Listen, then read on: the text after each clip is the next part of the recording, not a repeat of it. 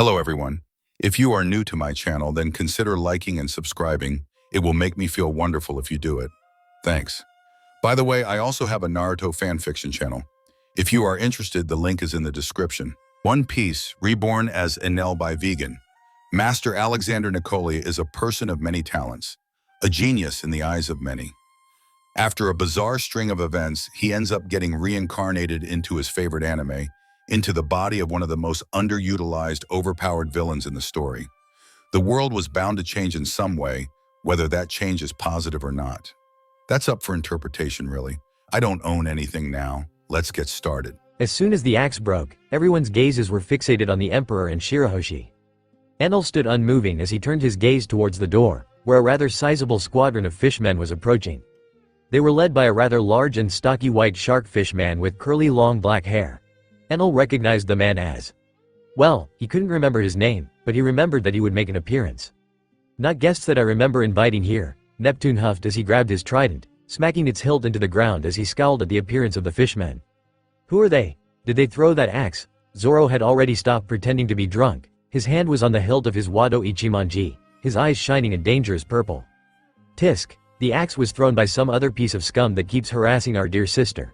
The first prince also had his hand inching towards the trident on his back, a sneer present on his face. He did remember to give the Emperor a thankful look before also turning to the intruders. "Hody Jones, how dare you show your face here?" Enel just looked at the scene of the royal family arguing with the fishman. Shirahoshi still looked a bit spooked, which was quite in line with what Enel remembered about her. She was a scaredy cat, but she was also a teenage girl, so the Emperor decided not to judge her so much. Controlling one's emotions takes years, even decades for some. Can't expect every young child to have a grasp over it already. Other than pondering on Shirahoshi's situation, and wondering if she really had the time to grow enough to be useful for the war, he was also staring blankly at the people in the room as they argued for a bit about some things he didn't quite care enough about to remember. He didn't even remember the purpose of the coup that the fishmen were attempting. He just knew they were weaklings that had no place in the new world. They certainly had no right to give the Straw Hats as much trouble as they did initially. Hody Jones, or whatever his name was, should have likely died the second Zoro took out his blade.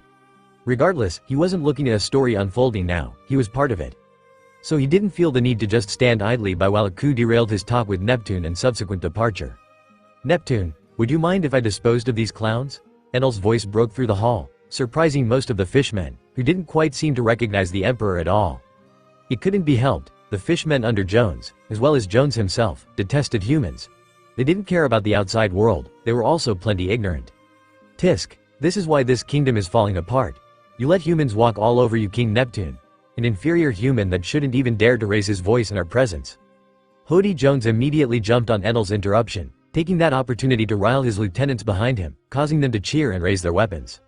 "Inferior? You seem to have no idea who you were even speaking to." Fukaboshi scowled as he waved at their guards to surround the intruders. Neptune seemed to be of a different mind, however. "No need, Fukaboshi. Jones, why don't you test your hypothesis on how fragile humans are? I'm sure Enel here would be more than willing to assist you with your experiments." The king scoffed at Jones, crossing his arms as his guards retreated and sweated a bit. They were both scared and excited. Scared because the fishmen that they were supposed to kick out looked rather tough by their standards, and excited because they'd get to see an emperor in action with their own eyes. At the side, Luffy just started laughing and went back to eating, knowing there was no point in worrying about the situation. The rest of the Straw Hats seemed to agree. As they went back to partying, Brook started playing his own music as well.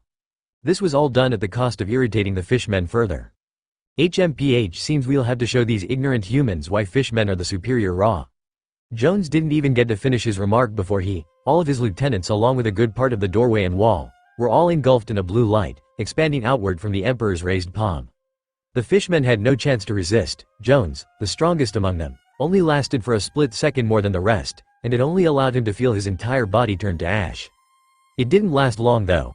The lightning blast only lasted for around 2 seconds, shining so bright that it made for a nice light show in Brook's song. Shirahoshi was the only one to cover her eyes, the bright light blinding and startling her. And when she uncovered her eyes, all of the scary people threatening her family and her father were dead. It was the same for everyone that didn't know how powerful Enel was. Even those that knew were shocked, people like Usopp and Nami. The palace guards were staring at that spot with mouths wide open and eyes almost popping out of their skulls. Enel had essentially just erased the heads of the coup in a moment. It was just like that, one moment they were there, and then poof, they were no longer there. It was certainly a sight to behold. Too bad that they all now had a lot of work ahead of them. Stuff like repairing the burnt floor and the parts of the wall, and replacing the door. Enal just yawned as he stood by her side. He had stopped his attack before it reached and harmed the air bubble around that section of the island, so they weren't going to get flooded because of him. Sorry for damaging your palace, Neptune. That fly was buzzing in my ears. Enal laughed a bit as he turned to the king. Neptune only sighed, likely having expected such a thing to happen since he had asked his men to step away.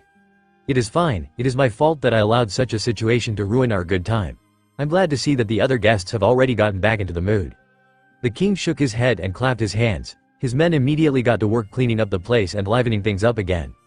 Reconstructing the floor and wall was going to take a bit, but at least the music started once more, with merfolk accompanying Brooks's music, doing their best to keep up with the skeletal musician. Food also started coming out of the kitchen again, as a certain someone had taken the opportunity of everyone being distracted and eating all the meat available. Just as things were settling down, another axe came flying in. This time, Zoro scoffed and simply slashed it out on its way.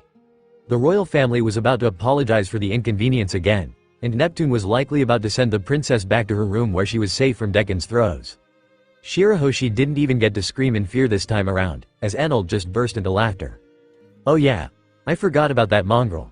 The emperor's words and laughter were what interrupted the royal family. Shirahoshi herself looked at Enal with a shocked face. I'll go grab him.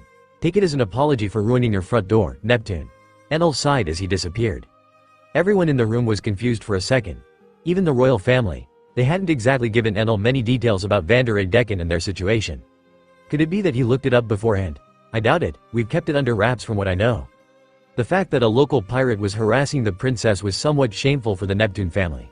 They were also a bit too proud to ask Whitebeard for help, despite their friendly relationship with the old man. But now, all they did was watch the emperor disappear, feel a powerful earthquake which made the weaker among them almost fall to the ground, and then see him return while not even being a bit wet. I left him unconscious with the nearest patrol I could find. I destroyed his ship though, he seemed to have flung it this way as some sort of surprise attack. The emperor decided to just give the people present a small overview of the situation. BEFNG back down. She. I guess there's no reason to worry about fighting with you around. Luffy came and patted the emperor on the shoulder, making him smile slightly. Zoro also grunted as he looked in the distance. Many mimicked his actions, also looking out of the destroyed palace gate. It was very far away, from the palace it could barely be seen. But there was now a newly formed gigantic crater right near Fishman Island. The residents were bound to have seen it as well and were likely panicking. Hell, most of the people that saw it couldn't help but feel their back fill with cold sweat, Zoro included. He remembered how it hadn't been that long ago that he had tried to test himself against the emperor. Now the fact that he had been blocked by an earlobe sounded a lot better than actually having Enal take things seriously. I still have a long way to go. The green-haired swordsman could only lament that as he shook his head. Neptune also sweated a bit as he called some of his men to send a message to the people and calm them down. You really aim to impress, huh, Emperor Enal? Neptune sighed as he watched the back of the messengers he sent. Oh, it is nothing. If anything, I still have a lot of work to do when it comes to controlling my strength. Enal looked at the large crater with a bit of disappointment as well. I was expecting to grow stronger after awakening, but I wasn't expecting a small-scale Rygo made from only my own lighting to be that intense. Enal's fruit had grown significantly stronger. He obviously didn't use his awakened form against Dekkan or something like that. He had merely teleported there, knocked him unconscious with a punch to the back of the head, before throwing his unconscious body towards the closest patrol, which was near the entrance of Fishman Island, and blowing up the ship alongside whatever crew he had left. It was really quick, and Dekkan was lucky to have been spared. Enal didn't kill him only because he assumed Neptune would love to do it himself if possible. There was also the fact that he may have blundered and killed the only person that may have known the truth about the death of Otahime, Neptune's wife. He had forgotten many details regarding Fishman Island, including Otahime herself. He only remembered her because he saw a portrait of her. But he had still killed Hody, forgetting that he was supposed to reveal how Otahime had died. Now, Enal hoped someone else would be able to provide some closure to the Neptune family. He had also forgotten that Shirahoshi herself already knew who her mother's killer was, which was why she was still having a hard time processing the events that had just occurred. She had kept Hody's identity a secret due to the promise she made to her mother, to not feed the cycle of hatred with her own hatred for her mother's killer. She respected her mother enough to respect her wishes and never informed her father of Hody's crime to seek revenge. Now that he was dead, she wasn't sure what to feel. That, coupled with seeing other fishmen die alongside him, and hearing of the capture of the man that tormented her, it was all too much for her to handle. So she just started crying, much to no one's surprise. Enal just sighed. I guess I should forget about Poseidon's help during the war. I don't want to wait before she grows and matures enough to use her powers accordingly. Still, that was concerning, as it meant that they were going to have to deal with sea kings as well. The government did still have the recordings of Poseidon, which were going to make things problematic.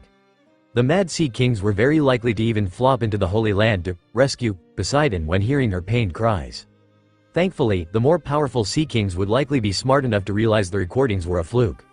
The government was definitely going to use the weaker sea kings as cannon fodder. After all, even a weaker sea king was strong enough to injure a powerful person under the right circumstances. Whatever. I'll just fry the waters around us, or ask Aokiji to focus on freezing all of them before they rear their heads out of the water. The emperor decided just not to worry about it in the end. They had plenty of powerful people that could deal with the sea kings after all. Having Poseidon would have just been a nice bonus on top of that. The Neptune family was currently consoling Shirahoshi. No one knew if she was crying tears of happiness, sadness, or just plain confusion. But her big brothers were always going to be there for her. Her father also cared about her greatly, which was why he also stood by his side. Luffy and the others didn't want to intervene in a family moment like that, so they just stood to the side and watched.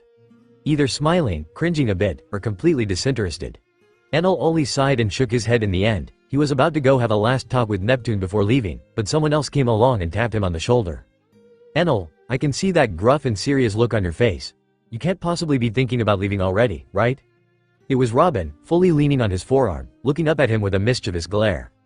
This made Nami cheer in the background, while some of the other crewmates just looked at the scene awkwardly.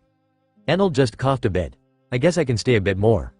The Straw Hat archaeologist giggled a bit and pulled the Emperor's hand, dragging him towards the dance floor. Enel smiled a bit and decided to just go along with it.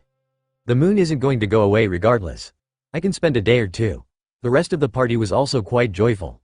Neptune and his family didn't bother with dealing with Vanderdecken for now. They decided to keep entertaining their guests, especially Enel.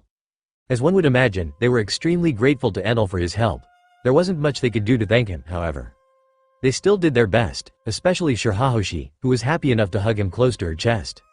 He did have to slither out of that one, as it was a bit like being suffocated between two gigantic pillows. Needless to say, the Emperor wasn't quite into it. Dancing with Robin was, however, very much enjoyable. It was difficult more so for Robin due to their height advantage, but she still hugged close to his waist for a bit, although she did use her devil fruit to completely wrap her arms around his waist. Their time together was a tad short-lived, as Enel still had some things to clear up with the Neptune family. So after a few more hours, the Emperor ended up asking to talk with the king privately. Robin seemed a bit disappointed, but she was mature enough to understand that Enel was a busy man.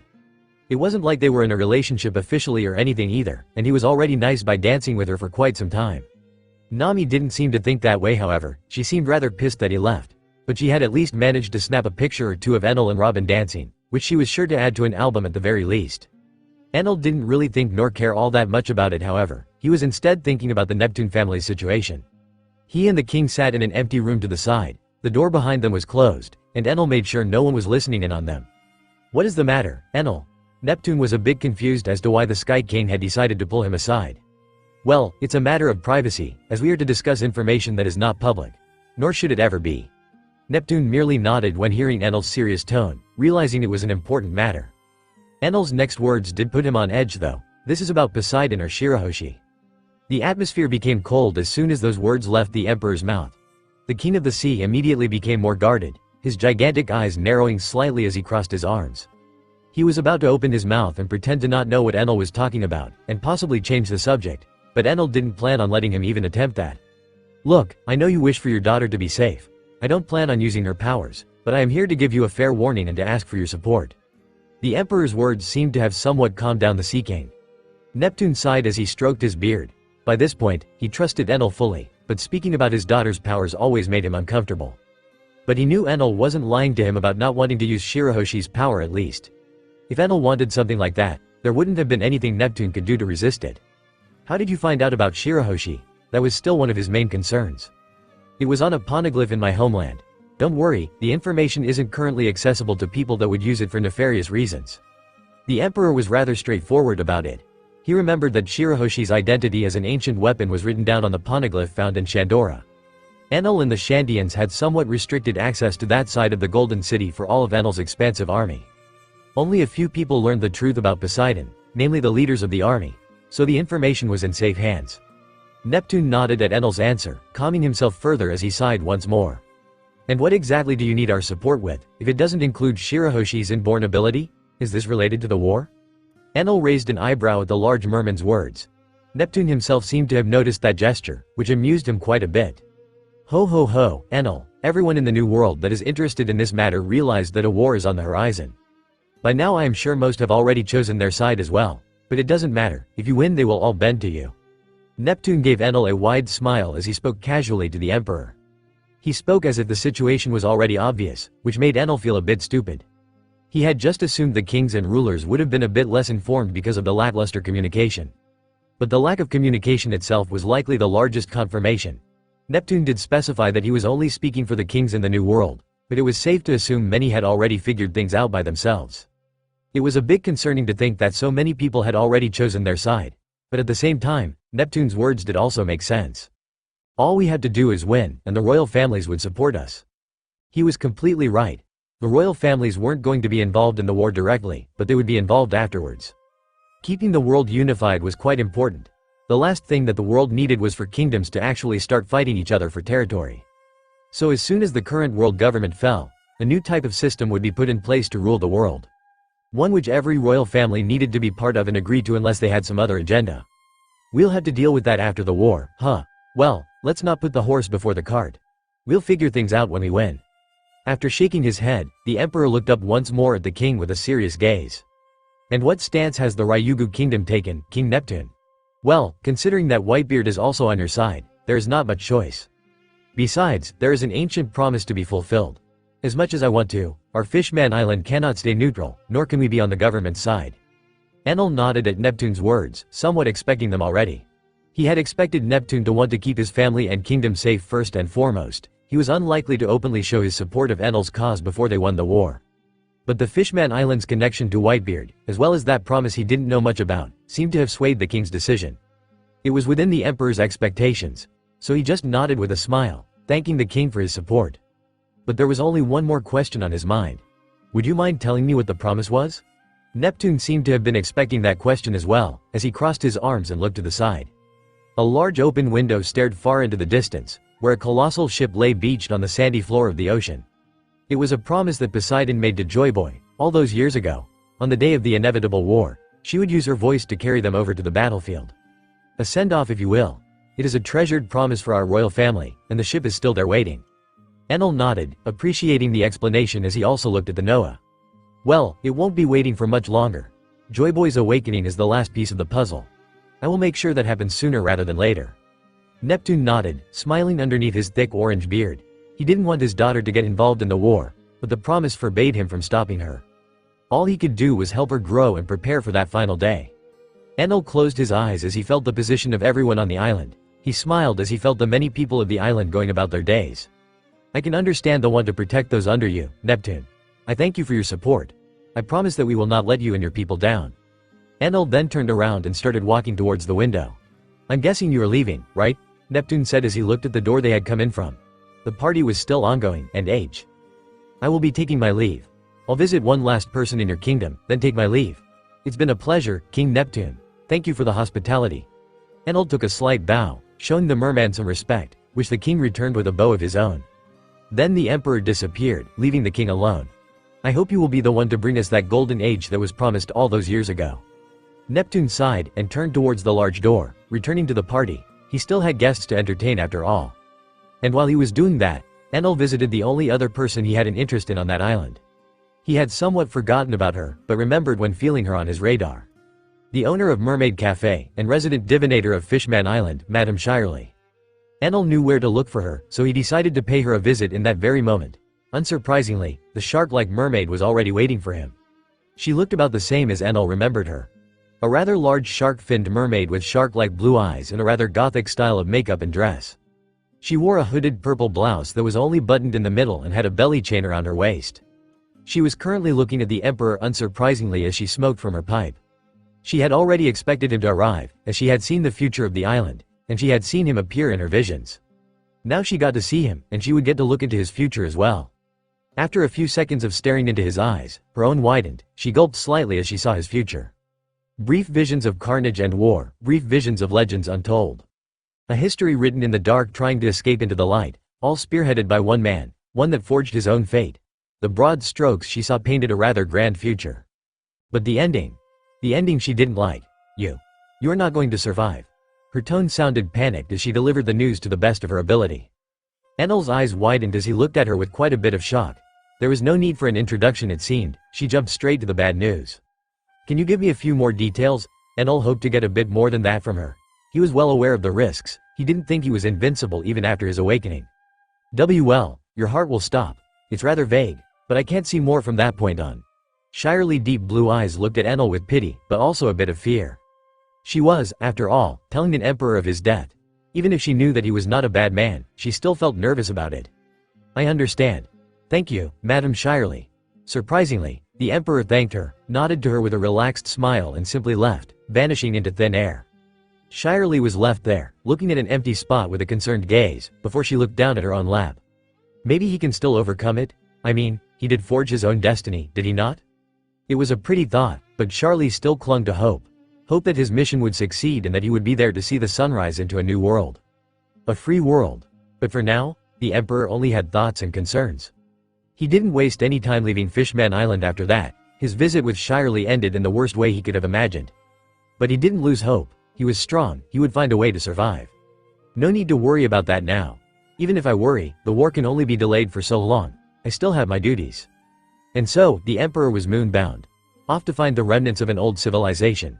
The ancestors of the Shandians. Enel in lightning form traveled through the vacuum of space with ease. He burnt the space around him and propelled himself with extreme heat at speeds many could only dream of. Without the air providing resistance, he was able to reach greater speeds without even turning into electromagnetic waves. But after breaking through the atmosphere of the planet, he didn't travel as a lightning bolt for long. He did want to reach the moon as fast as possible, so he turned into electromagnetic waves regardless. The speed of light was still hard to control, but a lot easier than before. Enel was sure that he had full control over it in his awakened form, but he didn't really feel like using it for travel of all things. I'll still have to practice with it, see what else I can do thanks to that boost in power. But I don't want to get a headache after traveling to the moon. In the first place, Enel didn't even know if he was going to have trouble breathing there or not. On one hand, there used to be an entire civilization there. On the other hand, that civilization had been gone for quite a while. The city he was going to find there was bound to be ancient. Enel also didn't remember how his journey to the moon was originally supposed to go within the One Piece story, as it hadn't been all that explored. But he did remember that the original Enel was said to have reached the moon. The moon itself was also gargantuan. It was big, at least a quarter of the size of the planet it was orbiting. Enel was still able to explore it rather quickly, still in elemental form. He did pass through a thin layer of resistance, which signified that the planet also had an atmosphere of its own. The gravity there was not quite as strong as the one of the world it was orbiting, but that much was to be expected. And when his feet touched the ground, he noticed that he could indeed breathe, at least to some extent. The oxygen in the air was significantly lower, he could feel it being faint, but it was still there. I guess the civilization that lived here was adapted to the low oxygen levels. It's a bit annoying for me, but I should be able to bear with it. Enel then walked around the moon for a bit, before he reached a large mountain. A crack in the mountain formed a cave, and inside that cave, Enel felt the city of the moon. There were actually more settlements built on the moon, but only one seemed to be intact, and it was by far the biggest. Enel walked into that cave with confidence, unafraid of anything that lay beyond. And he immediately saw it, a beautiful city carved out of the inside of the mountain, structures reminiscent of the city of gold. The old ancestors of the Skypans and Shandians, the moon people, had built their homes there. Now the city lay empty, but still lived in, and it was to be explored by one of their descendants. It was a fascinating thought to Enel, who was still an archaeologist at heart. But there was also a slither of worry in his mind.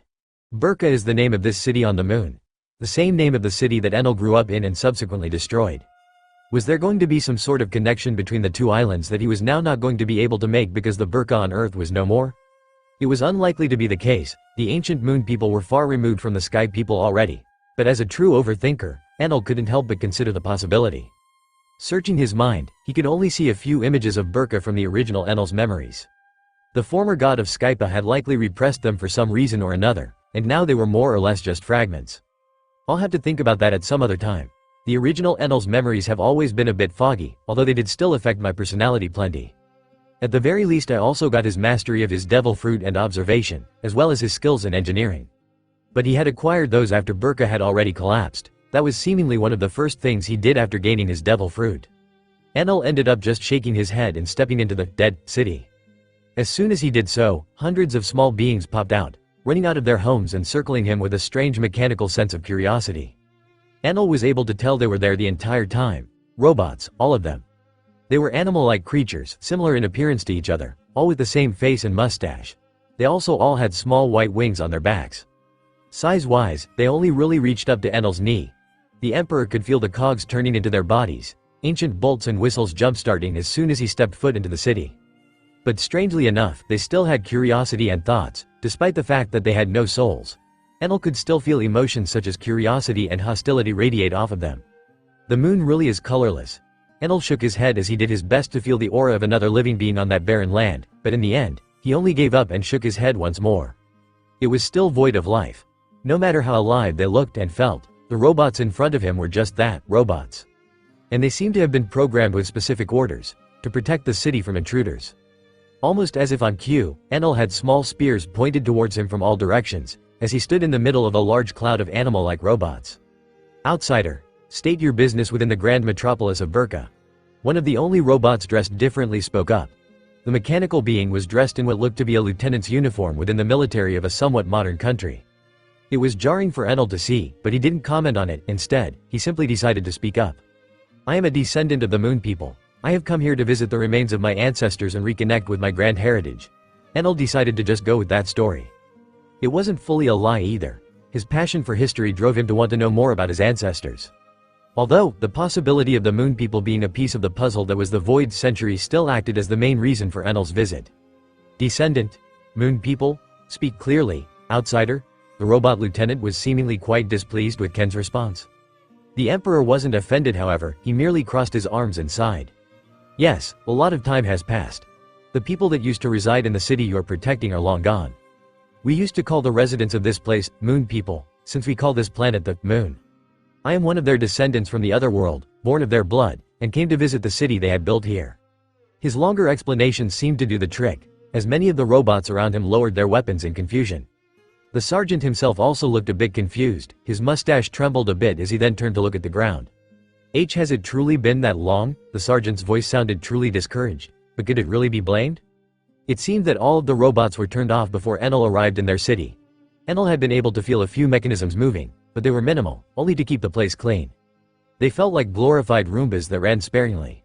Most of the other robots were likely turned off to preserve power inside the city. Enal could feel some sort of strange battery somewhere within the city, which was powering up all of the robots, filling them with electricity every time they touched the ground with their feet. It was a strange mechanism, but Enal, as a mechanic and inventor, could appreciate it. But it also meant that most of them were unaware of the passage of time. They likely had no real way to track it either. "A very long time. The ones that created you have long since passed. But there is no need to be saddened by this, such is the nature of human life." Enal looked down at Lieutenant Bot with an understanding gaze, a kind tone. Even if the thing in front of him was soulless, he still saw no reason to be unkind to it, especially because it somehow still had feelings. Thank you, kind descendant, for looking at us with sympathy. We automata are not worthy of it." The lieutenant teared up slightly, further surprising the Emperor. "To think I'd see robots even more advanced than the ones Vegapunk has built thus far. Well, they're at least advanced in intelligence, firepower is a bit lacking, but these are remnants from a much older civilization." It only rose questions of why exactly there were no traces of such technology on Skypa. The dials were certainly impressive on their own, but it was nothing like what he was witnessing now. "Why do you deem yourselves unworthy? Is it because you were left behind?" Enal crouched down slightly to speak to the lieutenant on an even level. "Left behind, forgotten, forsaken. We know not why our masters decided to leave us here. We were only given a mission, and we are unable to disobey." Enal's eyebrows arched slightly as he heard the automata's words. The others around him also seemed to gain a gloomy expression when hearing their lieutenant's speech. It made him feel that the situation was indeed incredibly cruel. Were the Moon People truly so callous? To create a fully sentient automaton race and leave it behind in their barren wasteland of a former home while they went on to explore a new world? Apparently, they were. But you were not forgotten, not by me, not by those like me that seek to find their history in ancient roots. Your creators may have forgotten you, but people like me won't. Enal's words seemed to soothe the robots. They seemed almost infantile in their thought process, naive, to trust the words of a strange so quickly, but at the same time, they were not allowed the time to develop. They were instead forcefully put to sleep, only awakened to fight some unknown threat. Now, Enal was someone they didn't expect to run into. a man carrying the blood and ancestry of the true Beerkans, the people of the moon. So, a slither of hope appeared in all of their eyes at around the same time. "Thank you, Grand Descendant. Say, would you be able to take us with you, to command us to follow you? Even if our power cores are tied to this place, I am sure all of my brethren would love to follow you and see the other world with their own eyes before shutting down completely. It's certainly a much better fate than wasting away, protecting a city that was nothing more than a relic of the past." The last part was left unsaid, but it was clearly conveyed by the hope in the eyes of the automata. Enel was taken aback by the request. The last thing he expected when going to the moon was aligning himself with a race of sentient tin cans. But their story and plight did resonate with him. He could feel their sorrow, their desperation, their hope. Did he truly have it in him to refuse their request? Not really. In fact, since was helping them anyway, why not go all the way? Instead of following me and dying, why not follow me and live alongside me and the other descendants of the moon people? Enel slowly stood back up to his full height. The gazes of the automata followed him with hope and curiosity as he looked over the city. "I will help build a new core for you all on my ship. While I do that, I want you all to bring me every piece of writing there is in this city, and point me to any monument of historical importance." In the end, he chose to just have them as his guides in that large ancient city.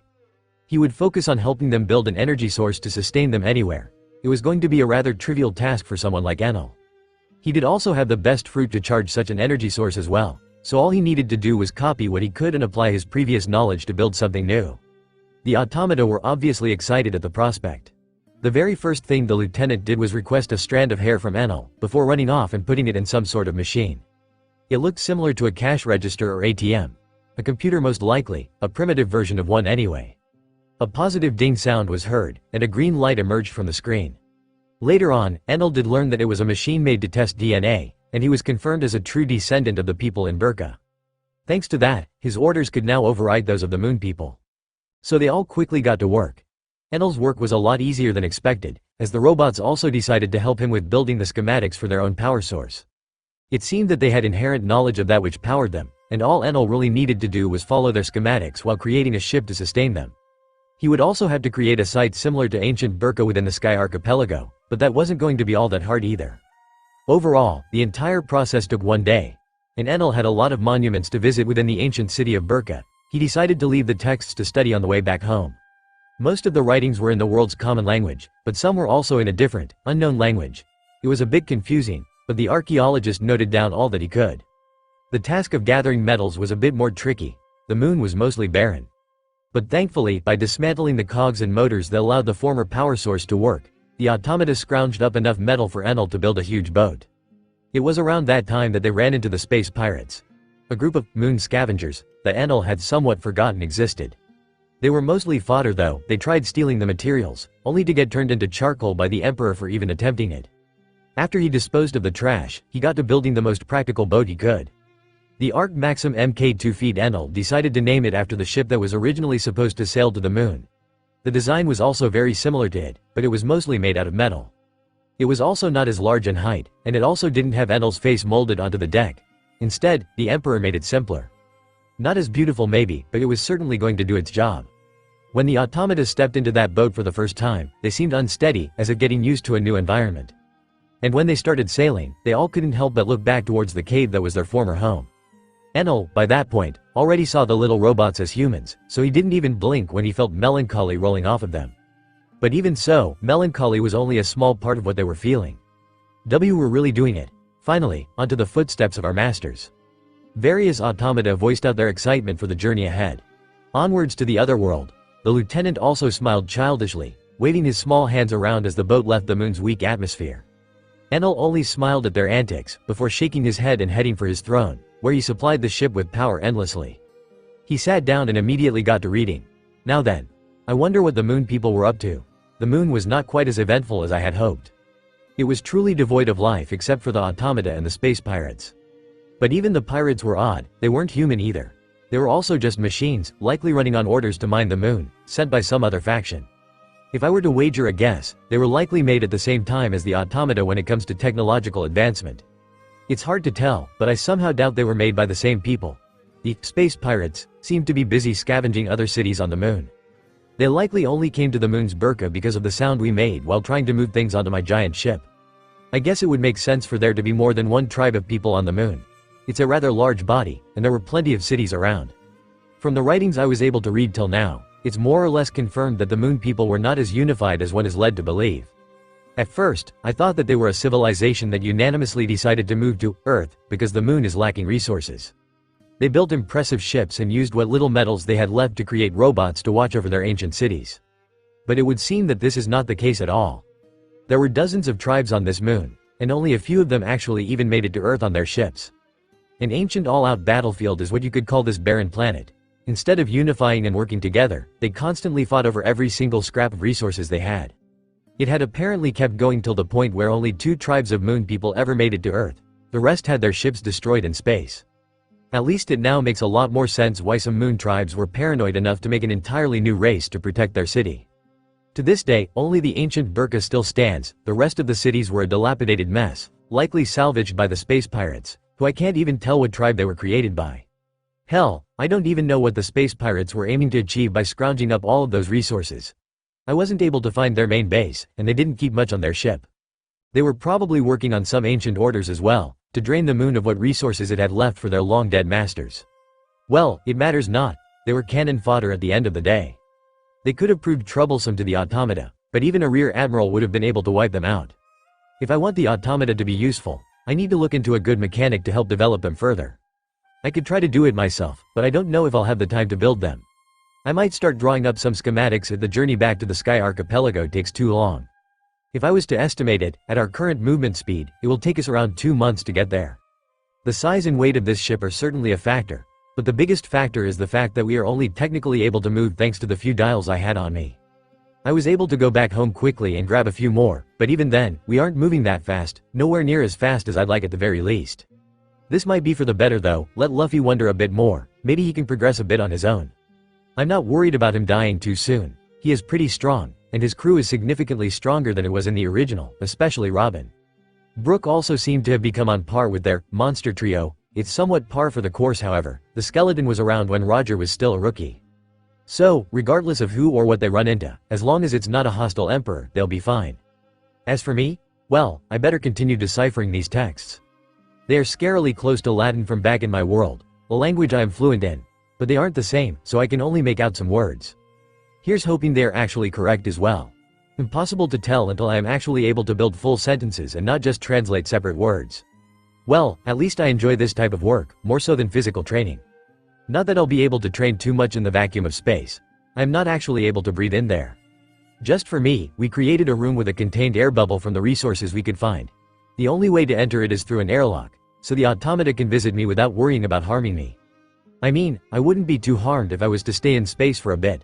I could turn to lightning partially and hold my breath. But doing that for a few months doesn't sound possible or pleasant. Hockey doesn't help one breathe in space either, much like it wouldn't help someone much if they're frozen solid by the coldness of space or thrown into the sun. So this is really the only way to travel in space. I don't recall how Enal originally did it, but it must have been something similar. I should get to it. The more I stall the more this will take me. I just hope the others are all doing well. _POV narration_, and the others were indeed doing quite well for themselves.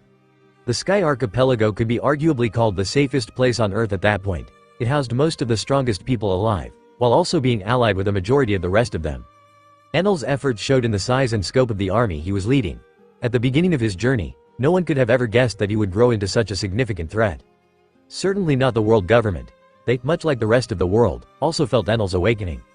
It was certainly concerning, but the future that IMU saw managed to put them at ease. Fate is still with us it seems. Saint Noda looked over the rebuilt Holy Land with a cold gaze.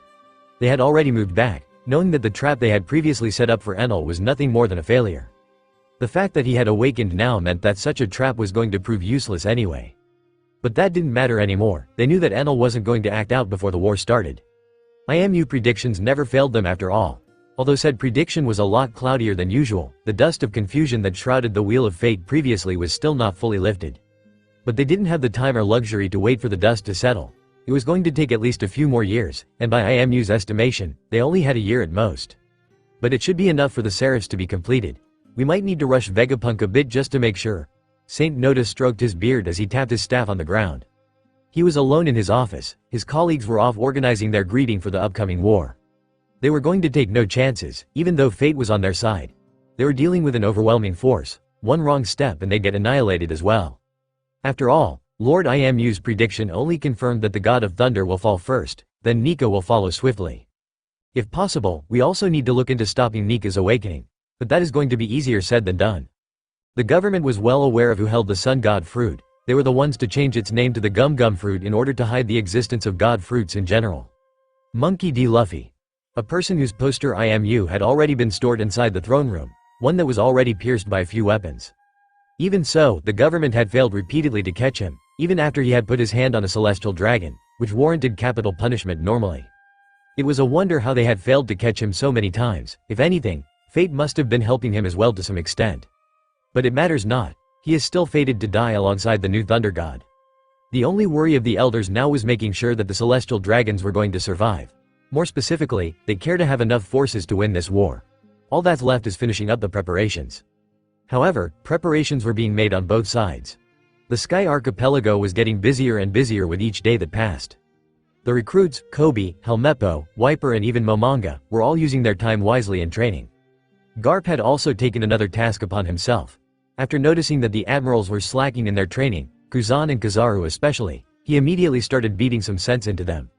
Kizaru did try escaping, but he wasn't able to get too far before getting punched into the ground and cuffed with sea stone. And so began the training of the former admirals. Akainu joined them willingly, although he was physically the strongest among the admirals. He found that he was stagnating for far too long. Fujitora also agreed to join the training but didn't use sea stone. Why?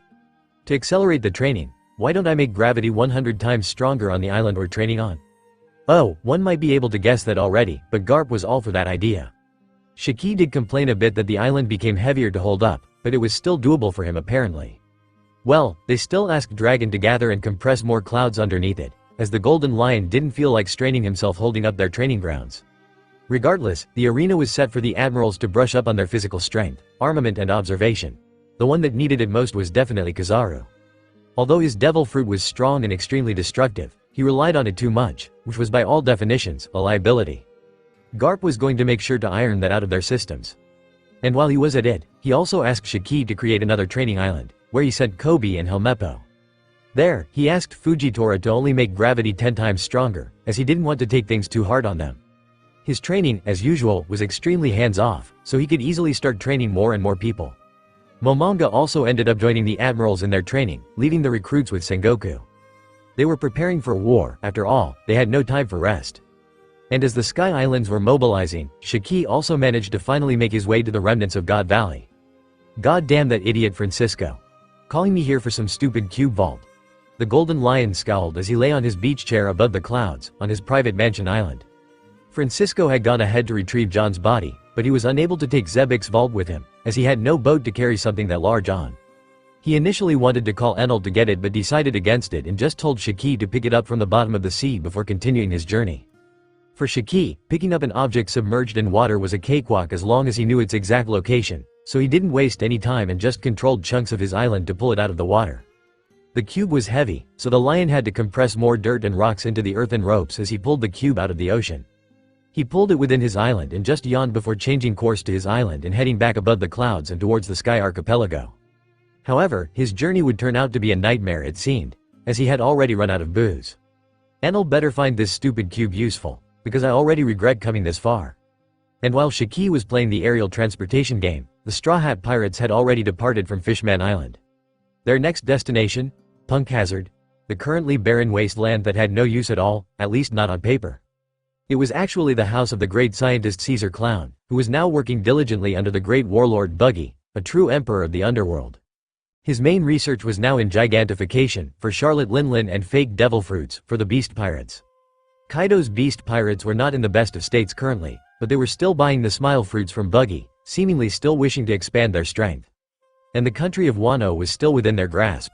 Other notable residents on the island were Trafalgar Law, who was there because he wanted to observe the predecessor of Doflamingo, Kinemon, a samurai that Law bisected, and of course, Momonosuke, the successor of the Kazuki clan and future shogun of Wano. Things were bound to get interesting for the Straw Hats. Enel cracked his neck as he looked over the piles of papers on his desk. His gigantic ship was slowly approaching the atmosphere of the planet. Breaking through wasn't going to be an issue, but slowing it down and stopping it from crash landing into the sea or the red line was going to be a bit more energy consuming. The journey from the moon to where he was now took him around a month. At least that was what the automata that had been keeping track of time told him. The Emperor was able to rest during the trip. The core he was carrying on the ship seemed to be enough to keep the ship floating in a straight direction for a few days. He only rested a few hours each week anyway. Most of his other time was spent on the papers that stood on the small metallic desk he had created in front of the throne. The papers were essentially a thesis, a compilation of all the information he had gathered about the Moon People. And it was extensive. One thing was for sure, they hadn't stripped their city of history books, although their accounts were certainly one-sided and hard to trust. They were, after all, one tribe among many. Maybe one of the bigger tribes, but still just one group that had plenty of enemies. So they were never going to pain themselves badly under any circumstance. Such was the pain of looking for history about a civilization in the archives of said civilization. Enal still remembered having to compile different accounts to get a clearer picture of what happened back in his world. But now there was no need for that. He only needed a basic idea of what had happened on the moon and what tribes had reached Earth exactly. And he got all the answers he needed. The people of Burka were one of 2 tribes to reach the other world, while the others died on the way there. The other tribe, however, they were the more interesting ones. Their description immediately caught Enal's curiosity. A powerful combative race with a thirst for blood and control over fire. Unlike our pristine white wings, they have dirty and impure black wings sprouting from their backs. They were said to gain their ability to control and produce fire because they were the tribe closest to the sun, but Enal had no way of verifying those claims. It was likely just tribal superstition. It was obviously a description of the Lunarians, a race that Enal didn't think he would hear about on the moon. Weren't they supposed to be native to the Red Line? How long ago did the Moon People descend into the lower world anyway? The answer was certainly before the Void Century. They had ancient cities upon ancient cities. The world of One Piece still had many secrets. But one thing was for sure. After coming down from the Moon People split up into the Skypans, inhabiting various islands in the sky, and the Lunarians, inhabiting the Red Line. Their politics on the moon were also rather complicated. Most of the tribes that were destroyed were done by the war that occurred before they had even set out to reach the lower world. There were apparently different types of Moon People, with different types of wings on their backs. It was rather strange to hear about Pigeon and Falcon People. But then again, the world he was in never really stopped surprising him. Its history was extremely vast and mystical. There was a place for everything there. And Moon People were just one of many such surprises that one could come across when studying the history of the world. Unfortunately, Enal wasn't able to find exactly what he wanted. He wasn't able to find anything about the Void Century. If anything, it seemed that the Moon People had descended into the lower world before that had happened. But he did find another lead. Apparently, there was a team of ancient Beerkans that had returned to their homes after the successful expedition to the world below. They wrote of where most of their tribes had settled, as well as gave more details about what happened along the way. They had lived their lives without leaving any offspring, and the automata buried them in the mural built within the ancient city, before returning to their hibernation. But the information from the lower world that they had left behind was what intrigued Enal the most. It spoke of a union between the 2 tribes that had descended, forming a great city at the precipice of the world's end. The world's end was something Enal hadn't heard about before. Thankfully, the ancient Beerkans had left an explanation for him. A complete black void, water flowing into it from all sides, forming a ring of waterfalls. A scene from nightmares really. That was how they had described it. In their words, it could have been nothing if not the very end of the world itself. Falling down meant falling off of the world to them. They were too scared to explore it. But in their hubris, they decided that the best course of action was to build their grand city over it. That was where Enal raised an eyebrow at first, not understanding where such a genius idea could have come from. But despite their technical genius, the Moon People seemed to be quite a superstitious civilization. So maybe to them, building a city over that void meant plugging it and protecting the world. Well, that was apparently their greatest mistake. They named that city Great Atlantis to Enal. It was almost an ironic twist of fate for it to be named that way, especially when considering the fate that had befallen it. No one from the expedition that had returned to ancient Burka knew what actually became of the city. All they knew was that they were away for a few weeks, a Grand Sea King fishing expedition to the Calm Belt. And by the time they returned, the great city they had built was gone, alongside all of their families and compatriots. Some jumped into the void, wishing to be reunited with their families. Some took to the skies and the Red Line, reuniting with other remnants of their tribes. Some even went ahead to form the New Burka as a grand city in the skies of the New World, as far away from the void as possible. Then there were those that had had enough of the cruel, lower world and decided to return to their world and spend the rest of their lives in their ancestral homes. They sought the help of the thunder god Raijin to reach their homes once more, and he happily agreed to the support of the ones that were left behind in the lower world. The ones that had returned to Beerkhan spoke of an upcoming war in the lower world, one that they had no interest in. But the ancient Lunarians seemed to have a great interest in it. They took the side of the Thunder God in fact. Although the Beercons didn't know what came of that either, as they weren't present for the war. And it was when finding that information that a clearer timeline of events formed within Enel's head. The expedition had happened sometime either during or right before the Void Century. That much was clear from the presence of Raijin. There were also a few other conclusions that Enel was able to reach. For one, there was the fact that the Moon People had somehow built their homes on top of what was currently called Eni's Lobby. At the very least they seemed to be describing the waterfall ring of Eni's Lobby in their writings. Great Atlantis, that they had built on top of it was also most likely sunken deep into the waters below, maybe even carried away by some underwater currents. Regardless, it was safe to assume all of its inhabitants were dead, or Enel had thought so at first. But then he remembered hearing about a constantly moving underwater city from two different people he knew he could trust. Once he heard about it from Francisco, in regards to the way Zebek had somehow preserved his soul in an urn. Then the second time he had heard of it from the old Thunder God, who claimed to have learnt the ritual to preserve himself from the people of that city as well. So there was a possibility for the residents of Atlantis to have survived a while longer, although Enel still couldn't confirm it. NTS he had found thankfully painted a good picture of some of the missing parts they had regarding the Void Century. There were still missing pieces, but at the very least the picture was becoming clearer and clearer with each passing day. Robin and Luffy are going to enjoy these findings a lot. Hell, Robin might even ask me to take her to the underwater city. That might make for a nice date after all of this is over. But for now, I should concentrate on entering the atmosphere of the planet without the ship falling apart. Enel's figurehead, which was the head of a spiked dragon, was already piercing through the atmosphere. The automata had scrambled and taken cover, as the ship heated up and bent unnaturally around them. But they weren't worried, they trusted their new master, and they were right to put their trust in him. The ship didn't remain deformed even for 1 second. Enel's hand clutched at his throne as his lighting spread out, covering the entire ship and reforming it with ease. The only thing he couldn't repair were the dials that had broken due to the impact of breaking through to the world's atmosphere. But that was fine, now that they had air, Enel could form and use a set of powerful turbines to propel the ship forward. For a second, the Emperor feared that he would crash land into the sea, but he managed to stabilize the ship by controlling a few clouds to break their fall. It took a lot of compressed clouds, but he managed to do it in the end. And the automata were finally able to come out on deck, finally able to take a closer look at the lower world most of their masters had abandoned them for. Enel's room was also deformed, the walls being absorbed into the ship as they traveled through it and formed turbines throughout the ship. The Emperor's research files were attached neatly and held within a book he clutched to his chest as he sat down on his throne and crossed his legs. Finally home, huh? The Sky King muttered before searching the chest pocket on his coat and taking out a small piece of paper. The paper started slowly crawling in his palm towards a random direction, and the Emperor immediately steered the ship towards it. Time to go back home. I'll leave my findings there and then I'll visit either Wano or Big Mom. I still need to see if Lin wishes to actually form an alliance with me. Here's hoping she hasn't had a change of mind. I should also call the people back at home and let them know that we have visitors. Now that I think about it, maybe I should have called them beforehand? The Emperor scratched his chin for a bit, looking to the side with narrowed eyes before his gaze turned upwards. Nah, I don't think I'd have that much reception in space. I'll just use that as an excuse. And just like that, the Emperor started slowly cruising back home, thinking of his next course of action as he waited. Waited for his plan to be put into motion, and for Nika to mature a bit more before he planned out his awakening as well. As Enel was contemplating that, a gigantic, brooding man with a body covered in scars finally stepped into the shores of Wano, finally climbing his way up the island. He only had one hand, covered in an orange scale tattoo, his chest had scars all over it, and he had only one horn growing from the side of his head.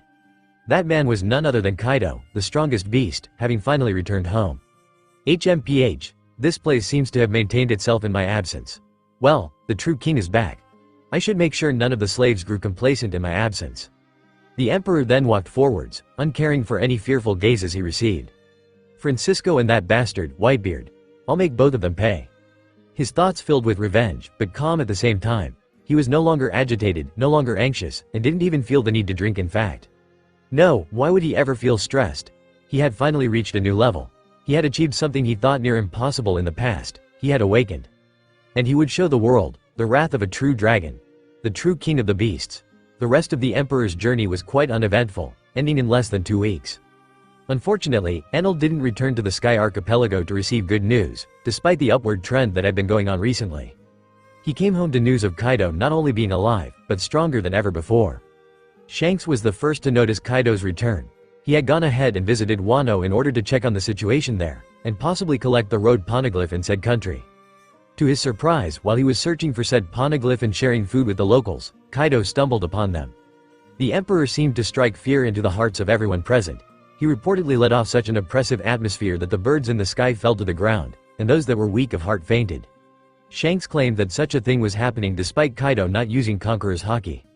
The red-haired pirates and Kaido didn't clash, as the King of Beasts still considered Shanks an ally, but his return and strength were both concerning. For one, his survival despite Francisco and Whitebeard's account of him being sunk into the depths of the sea and severely injured was a clear sign that fate still had plans for him. And those plans, at least for Enel, were predictable. Is it truly his fate to awaken Nika? Is it truly unavoidable? On one hand, the Sky King was somewhat glad that he no longer had to plan out Nika's awakening by himself, a plan which would have involved a temporary falling out with Luffy and his crew. But on the other, Enel didn't know if Luffy was truly equipped to handle a powered-up Kaido.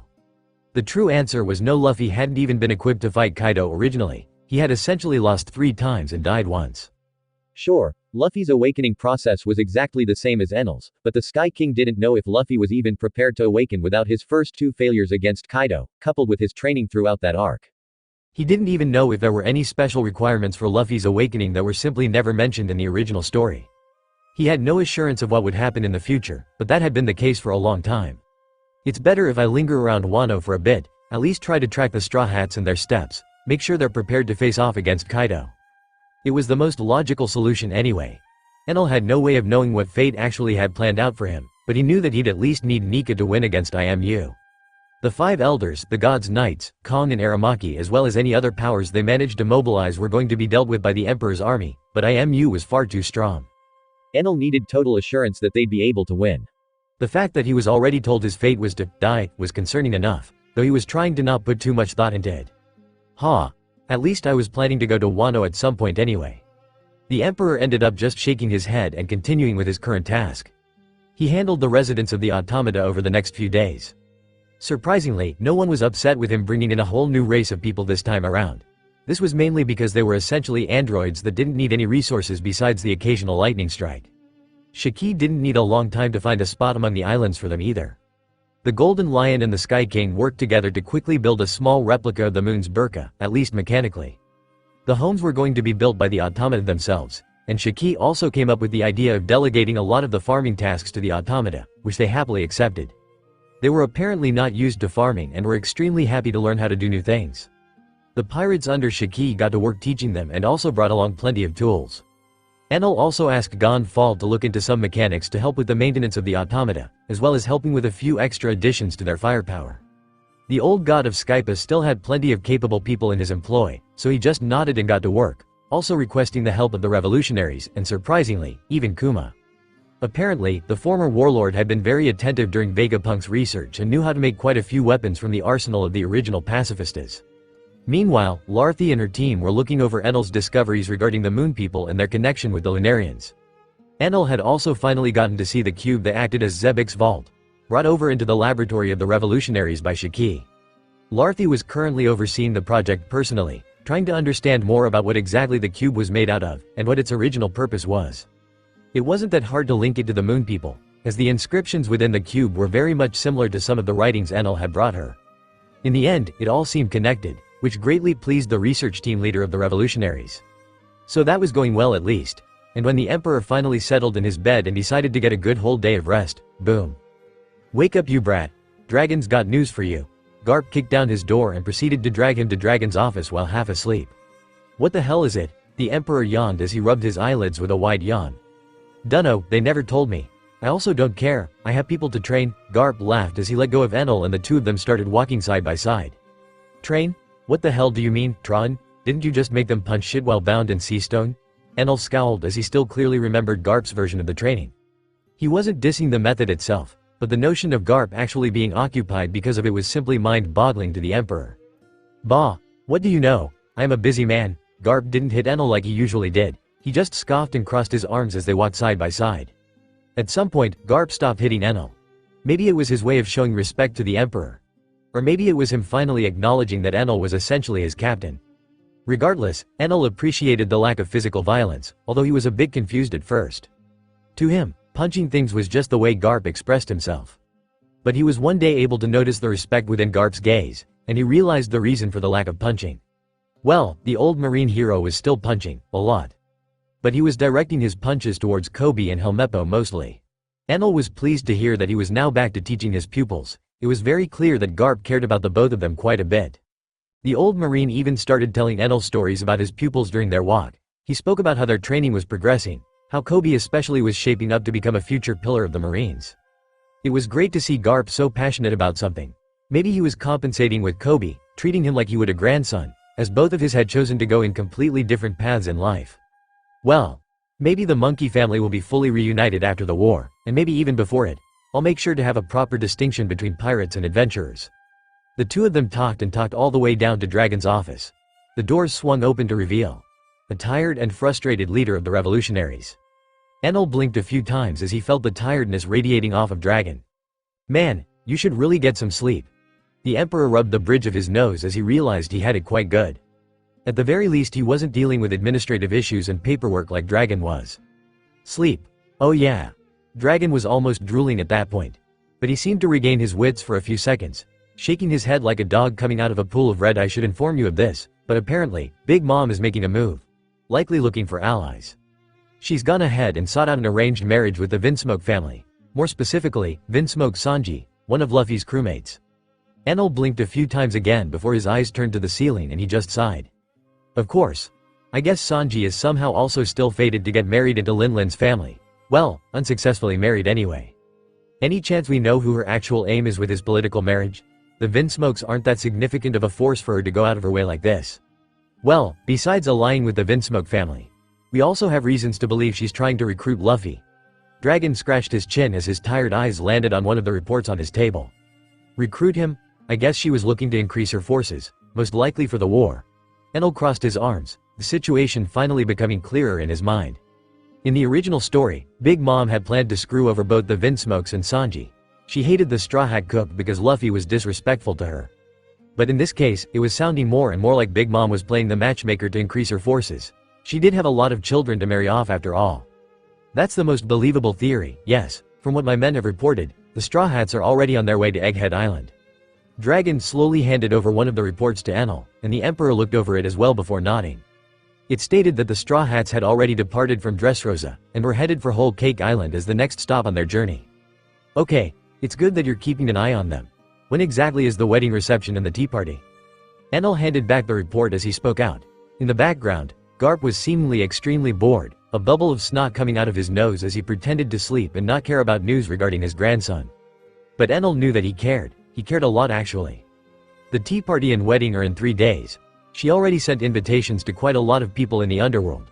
You didn't receive one yet? Dragon narrowed his eyes as he spoke that last part. It was already suspicious that Big Mom had allied herself with Kaido and Shanks, though Shanks was a spy. At this point, it was safe to assume that Linlin didn't see Enel as an outright ally. I'll go anyway. I need to have a talk with her. I'll also have good reason to visit Oven, and see how that guy's doing. Good. I doubt you'll have much problems getting in. It's also safe to assume Kaido isn't interested in attending, so you won't be clashing with him there at least. Dragon slowly rearranged the files on his desk before stacking them into a nice tower and pushing them to the side. So, what's the plan for now, Enel? Dragon asked as he rested his head on his palms. Well, for now, I'm going back to sleep, but I'll leave for Big Mom's tea party as soon as it starts. Enel nodded and turned to Garp, whose snoot bubble had already popped. He looked in between Enel and Dragon before yawning and opening his mouth. Damn, that was a boring conversation. Enel want to spar? Enel blinked a few times before narrowing his eyes. I would love to, but I don't think I can spar with someone properly anymore. I don't want to accidentally hurt you. Awakening has made me a lot stronger. The Emperor did like the idea of sparring with Garp, but at the same time, he knew that he'd have to go all out if he wanted to actually stand a chance. And if he went all out, it would immediately turn into a fight to the death, as his devil fruit powers were now more overwhelming and deadly than ever. That was the case even if he didn't use his awakened state. Garp scoffed at the Emperor's refusal, but he didn't refute it. He knew how destructive Enel's devil fruit was even before awakening, so he could assume that it was not much stronger, especially since it was a god fruit. Fine then, I'll just blow off some steam by fighting Dragon instead. Garp cracked his knuckles as his son's spine trembled. Immediately, all of the tiredness in Dragon's eyes disappeared, replaced by fear. Enel simply left the office, nodding towards the two of them and internally wishing Dragon good luck and a healthy recovery. Better get some rest now. I've never crashed a wedding in the past. I hope I'm at least well received in this one. Enel sighed as he slowly got out of bed. Throughout the day he slept, he could sometimes hear loud banging from an island over. Strong winds also swept past his cabin, threatening to uproot it. It couldn't be helped, Garp was apparently not taking it easy on Dragon. The revolutionary leader had quite a powerful devil fruit, the wind logia. It was extremely versatile and very powerful. He could create torrents of wind strong enough to even hold Garp at bay. He was certainly stronger than an old version of Garp. As for the young one? Well, let's just say things got a bit more difficult for Dragon. Thankfully, Garp decided to take it easy on his son and didn't injure his face too much. Dragon still needed a bit of medical care after Garp was done with him, but at the very least he wasn't in a critical condition.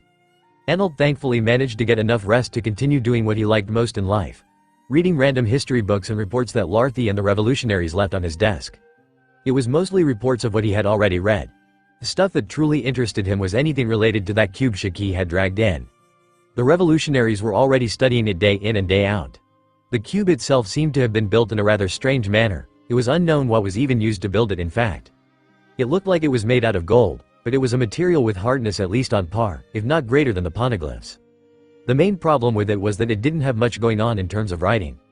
Sure, there were some inscriptions on the walls, but it didn't seem like anything special. By far, the most interesting thing about the cube was the odd spatial distortion that seemed to be active constantly. The cube wasn't small on the outside by any means, but on the inside, it felt at least twice as big. The revolutionaries even made a few experiments, measuring the inside and concluding that it was indeed much bigger than it had any right to be considering the calculated diameter of the cube from the outside. The problem was that it was simply impossible to tell what was causing such a strange phenomenon to occur. The revolutionary nerd squad ended up concluding that it was either the work of some awakened devil fruit that was now permanently affecting the cube, or just some weird natural phenomenon that either happened randomly to the cube or the people that had created it used to make such a thing happen. Regardless, they weren't going to be able to tell the difference unless they had more clues, maybe from the underwater city it was taken from. Or, it would be more accurate to just call it Atlantis, since it seemed to make the most sense. The design of the cube was really similar to the design of the ancient Virkons. Even the automata were able to recognize the construct as the handiwork of their old masters. So it was set in stone. Now Enel had one more minor job to do. Simply put, find Atlantis. By the time Zebek reached the city, it was reportedly abandoned, but the Emperor would still try to look for any survivors. Maybe his radar would be able to pick up on some form of life down there. Finding Atlantis also didn't feel like a difficult task for the awakened Emperor. To him, it seemed as easy as entering his awakened form and spreading his observation and radar everywhere around him until he found it. He planned to do it after going to Big Mom's tea party, however, he was planning on training a bit in using his awakening more, as he had a lot of power to control and not as much experience controlling it. Besides increasing his overall power greatly and increasing his observation hockey range, Enel still wanted to find out what other abilities his awakening granted him. His devil fruit was far too versatile for it to have such a simple awakening. The permanent tattoo with the drums that was now on his back was a testament to that. Awakening still held many secrets, and Enel hoped to discover all of them before the war started. Well, Luffy will also have to discover his abilities after awakening, so I do still have some time. Before the Emperor even realized, it was already the day of the tea party, wedding. Needless to say, Enel was rather excited to meet some old friends there. But he was going there while having one main goal in mind. Better make sure Luffy doesn't act like an idiot and gets killed by Big Mom. And as the Emperor was just starting to make his way towards Whole Cake Island, the Straw Hat were already there, and they were ready for business. And by business, they meant crashing a wedding. They had a fun time at Punk Hazard, rescuing Momonosuke and Kinemon, taking down and capturing Caesar, which angered the warlord Buggy, who immediately shriveled up when hearing it was actually Luffy that had done it. Communications with Kaido were cut, so Buggy just ended up sweeping it under the rug. But Big Mom didn't like her giant children project being ended prematurely, an aspect that Enel had somewhat forgotten about. The children that had been used as lab rats had traveled with the Straw Hat and Trafalgar Law's crew all the way to Dressrosa, where they found a nice foster home to look after them. The Straw Hats had plenty of fun at Dressrosa too, even managed to run into another samurai, Kurozumi Kanjuro, who was tagging along with them for now. Zoro got lost in the sewers, Luffy participated in the arena for fun, and Chopper and Robin went around on a small shopping spree. Nami got caught stealing, and Sanji got caught and arrested for behaving inappropriately towards a few ladies. They both had to be rescued by Brook, Frankie and Usopp. Frankie just spent most of his time tinkering with the ship. After leaving Dressrosa, they went directly to Whole Cake Island. Zo, the land of the mink, was missing in its entirety. Nami tried to find it by following any directions she could, as she knew that Zo was supposed to be the next stop in their journey. But even her log pose was pointing her towards Wild Cake Island, so they had no choice but to proceed without visiting the mink race. It was a bit confusing, even more so after their cook left them halfway through the journey. Capone came and collected Sanji in an air balloon of all things. The cook decided to go with him out of his own free will, as Bej had absolutely no chance of forcing him to tag along while the entire crew was present. In the end, much to Zoro's and Luffy's displeasure, the cook said he'd go ahead and see what his family wanted from him. It was only a matter of a week or two for the Straw Hat to arrive there as well, and they were shocked by the news they heard. They quickly started planning out a way to rescue their friend, only for them to surprisingly receive an invitation? Delivered by none other than Katakuri, the tall sweet commander and Big Mom's strongest child, directly to Luffy. And now, the plan for the Straw Hats was still in motion, but they now had a cover to be present that day as well. And so, they made their way up to the whole cake chateau all suited up and ready for war. They blended into the crowd for now, waiting for the signal. But their plans would have to be postponed, as the entire tea party was forced to look upwards towards the skies. Thunder rang out throughout the whole Cake Islands, and the skies above turned dark. Big Mom also looked up alongside her guests, confusion and frustration filling her for a moment. Lin's eyes narrowed as she reached for her hat, blade, preparing to slash the clouds away. She didn't want the rain to get in the way of her plans and celebration. She needed the day to be perfect. She needed allies now, more so than ever before. The Vinsmoke family was not a group she thought highly of, but she still needed them for the upcoming war. Same for the Straw Hat group. Even if they ruined one of her projects and were keeping the scientist hostage, she still hoped to be able to negotiate with them and come to form an alliance of sorts. So she couldn't let the rain interrupt. Frivolous as they were, Lin felt they were necessary to set the atmosphere. So, her hat immediately transformed into a blade with a toothy grin. "Clouds aren't welcome at my tea party," she shouted as she slashed towards the sky, sending forwards a gigantic flying slash. Just from its upward momentum, it made some of the people nearby brace and hold onto something. Luffy even narrowed his eyes as he realized he didn't even know if he would be able to block such an attack. And it was clear that the Emperor had even held back. But the skies seemed more capable than him in that regard. Yahahaha! A peal of laughter broke through the skies like thunder. Many of the guests had to cover their ears in fear as the flying slash seemed to be struck down by countless bolts of lightning, the clouds coming together and becoming angrier. At that point, Big Mom's eyes widened in fear. Katakuri walked forward and stood by her side, taking out his trident, but not panicking. It wasn't the first time Enel had visited after all. "I am really offended, Lin, to think you didn't even think of inviting me over for such a joyous occasion." Enel's voice sounded out as his shadow was cast over the entire whole cake chateau. His figure was leisurely lounging on an amalgamation of dark clouds as he looked down upon the world. The Emperor wore his usual long white coat draped around his shoulders. Underneath it he wore a formal deep blue shirt, a pair of black pants, and a pair of white metallic greaves and shin protectors. A large white and gold staff rested by his side. "Enel, T the Sky King, long ears?" At that point, all of the people below were able to recognize him. Fear and pandemonium spread throughout the tea party, as many people, including the Vinsmokes, were now thinking of escaping. After all, an emperor encroaching on another one's territory unannounced would normally mean only one thing: war. And a war between emperors was not something any one of them had any right to be getting involved with. Luffy and the rest of his crew were having different thoughts though. "If he's here, then he'll surely help us, right?" Enel turned into a flash of lightning and reformed directly in front of Big Mom, in the middle of the party. The skies above him immediately dispersed, which seemed to relieve some of the unease in the air. Enel's gaze met with that of Luffy, and he just nodded with a smile on his face. He did the same for Robin as well. "So, Big Mom, how come you didn't invite me? Even if we're not fully allies, we are still business partners." Hearing the Sky King's words, the people attending the tea party calmed down visibly. It suddenly went from possible war to a misunderstanding and/or argument at worst. "HMPH. To think you'd have the guts to show your face here." Big Mom huffed in indignation, a reaction that brought a frown to Enel's face. Now, I don't understand the hostility here. We were on good terms just a while back." Still, the Sky King wasn't discouraged. He was still rather willing to find out what exactly was going on in Big Mom's mind. And thankfully, she was quite open about things. "HMPH, we were. Before I found out you were housing a ticking time bomb like that damn Guzman." "Bomb? That is quite rude of you. I can't say I blame you since I understand why you may be worried. But you of all people should know Guzman enough to realize that if he wanted revenge, he would have come after you already." Enel, although speaking in an understanding tone, still had a mocking scowl on his face. And that was for the simple reason that he knew he was right. Big Mom also narrowed her eyes and scowled in displeasure, knowing that she couldn't quite refute those words. "HMPH, regardless. I'd rather not risk it and associate myself with you too much. You even managed to turn one of my sons against me." Big Mom crossed her arms as she turned her sword back into her pirate hat and put it on her head. You're talking about Oven? I can sense that you've got him detained. So I guess he's done some unnecessary stuff, huh? Enel's smile didn't falter one bit as he looked up at the Emperor. Katakuri couldn't help but look to the side at the mention of Oven, a rather strange gesture on his part, one that the Sky King most definitely noticed. HMPH, he tried to rebel against me, protesting my decision to stick with the Beast Pirates for now. I put him under home arrest, he'll have enough time to repent there. Enel raised an eyebrow at that. The Big Mom he remembered from the show would have long since killed Oven if he had done such a thing as to rebel against her. Some of the people at the party that overhear the conversation also seemed to think the same.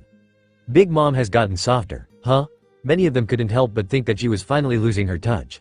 But then again, no one dared to even try and take advantage of that just from the reputation she had built. At the end of the day, even when the world was in turmoil, one universal truth still applied to those that dwelled in the underbelly of the world. Never mess with the emperors. Unfortunately, not everyone seemed to be completely aware of that truth.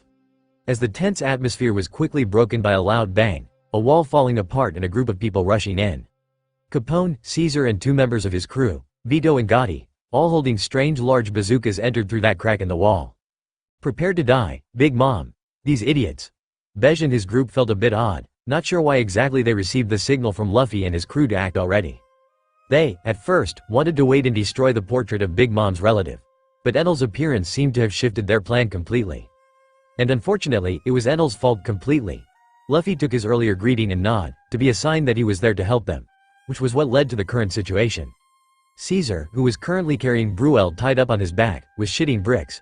He was supposed to be on their way out of there, but their acting so soon made the situation a lot worse, as the Sweet Commanders now also acted faster than they had anticipated. Big Mom just scowled when she saw the three men with bazookas appearing out of the woodwork. She didn't think it was related to Enel, as she doubted he would try to pull off that type of joke. There was also the fact that Enel seemed to be just as confused as her. Katakuri acted first. A large wave of dough immediately got in between the would-be assassins and Big Mom, their bazookas blasting the dough apart, but were unable to get through as it turned black when the Sweet Commander decided to also use armament. The Sweet Commander only huffed before his wave of dough grew and extended towards Bej and his crew. Katakuri appeared on the other side of that wave, trident in hand as he immediately went towards impaling the assailants. This action earned a panicked shout from Luffy.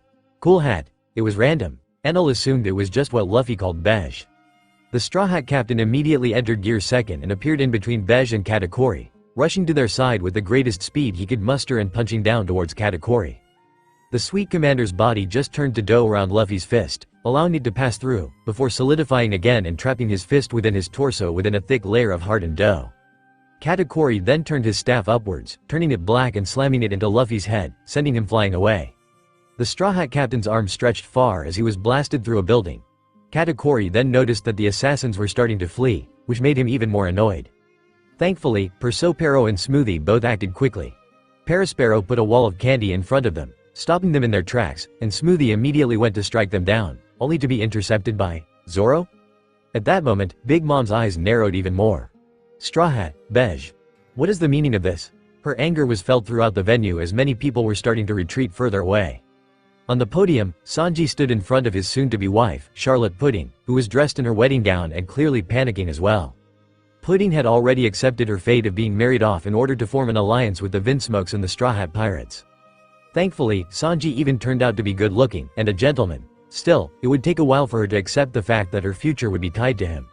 She had little to no respect for him, and he didn't even know her true nature, so to her, the marriage was nothing more than a formality. Still, it was supposed to be only a matter of time before she got to see Sanji's reaction to her actual face, to her third eye. Only for the entire wedding to be derailed by Enel's arrival, and now the assassination attempt that his crew was apparently involved in. Needless to say, things weren't looking well, as Luffy was already engaging in an all-out fistfight against Katakuri, who seemed to be wiping the floor with him for the most part. Enel slapped his forehead as he tried to understand what was going through their heads to even try and attempt such a stupid thing. He knew that the Lin in front of him was vastly different from the much more sadistic one in the show. But even she would not forgive such a transgression. I'm not letting you take Sanji away. Luffy finally managed to respond to her question as he was being pressed into the ground by a burly dough arm. Big Mom scoffed at that moment. Tisk, if you want to refuse my offer just say so and leave. I don't care about you small timers. But Sanji stays. The alliance with the Vinsmokes will still happen whether you like it or not. The scowl on Big Mom's face was bigger than Luffy's entire body as she crossed her arms and looked towards Vinsmoke Judge, who also seemed to be taken aback by the situation. But Judge ended up nodding and slowly getting up, followed by his children, Sanji's brothers. They all prepared to fight alongside the Big Mom pirates, which seemed to please Linlin greatly. Smoothie was having a tough time fighting against Zoro, as the swordsman's blades had already left quite a few cuts on her. But she didn't fight alone for long, as her younger siblings quickly came to her assistance. But Zoro was also not alone. Frankie and Robin were there to help him, and they could at least help take care of the dregs. Robin took care of even more than that, going after Parasparrow without any hesitation. Just as things were starting to look worse and worse, Brook also arrived, his preparations already made. Yo-ho-ho-ho, sorry for being late, everyone. With him, he brought an electric guitar and a large boombox. Without wasting any time, he immediately started singing, once again taking aback most of the people present. Only Big Mom and Enel managed to instantly tell what was going on. Don't tell me. Big Mom's eyes widened as she felt her grasp and control over all of the homies and chess soldiers present. And they all reacted wildly to the music, immediately starting to attack both each other and Big Mom's other subordinates. The scene immediately turned to chaos, as Katakuri let go of Luffy completely to go after the skeletal musician, only to be met with a powerful punch to the side of Luffy's burly arm. In that entire chaos, he had already managed to enter Gear 4th, but even then, his punch barely did any damage to the sweet commander, who managed to block it thanks to his foresight and experience. You lot will regret ever crossing Mother. That was all Katakuri said as rings of dough appeared all around him and Luffy. By that point, most of the people present were either in the process of fleeing or already fled. It was then that Big Mom got mad, and she decided to show her anger outwardly. Enough! Her shout made the entire whole cake plateau tremble, as all of the people nearby, besides Enel, rushed to cover their ears from her deafening screech. Katakuri and Luffy both stopped, and the entire hall stood still as Brook's sound amplifier also seemed to break down, which appeared to relinquish the musician's control over the homies. Straw Hat Luffy, I'll make sure you rot within my prison until you're nothing more than a husk. As for the rest of your crew, I've no use for them. Her conqueror's haki proudly spread out through the venue as she targeted the Straw Hats and their allies specifically. Most of Bega's crew besides the captain himself seemed to pass out, while the Straw Hats that were present seemed to bear with it for now. Meanwhile, Linlin's children seemed to be gaining the upper hand in all of the conflicts taking place. Robin was still thankfully in control of her fight with Prospero, and she constantly sprouted giant hands out of the ground which kept most of the homies and chess soldiers away from her. But if Big Mom's other children and the Vinsmokes got involved, she was also bound to lose. Sanji became concerned at that point, and he was prepared to jump in and save his former comrades. He simply couldn't bear to watch all of them get hurt for his sake while standing by and doing nothing. It was at that point that an exasperated sigh could be heard in the room, and a single clap was the next thing everyone heard. It rang out even louder than Big Mom's scream, and it instantly killed off any momentum her conqueror's haki was giving her. Huh? Used before she sweated a bit as she looked down? Enel was still right by her side, his palms brought together as he studied the entire room with a scowl on his face as well. So you're siding with them in the end, huh? Big Mom immediately drew her blade, her face filling with anger as she prepared to clash with the Emperor in front of her. But she immediately stopped herself when seeing Enel's reaction, who just continued looking around the room, his gaze finally settling on Luffy, who was still in Gear 4th and facing Katakuri. What the fuck are you doing, Luffy? Was all the Emperor asked, and it seemed to be enough to trip up the Straw Hat Captain and all of his companions, Sanji included. Big Mom blinked a few times and decided to wait and look at the situation a bit more before actually acting against Enel. Luffy seemed flabbergasted at the question. She is trying to take away Sanji. She's also really mean to her children and stuff. The captain of the Straw Hats protested as he looked at Big Mom with a bit of hate in his eyes. What exactly stops Sanji from joining your crew back after he gets married? That was the only thing Enel said. A question that seemed to make all of the people present stop in their tracks, especially Sanji and the Straw Hats. Well, Big Mom did say that she was going to keep Sanji here for a few years or at least until he gives her some grandchildren. Brook spoke out this time around. He slung his guitar over his shoulder and scratched his chin. Enel turned his gaze towards him, then towards Luffy, who nodded with a grave expression on his face. Then the Sky King turned to Big Mom, who also confirmed the skeleton's words. Yes. I don't care what he does afterwards, but we need the alliance with the Vinsmokes to be solidified. And more grandchildren never hurts. The Empress spoke out in a haughty tone, while Enel just grabbed the bridge of his nose and shook his head. God, I feel like I'm dealing with children. What the hell happened to making Luffy and his crew your allies? I can think of 1,000,001 ways to go about things without outright starting a war. Big Mom widened her eyes at that, before shaking her head. Allies? I wasn't looking to ally myself with some newbies. I was giving him the opportunity to come under me with this marriage. Same for the Vinsmokes, and they seem to know their place better. Vinsonka Judge's expression seemed to turn a bit sour when hearing Big Mom's words, but he didn't try to refute it. His children also seemed to look down in shame for a few moments. Luffy looked at Big Mom defiantly when he heard that. Enel could distinctly hear him say something along the lines of, "I'm going to be Pirate King. I don't plan on ever working under anyone," which was certainly a fair thing to say. Enel just shook his head once more. "So is there no way for me to convince you to let this matter with the Straw Hats go? And to let Sanji go with them after the wedding, of course." Enel still tried to bargain, although he had an inkling that he knew the answer already. Big Mom had changed a bit, but she wasn't a fundamentally different person. She was still going to do what benefited her most in such a situation. And unfortunately, Luffy and the others had already crossed her. Enel could feel Beige and a few others already retreating into Brulee's mirror dimension as he sighed once more, preparing to hear Big Mom's answer. "Maybe if they hadn't acted in such a brazen manner and tried to assassinate me, but they did just that, so they'll get what's coming to them." Linlin scoffed, and the Emperor just scratched the back of his head, already expecting to hear that. At that point, the skies turned dark again. Black clouds thundered above them as Enel was now forced to shake his head. "Unfortunately, I can't let that happen. Luffy is an ally of mine, Dragon's son and Garp's grandson. You're treading on really thin ice here, Big Mom." The Emperor's face turned a bit cold as he addressed the Empress in front of him formally. "HMPH, they're already your allies and my enemies. What thin ice am I even treading on?" At that point, Big Mom crouched down slightly and grasped her blade even harder. Her eyes shone in an unholy light as she prepared to face off against Enel.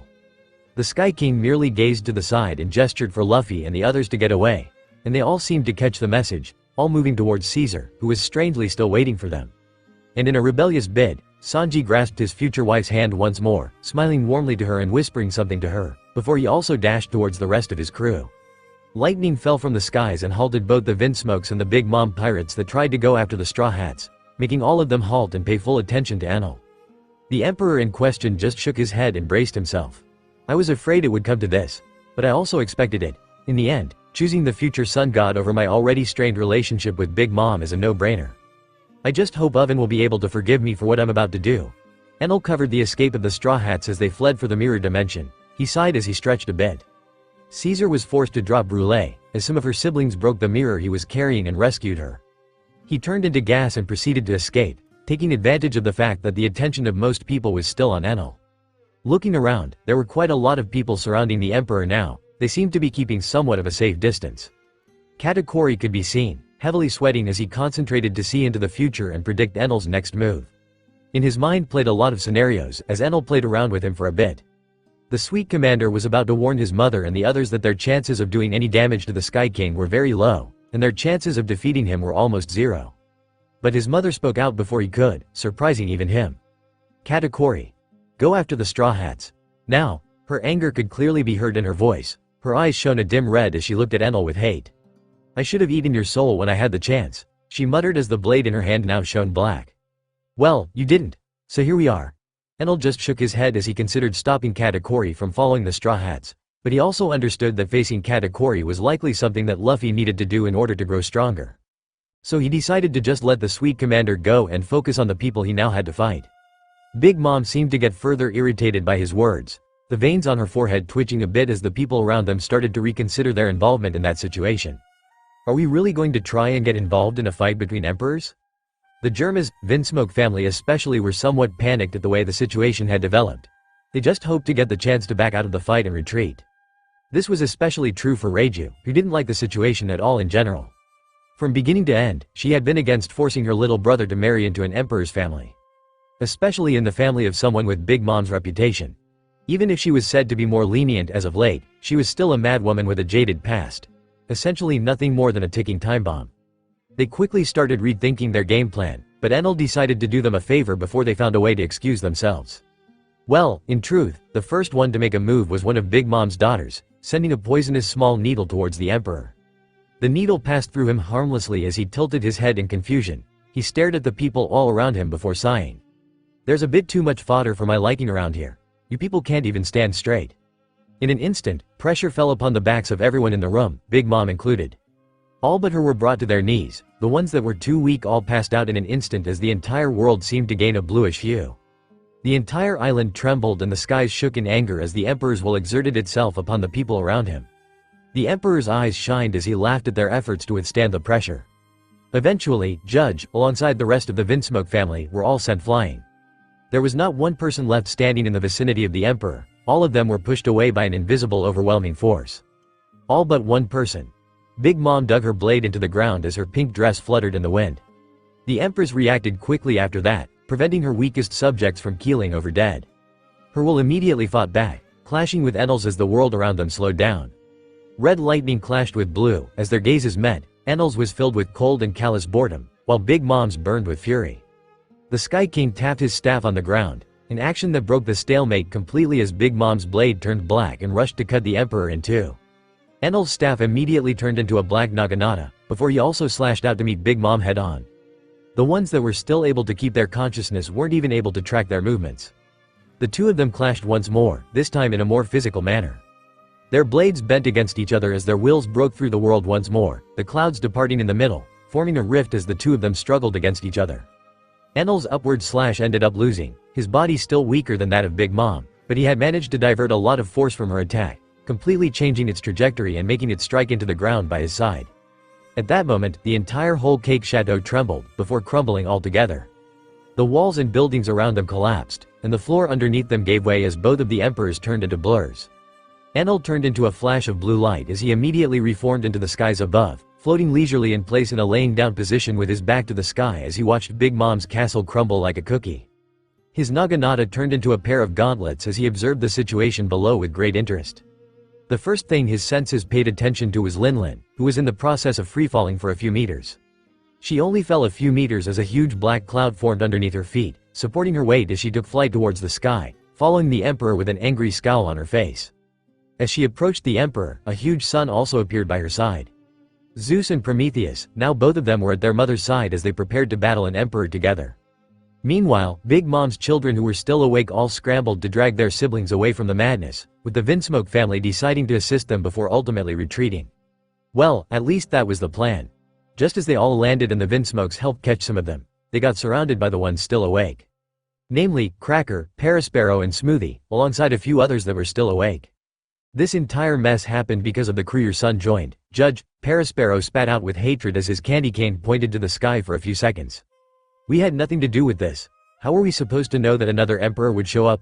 Vinsmoke Judge returned his hatred as he felt pure indignation at the unfairness of the situation.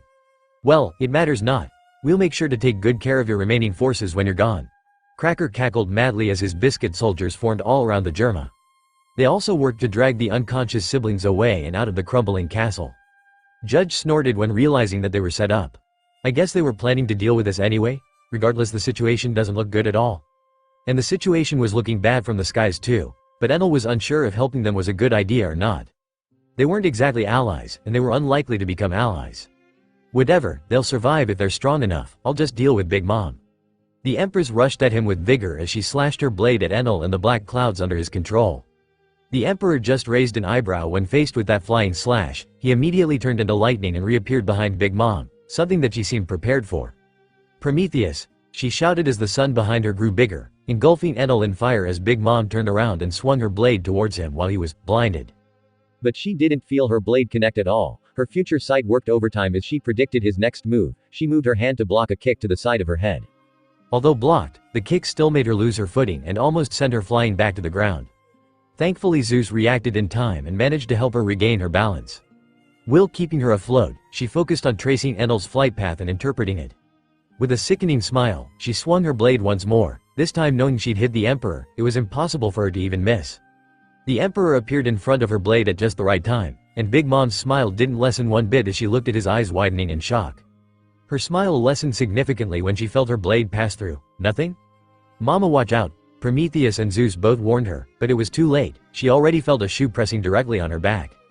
In that instant, she took flight, not because of Zeus or Prometheus, but because Enel's kick pushed her a few hundred meters away. She was free-falling towards the ground at that moment, and she immediately called for Zeus, who scampered over to her while Prometheus was struggling to hold the Emperor's attention. My fire isn't having any effect, Mama. The ball of fire spoke in a panicked tone as it sent blasts of fire towards the Sky King, who just yawned at the efforts.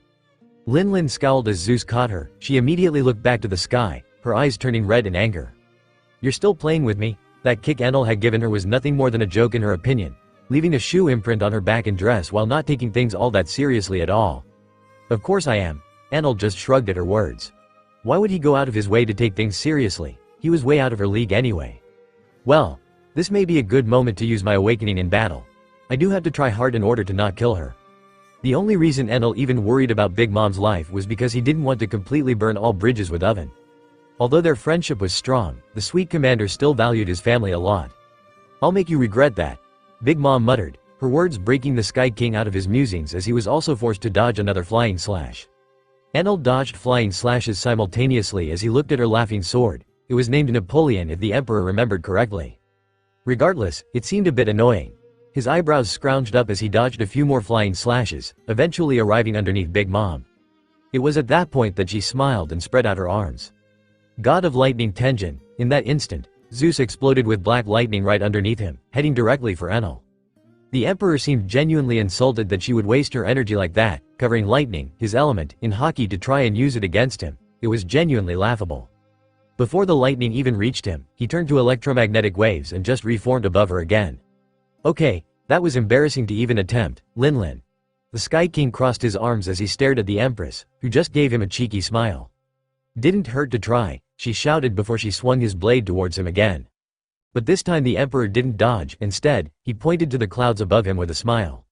A huge lightning pillar fell down and completely destroyed the sword slash. Big Mom's eyes widened as she noticed that the sky was a lot darker than usual. "Mamarigan, heavy thunder. I'll show you what lightning should look like, Big Mom," the Sky King shouted as the entire island underneath him was bombarded by pillars of lightning, littering it with holes. Big Mom herself used her future sight to do her best and dodge the pillars, but she was eventually hit as well. It wasn't a head-on collision, she used her blade to redirect it from what the Sky King could sense, so it didn't do that much damage. Zeus also seemed to absorb the lightning, which in turn made him stronger, but that really couldn't matter less to Enel, who stopped his bombardment at some point. He avoided hitting any of the people below, but he wreaked havoc on the entire island with that attack. It was around that point that Big Mom decided to do something about the clouds, and she immediately pulled off a move that Enel hadn't expected at all. She sent a few flying slashes towards him to keep him occupied. She jumped on Prometheus, using him as footing while she commanded Zeus to fly to the skies. Enel raised an eyebrow when seeing that. He easily dodged the flying slashes and sent a few lightning bolts towards Big Mom, which bounced off rather easily as she coated her entire body in armament. At that moment, he heard a rumbling from the skies. He turned his gaze back to see a gigantic pair of eyes staring at him. "Good boy Zeus, ma. Big Mom laughed out loud as she looked at her special homie, part of her own soul, take over the skies above their heads. Enel also seemed impressed. He failed to remember if Big Mom was capable of such a thing in the original, but it was surprising nonetheless. What was the point of that though? I hope you're not planning to attack me with lightning again. Enel smiled mockingly when he saw how proud Big Mom was. He had a few ideas of what plans she was cooking up. Oh, don't worry your little head about that. Zeus, keep your lightning under control. Don't give him any more fuel. Big Mom's eyes narrowed as her eyes sparkled red once more. About what I expected. Enel smiled as her plan became clear. She had essentially cut him off from his clouds by making Zeus absorb them. Because he was a living being, the lightning he wielded was also sentient, which meant that he couldn't control it, the same way he couldn't control the lightning on Radiant Island. Let's see how you dance now, Enel, Big Mom cackled madly as she prepared for round 2. Enel just smiled calmly at her words, his eyes closing as he sighed internally. I guess I should start taking things seriously now too. Luffy and his crew had already reunited with Bej and the other people that took part in the assassination plans. They were running around inside the mirror world in a panic. Bej was already arguing with Luffy. Why the hell would you give the signal that soon, EH? The mafia boss was well and truly relying on Luffy, or someone from his crew, to give the signal in time. I thought Enel was gonna help us. The Straw Hat seemed genuinely discouraged, as he remembered the Sky King just looking at him as he fought with Katakuri, the Doge user. Well, he did end up helping us in the end, but I think that wasn't his goal today. Robin muttered as she remembered seeing all of the Big Mom pirates and the Vinsmoke family getting intercepted by Enel's lightning. Don't try and defend your boyfriend, Robin. Big Mom would have actually died if he helped us. Zoro was admittedly a bit salty, which led to him speaking in a harsher manner. Sanji just shook his head. This is all my fault in the first place. I got us all involved in this. Shut your mouth. Zoro and Nami both ended up punching him in the head, not wanting to hear any self-deprecating bullshit from their cook. Hey, let's look at the positive side. At least we're getting away, right? Usopp spoke out as he rode on Chopper's back to keep up with the rest. About that. Zoro sweated a bit as he remembered looking back through the mirror he had come from and seeing Brûlée being saved by her brother. We need to look for the mirror user and try to capture her again. All of them essentially stopped in their tracks when hearing that. What? Nami was completely mortified, the rest also seemed confused, before it clicked in. Caesar hadn't even managed to escape alongside them. Without the user of the mirror fruit, they had no way of genuinely getting out of the mirror world. They needed to at least be in contact with the unconscious body of the user to travel through the mirrors, but they now had no way out. This realization made Bej start swearing loudly, as he was now trapped within an emperor's territory. Gee guys. Look at that mirror. Usopp then pointed to one of the mirrors in the distance, where something seemed to be emerging towards them. It was none other than Katakuri, carrying his sister's unconscious form in order to travel into the mirror dimension. He stepped into the mirror world and his eyes were already locked onto the group of pirates, would-be assassins. He then placed his hand on the mirror at his side, and more people started pouring in. More and more of his siblings followed, especially the injured and the unconscious ones also started being dragged in. Everyone was shocked to see the state of so many of the Charlotte family. Then one of them also looked to the side, to see countless mirrors cracked. Within those cracks, an image formed. An image of a man with golden hair covered in lighting, a pair of drums spinning constantly on his back, his arms crossed and positioned casual as he essentially lay down in midair. Yahahahaha, his laughter shook the skies as they rumbled and formed a vortex the skies at his command. In the middle of that vortex was revealed the figure of a burned and unconscious Big Mom. She seemed to have already dropped her blade, her body was filled with injuries and covered in a black tint, having been charred for a while. Her haki may have protected her, but she was in no good shape, she was just free-falling back towards the island. Prometheus was locked in a cage of clouds, and Zeus was rushing to catch his creator in a panic. Such a shocking scene left an imprint on the minds of everyone that saw it. Enel didn't even look like he was struggling, he genuinely looked like he was enjoying his rest on a fluffy bed of clouds while Big Mom seemed to be on death's doorstep. Such a disparity of strength between emperors was simply mind-boggling for Bej and the others. To them, Big Mom and her sweet commanders were absolute monsters deserving of fear. But now, the biggest monster in their eyes, Big Mom, appeared like nothing more than a toy in the Sky King's hands. Luffy just smiled widely, already expecting such a scene to happen. Of course, Enel is strong after all. He was also happy that Enel had helped them in the end. Robin only had a worried look on her face, knowing that Enel was previously planning to ally himself with Big Mom as well. She couldn't help but fear they had ruined his plans completely regarding Big Mom. She was also worried for Oven, someone she had gotten to know quite well on the Sky Archipelago. Katakuri seemed to have finally noticed that scene as well. His eyes widened in shock as he saw his mother's injured state. His eyes then turned red as his gaze settled on the pirates in front of him with even more hatred. Things were going well until you all decided to act up. Enel wouldn't have taken things this far if not for you. The Do commander slowly started walking forwards, his trident scraping on the ground as his siblings scrambled to take the injured further into the mirror world and help them. To the side, amidst the chaos, Sanji caught a glimpse of his family through another crack in the mirror. Needless to say, they were not doing too well. They were already wearing their combat suits, but they were all clearly in various stages of injury. And they were still encircled by Big Mom's cadres. The cook of the Straw Hat couldn't help but clench his teeth. Zoro noticed that and scowled. He still remembered Sanji's sister saving Luffy's life as well, so at that point, as the second in command, he made a drastic decision. Brook, we're going after the Mirror Woman. We gotta help the Vinsmokes too now. He already knew what to do. Luffy also noticed that, nodding his head and deciding what his role was going to be. Taking on the enraged Katakuri. Katakuri tried to stop Brook and Zoro, but he wasn't able to as they both sent a flying slash towards him and Luffy entered Gear 2 and started raining punches on his torso, all of which went through him. But the swordsman and musician passed him by at great speeds. Even though his future sight helped him have an almost guaranteed hit, there were too many enemies to take into account. Especially after Bej and his associates started shooting towards him too. That coupled with Frankie's laser beams, Usopp's pellets and Sanji's kicks, was a bit too much for him to just keep dodging with ease. The sweet commander then roared and used his conqueror's haki in a bid to knock out his opponents or at least slow them down. But Luffy didn't give him such an opportunity, and the two of them immediately clashed. The world stilled around them as they clashed, and they both had a determined look in their eyes. No one from Luffy's side was knocked out thankfully, even Bej managed to hold on, although some of his associates were out for the count. He prepared to give the order to shoot, but Luffy raised his hand, stopping him. All of you, go ahead without me. Help Zoro and Brook get the Mirror Nose Lady and escape, I'll take him out. The Straw Hat Pirates immediately moved out, listening to their captain's orders. Bej complained about how that was an unnecessary risk, but he also knew that Katakuri was likely going to be able to stall them easily. Even if Big Mom was getting roughed up, the Big Mom pirates were still too strong for them to deal with, so a retreat was more than necessary. Katakuri alone was enough to make them scramble and escape. Oven was also bound to come out of incarceration because of the chaos, and he was also an opponent that Bej wasn't confident in taking on. As the Straw Hats and Bej scrambled for Brûlé, Enel still looked at Big Mom's unconscious form with a bit of wariness. He entered his awakened form and decided to take things seriously. It was then that he noticed just how powerful his awakened form was. To the point where Big Mom couldn't even begin to compare to him. He was easily able to wrestle control of the clouds around him, SEPM, and letting him live essentially just to catch Big Mom and support her. Although he went slightly serious and caught her in a flash storm, he still didn't want her to die or anything of the sort. If anything, discovering how large the gap between them was made Enel realize that killing her wasn't worth ruining his friendship with Oven anyway. She was now deemed as not a big enough threat to warrant death, and there was also the possibility of her eventually coming around and helping, or not getting involved at all in the upcoming war. If Enel's plans were to come to fruition, then the Grand Army that Kaido was also preparing was going to be disbanded before the war even began. Kaido himself would be dead after helping awaken Luffy, though Enel would have to keep an eye on that as well since he didn't know how much the Dragon Emperor had changed. All that was left to worry about was Big Mom, who also seemed to be aiming at growing her powers before the war. Her fear of Francisco seemed to have turned her completely against him, and Luffy's stupidity certainly didn't help things along.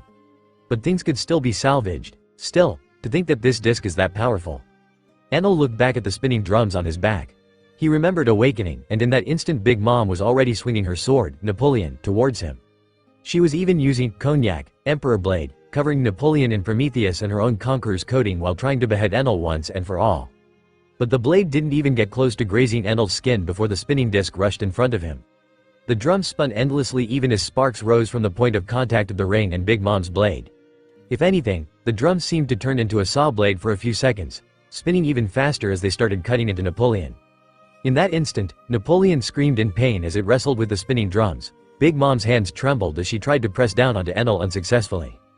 Eventually, something that neither emperors expected happened. Napoleon stopped screaming for a moment, giving his mother one last smile before he melted in her hands.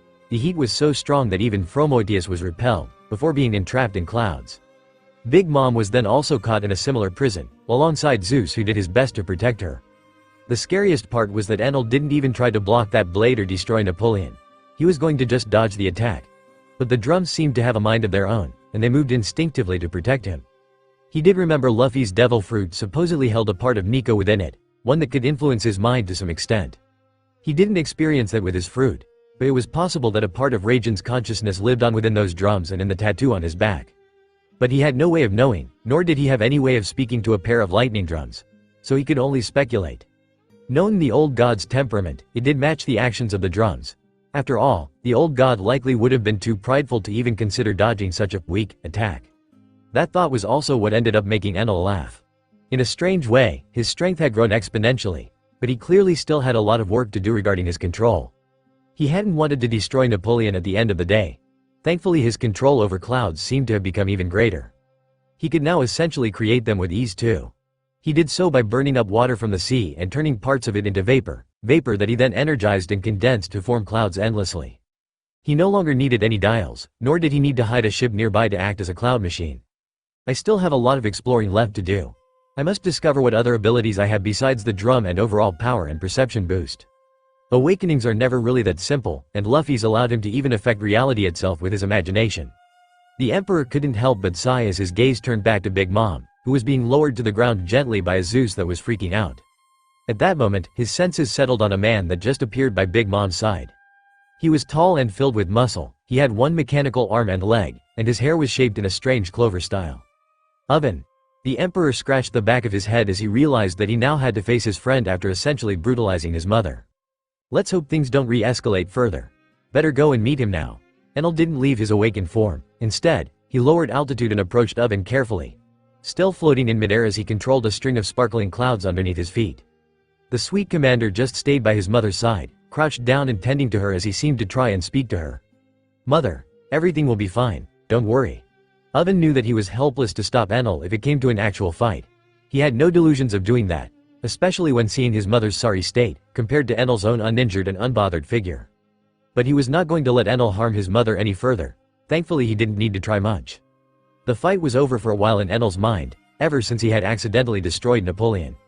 The look of shock and fear on Big Mom's face told him everything he needed to know about how the rest of the fight would go. The fact that he could melt her weapon, despite the fact that it was imbued with her haki and had a part of her soul put into its creation, meant that she truly stood no chance against him. He hadn't wanted to kill her in the first place. The only reason he pelted her with that much lightning was because he knew she could handle it. Although her condition looked serious, she was still an emperor with stupidly great durability. She was likely going to be fine in a day or two if she ate some cake. Oven likely also understood that, but neither he nor any of Big Mom's children were used to seeing her in such a state. Usually, on the rare occasions that she clashed with other emperors, she would not be injured so much in such a short span of time. The fights among emperors were never truly that one-sided. Oven had already guessed that. He knew how outrageous Enel's devil fruit was. He had already guessed that Enel was likely stronger than the emperors, a level above them. It was only natural, after all. Enel had plenty of emperor-level figures working underneath him. People like Garp, Sengoku, Francisco, Shiki, Dragon, hell, all of the admirals could stand up to emperors as well. Then there were people that were associated with Enel, like Whitebeard and Shanks. Oven had gone through a lot of conflict internally hiding Shanks' alliance with Enel from his mother. In his mind, he justified it with the fact that Enel still considered his mother an ally of sorts, so he knew that he wouldn't do harm to her. But that clearly turned out to be wrong. Enel. The sweet commander turned around and looked upwards, at the Sky King that was descending upon him. Oven, glad to see you broke yourself out. I was going to release you anyway. Enel didn't hover above his head for too long. His feet finally touched the ground as he sighed and rolled his right shoulder a bit. He did his best to hide his unease as he spoke out and acted leisurely. The Emperor loathed the notion of losing a good friend like that. Let's cut to the chase, Enel. At that moment, the air around the two men turned a bit hotter as Oven clenched his organic fist. Alright. I wasn't expecting things to get to this point. Obviously, I don't plan to kill your mother, so you can calm down. Enel sighed as he shook his head and took another look at Big Mom, who was still unconscious and smoking. And just like that, Oven was able to heave a sigh of relief. He still didn't like that his home had been damaged to that point, but he knew that Enel likely made sure his siblings weren't dead or anything. The Lightning Emperor always had a habit of doing that. He seemed to avoid harming others if he perceived them as allies even slightly. Well, some homies or chess soldiers might have died in the collapsed palace, but Oven didn't really care much about them either. They were only alive thanks to his mother's fruit anyway. In that case, thank you. You know, for sparing my mother. Oven looked back at his mother for a second, wincing slightly. I doubt she made it easy for you, but you managed to hold back enough, so thank you. Enel nodded to him before his ears twitched a bit. He looked to the side and his eyes narrowed slightly. They still haven't escaped? As he and Oven were speaking to each other, the Straw Hats and Bej had finally found Brûlé. Obviously, the next thing they did was rush and save the Vinsmoke family. With Zoro at the helm, Brook and Sanji trailing right behind him, they managed to cut a line through the encirclement that had been pestering the now injured Germa. To be more specific, only Sanji's siblings had actually gotten injured, though only slightly. Judge was still holding his own while fighting carefully, and it seemed that the Big Mom pirates were planning to win the fight by tiring them out. They didn't get the time to. The assault of the Straw Hats was quick, brutal and decisive. Sanji started the fight by ambushing Perisparrow and almost breaking his neck with a kick, which ended up just sending him flying and knocking him out. At around the same time, Zoro appeared in front of Smoothie, before drawing his sword and reappearing behind her and sheathing it again. The Lion Song, or Shishi Sun Sun, one of his signature moves. And it proved very effective as blood splattered everywhere from a large wound across her chest, and she fell to the ground while her eyes rolled to the back of her head. Cracker's soldiers quickly intercepted the two of them, their toughness proving annoying. But Cracker himself was being hunted down by none other than Brook, who had observed the situation enough to find the sweet commander that had been hiding in between his biscuit soldiers. With a laugh and a stagger, the musician dashed through the biscuits, bobbing and weaving until he finally landed on his chosen target. The biscuit soldiers immediately moved, turning their spears towards him and preparing to stab at him, but they were too slow. The skeleton's cane sword ended up stabbing through the layer of hockey-enforced biscuit and into the man's torso, making him momentarily halt all of his soldiers and giving the Vinsmokes enough time to make a run for it. Although shocked, Germa didn't have enough time to think too deeply about why the Straw Hats were helping them and just decided to go along with it since they all had a common enemy now, and a common goal, to survive. Get here, quickly. In the distance, a large man in a suit shouted at them. His body seemed to be strangely built like a castle, and instead of legs he had tracks like those of a tank. In his gigantic hands, he held a half-broken gigantic window. Most definitely one of the mirrors Big Mom herself had been using. Although broken, the half that was still together was big enough for an army to rush through. And the Vinsmoke family wasn't stupid enough to ignore such an obvious escape route. Sanji and Zoro also both retreated after blitzing their respective opponents. They both turned around and ran behind the Vinsmokes, covering their retreat in case Cracker recovered enough to command his soldiers again. Brook didn't dally on for much longer either. He slipped his blade out of Cracker's body and simply started skipping on the heads of the biscuit soldiers while laughing and leisurely heading for the big mirror. The Vinsmokes immediately reached Bej, who was waiting for them with Brûlé inside his castle body while holding the largest escape they had. He didn't speak further in such a stressful situation, he merely waited for everyone to get in. The Vinsmokes managed to jump in first. Sanji and Zoro both stopped before entering, waiting for Brook to go ahead of them while also covering his retreat. Brook laughed a bit as he thanked them and entered, and then it happened. A surge of heat. It was scalding, difficult to even breathe in. Zoro and Sanji felt it too, and they immediately started sweating. Before they even realized it, the mirror in Bega's hands melted, turning into steaming, smoldering mush. Bej immediately grasped at empty air, before panicking and quickly returning to a smaller size to stand at the side of Thet. The heat forced all three of them to use a thin layer of armament haki around their bodies, which allowed them to at least breathe a bit better. Sanji and Zoro were dealing with it much better than Bej, but they were still sweating. It simply felt as if they were in an oven. It was at that realization that Bega's eyes widened and he truly became panicked. And everyone present heard it, all of you. Amidst the sizzling heat came a voice, one so mired in cold hatred and anger that it sounded calm. With that voice, the heat ramped up. The rocks around them started quickly melting and turning into lava, turning the entire field all around them into a hellscape. Are going to die. A figure was standing tall on top of the ruins of the whole cake chateau. A man 3 times larger than any regular human. A burly scarred uncovered torso, 2 arms, one mechanical and gloved, the other fleshy and rippling with muscle, both as thick as tree trunks.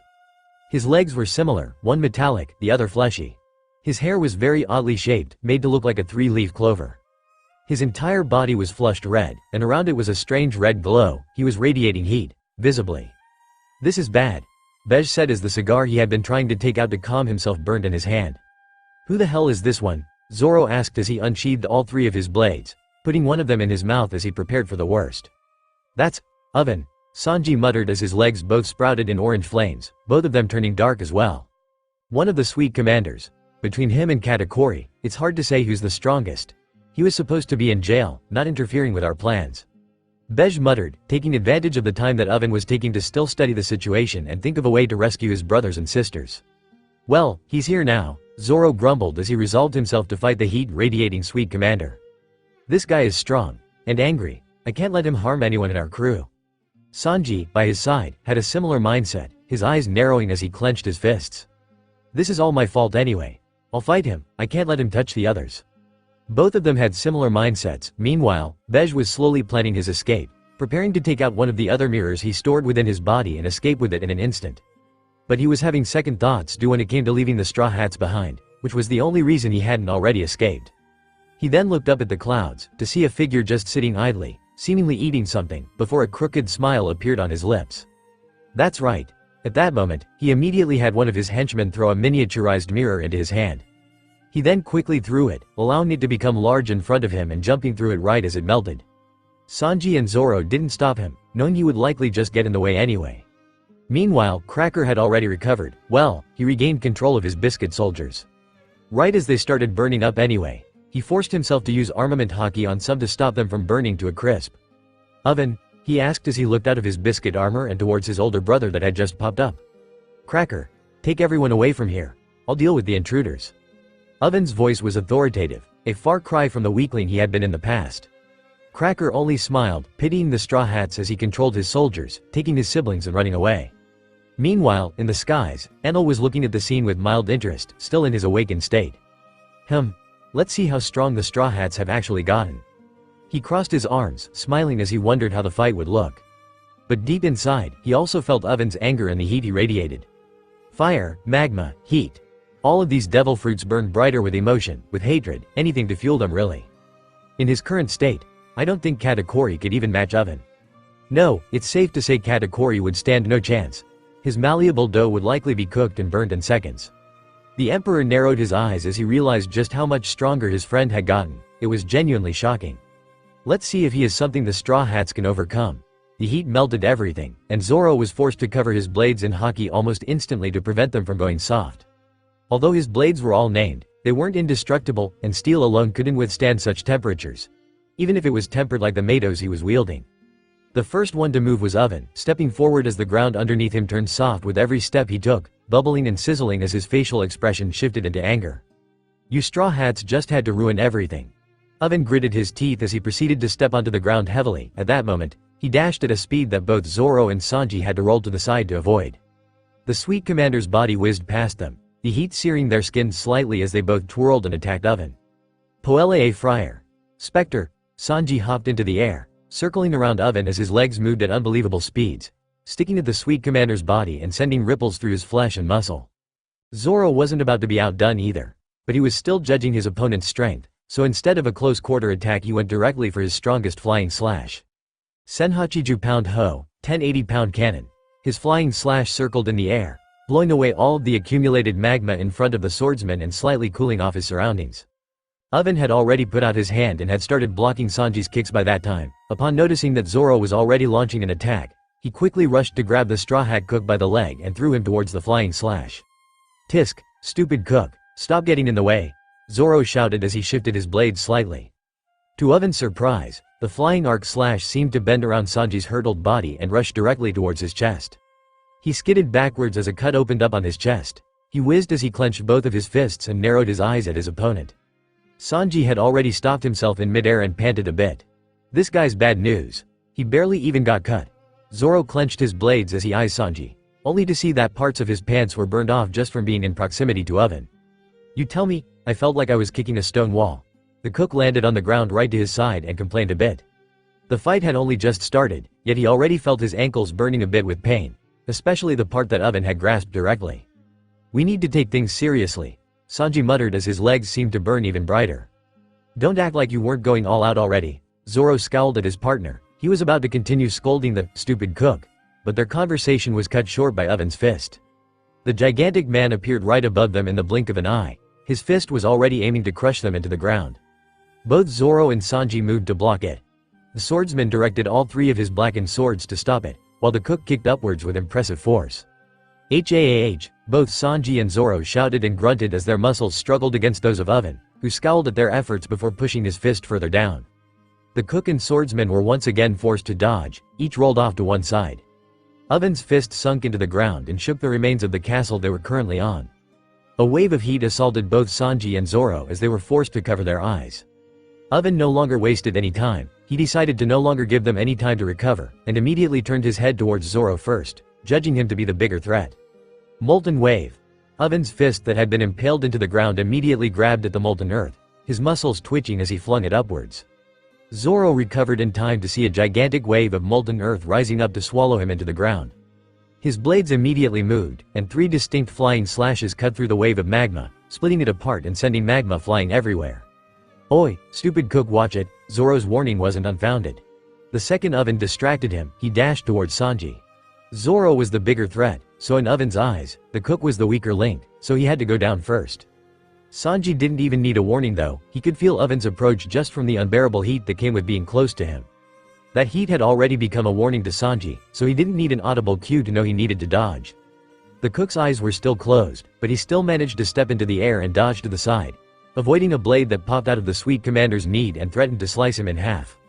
Zoro's blades were already onto the sweet commander as well. This time, the swordsman attempted a classic draw sword skill. But before he could even get close, Oven sensed him and his mechanical arm unfolded into a cannon, immediately blowing a cannonball towards him. Zoro scowled as his blade cut the cannonball, only for it to explode in his face. The blast pushed Oven towards the fleeing Sanji, who had already made a beeline for the sky.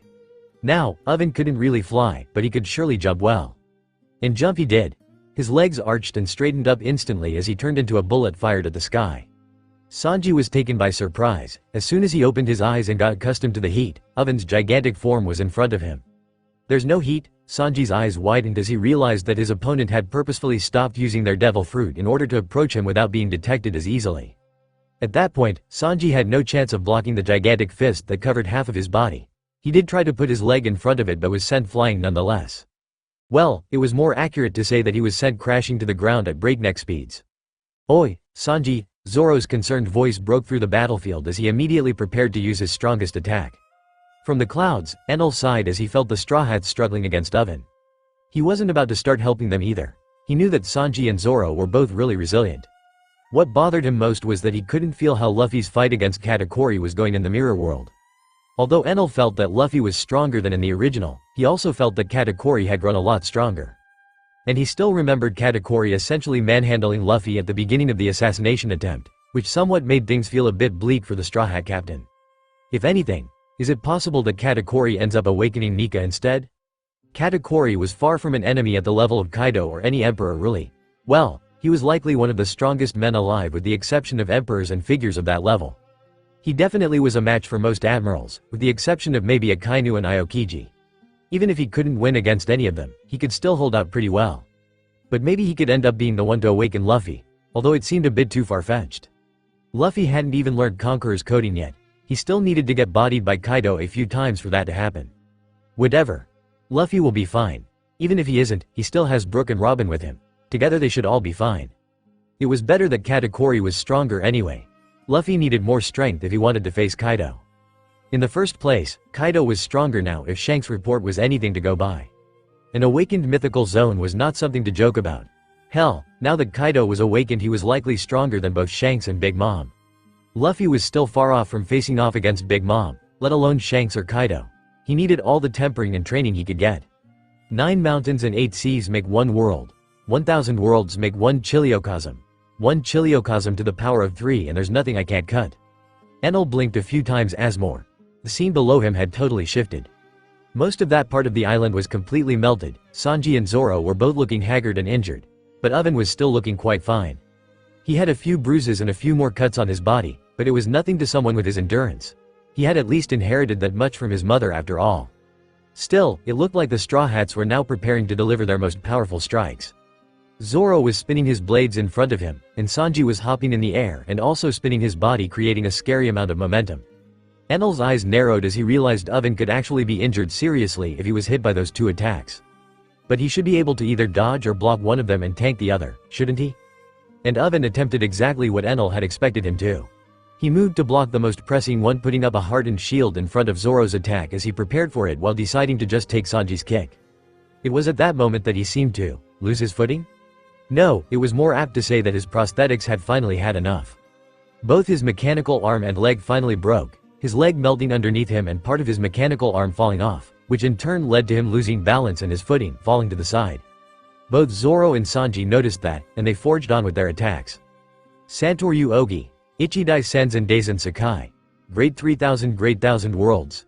Zoro's blade cut towards Oven's uncovered torso. It happened right at the same time that Sanji's attack came down. Konkase. Using all of the momentum he had built up, the cook slammed his burning heel covered in haki towards the sweet commander's head, aiming to put a dent in it. Oven's face morphed in fear as he realized that was his end.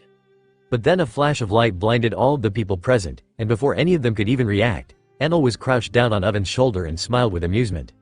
Both Zoro and Sanji failed to react in time as 2 drums from the disc floating on the Emperor's back departed and blocked their strikes.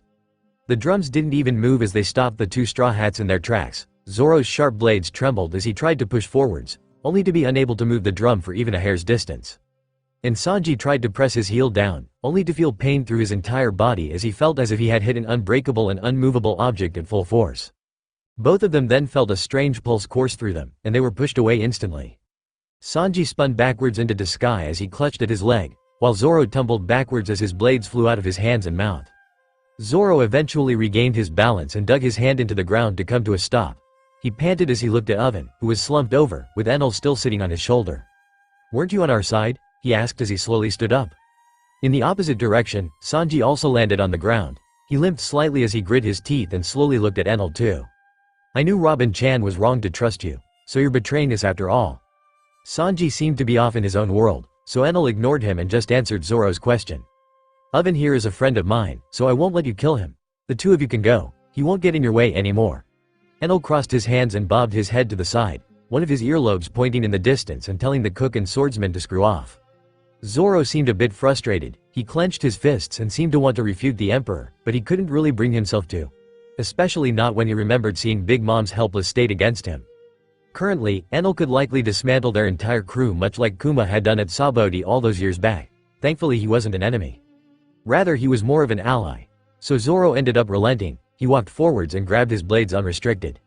Sanji seemed to still want to start some beef with Enel, but Zoro ended up dragging him off.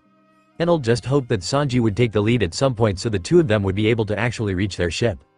Oven seemed to be quite annoyed at having to let them go, but going against Enel's words wasn't something he could really do either.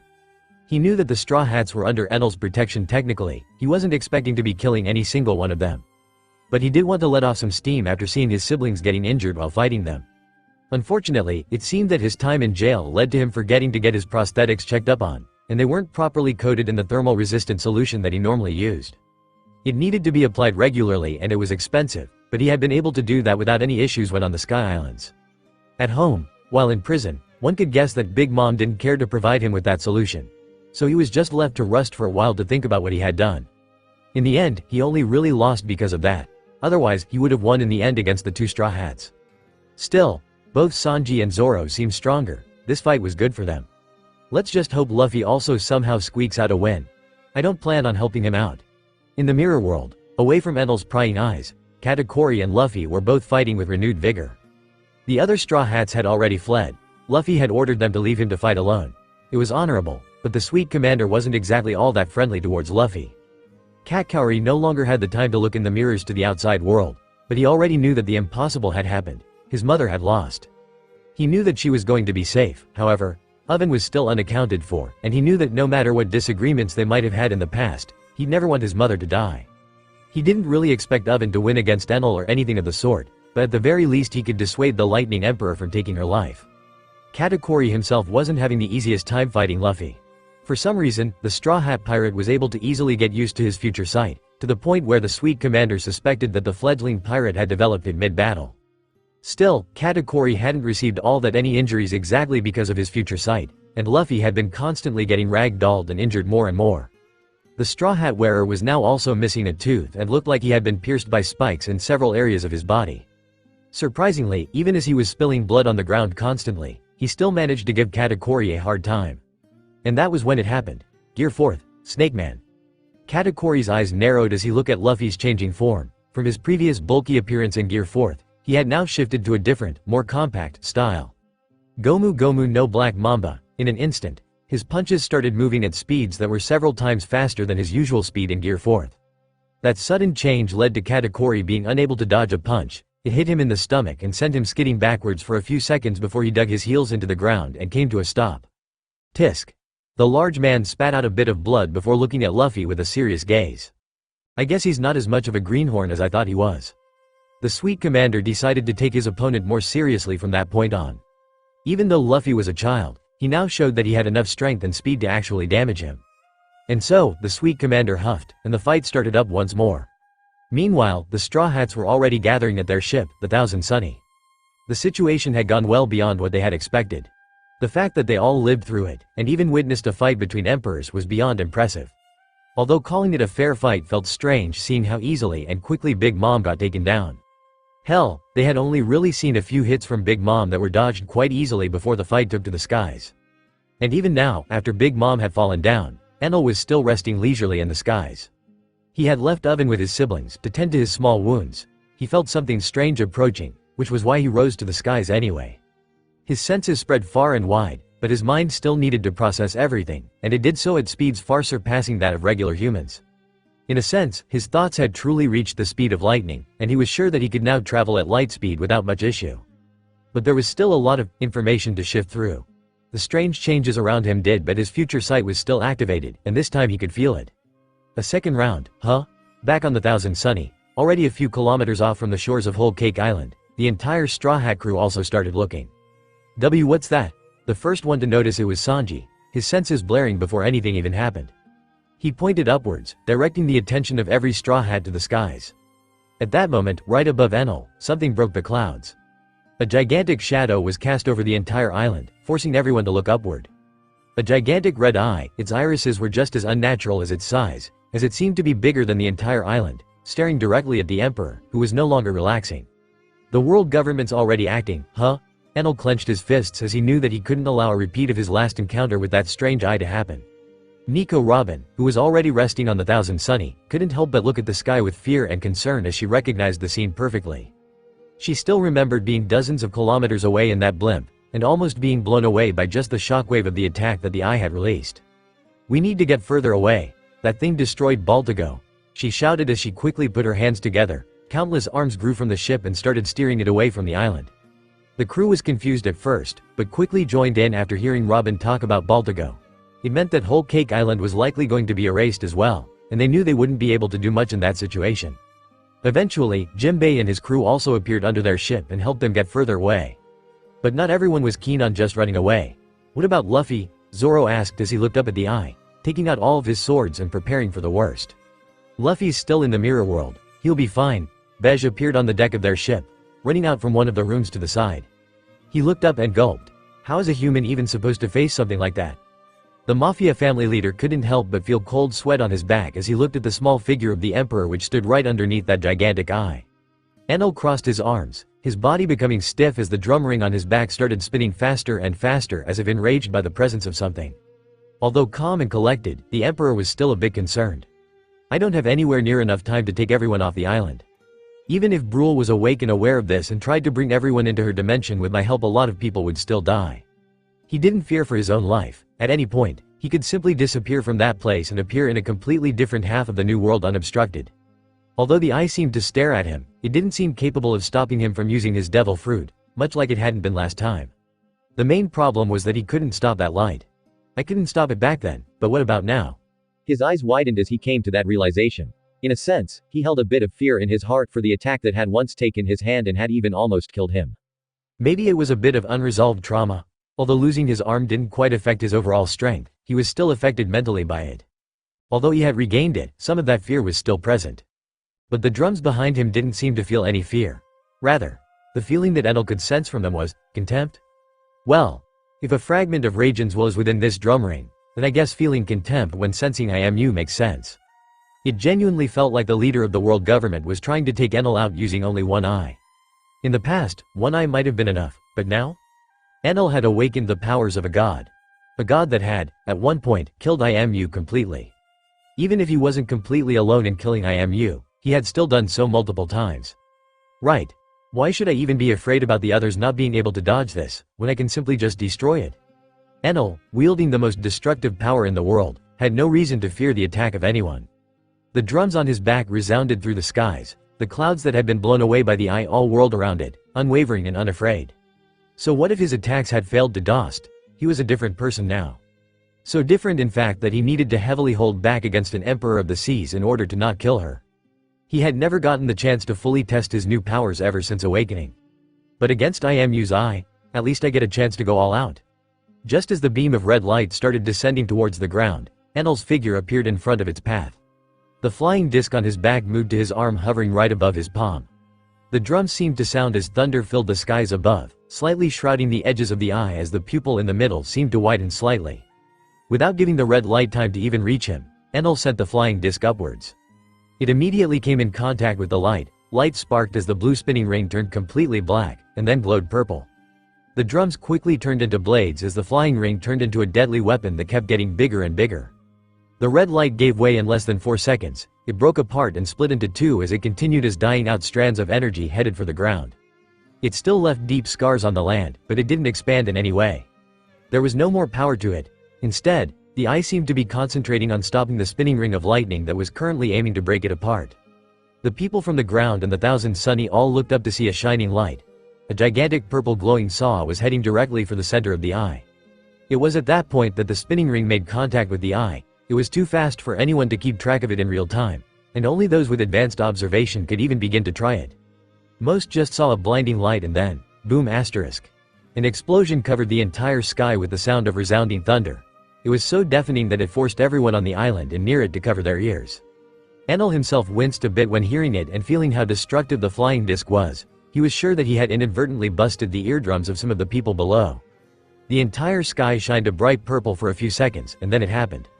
The eye broke apart visibly, and smoldering pieces of it fell towards the ground as the spinning disc caused more damage than any attack Enel had ever used in the past.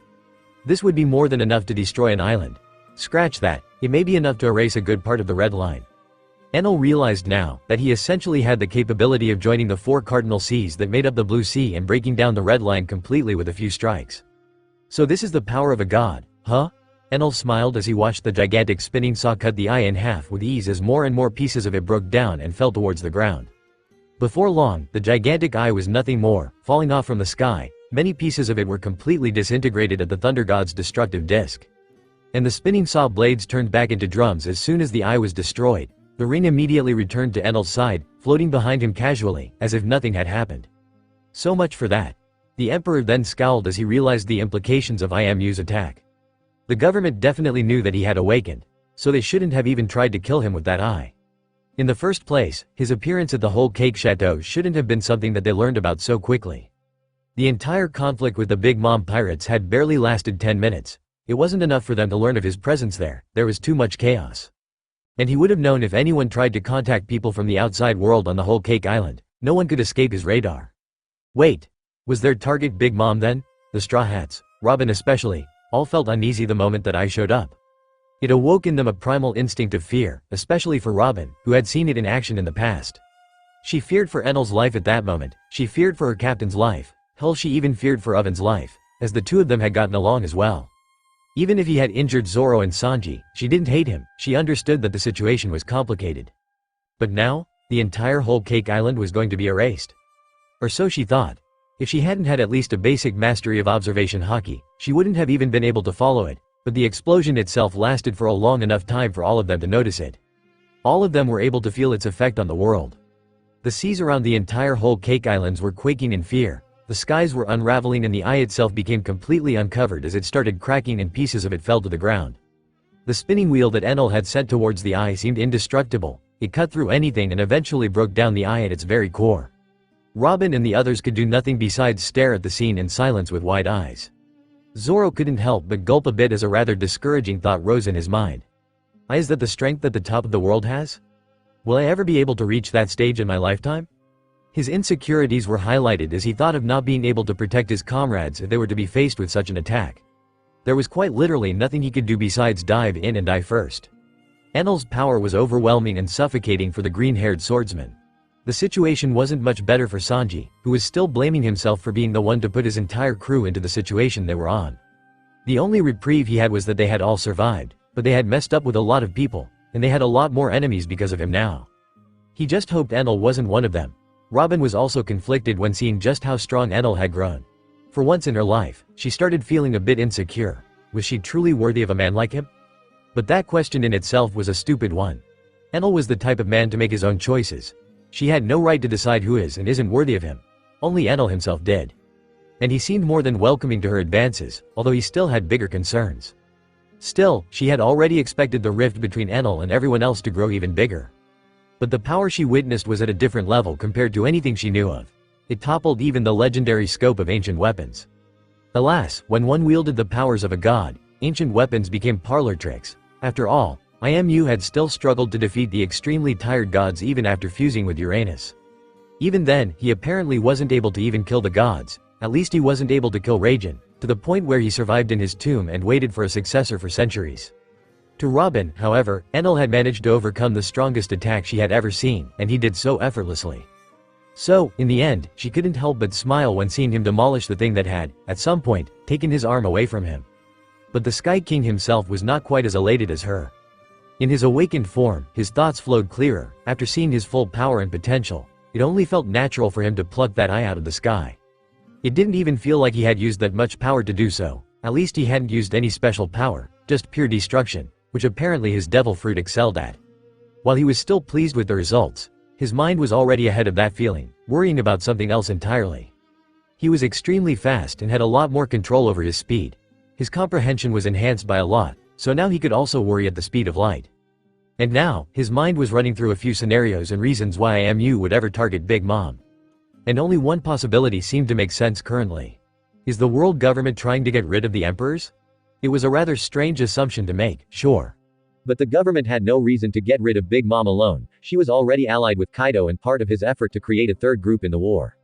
Something that the world government had previously allowed to happen, likely hoping it would work against Enel, at least going by Shanks' speculations. But he didn't just need to make an assumption.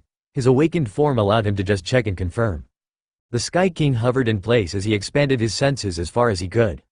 His mind processed the information his radar and senses received, and he noticed that Sphinx Island was thankfully intact. Well, it was still terraformed after the huge war that occurred there, but the world government had little to no involvement in that. The world government hadn't tried to get rid of Whitebeard at the very least. But the same could not be said about Kaido. It seemed the Dragon Emperor could simply not catch a break. Well, the land of Wano itself seemed cursed with unfathomable bad luck. Onigashima's Kaido's main base was in the process of violently burning to the ground from what Enel could feel. Well, it would have been was it not for the giant skull that seemed to protect a chunk of it.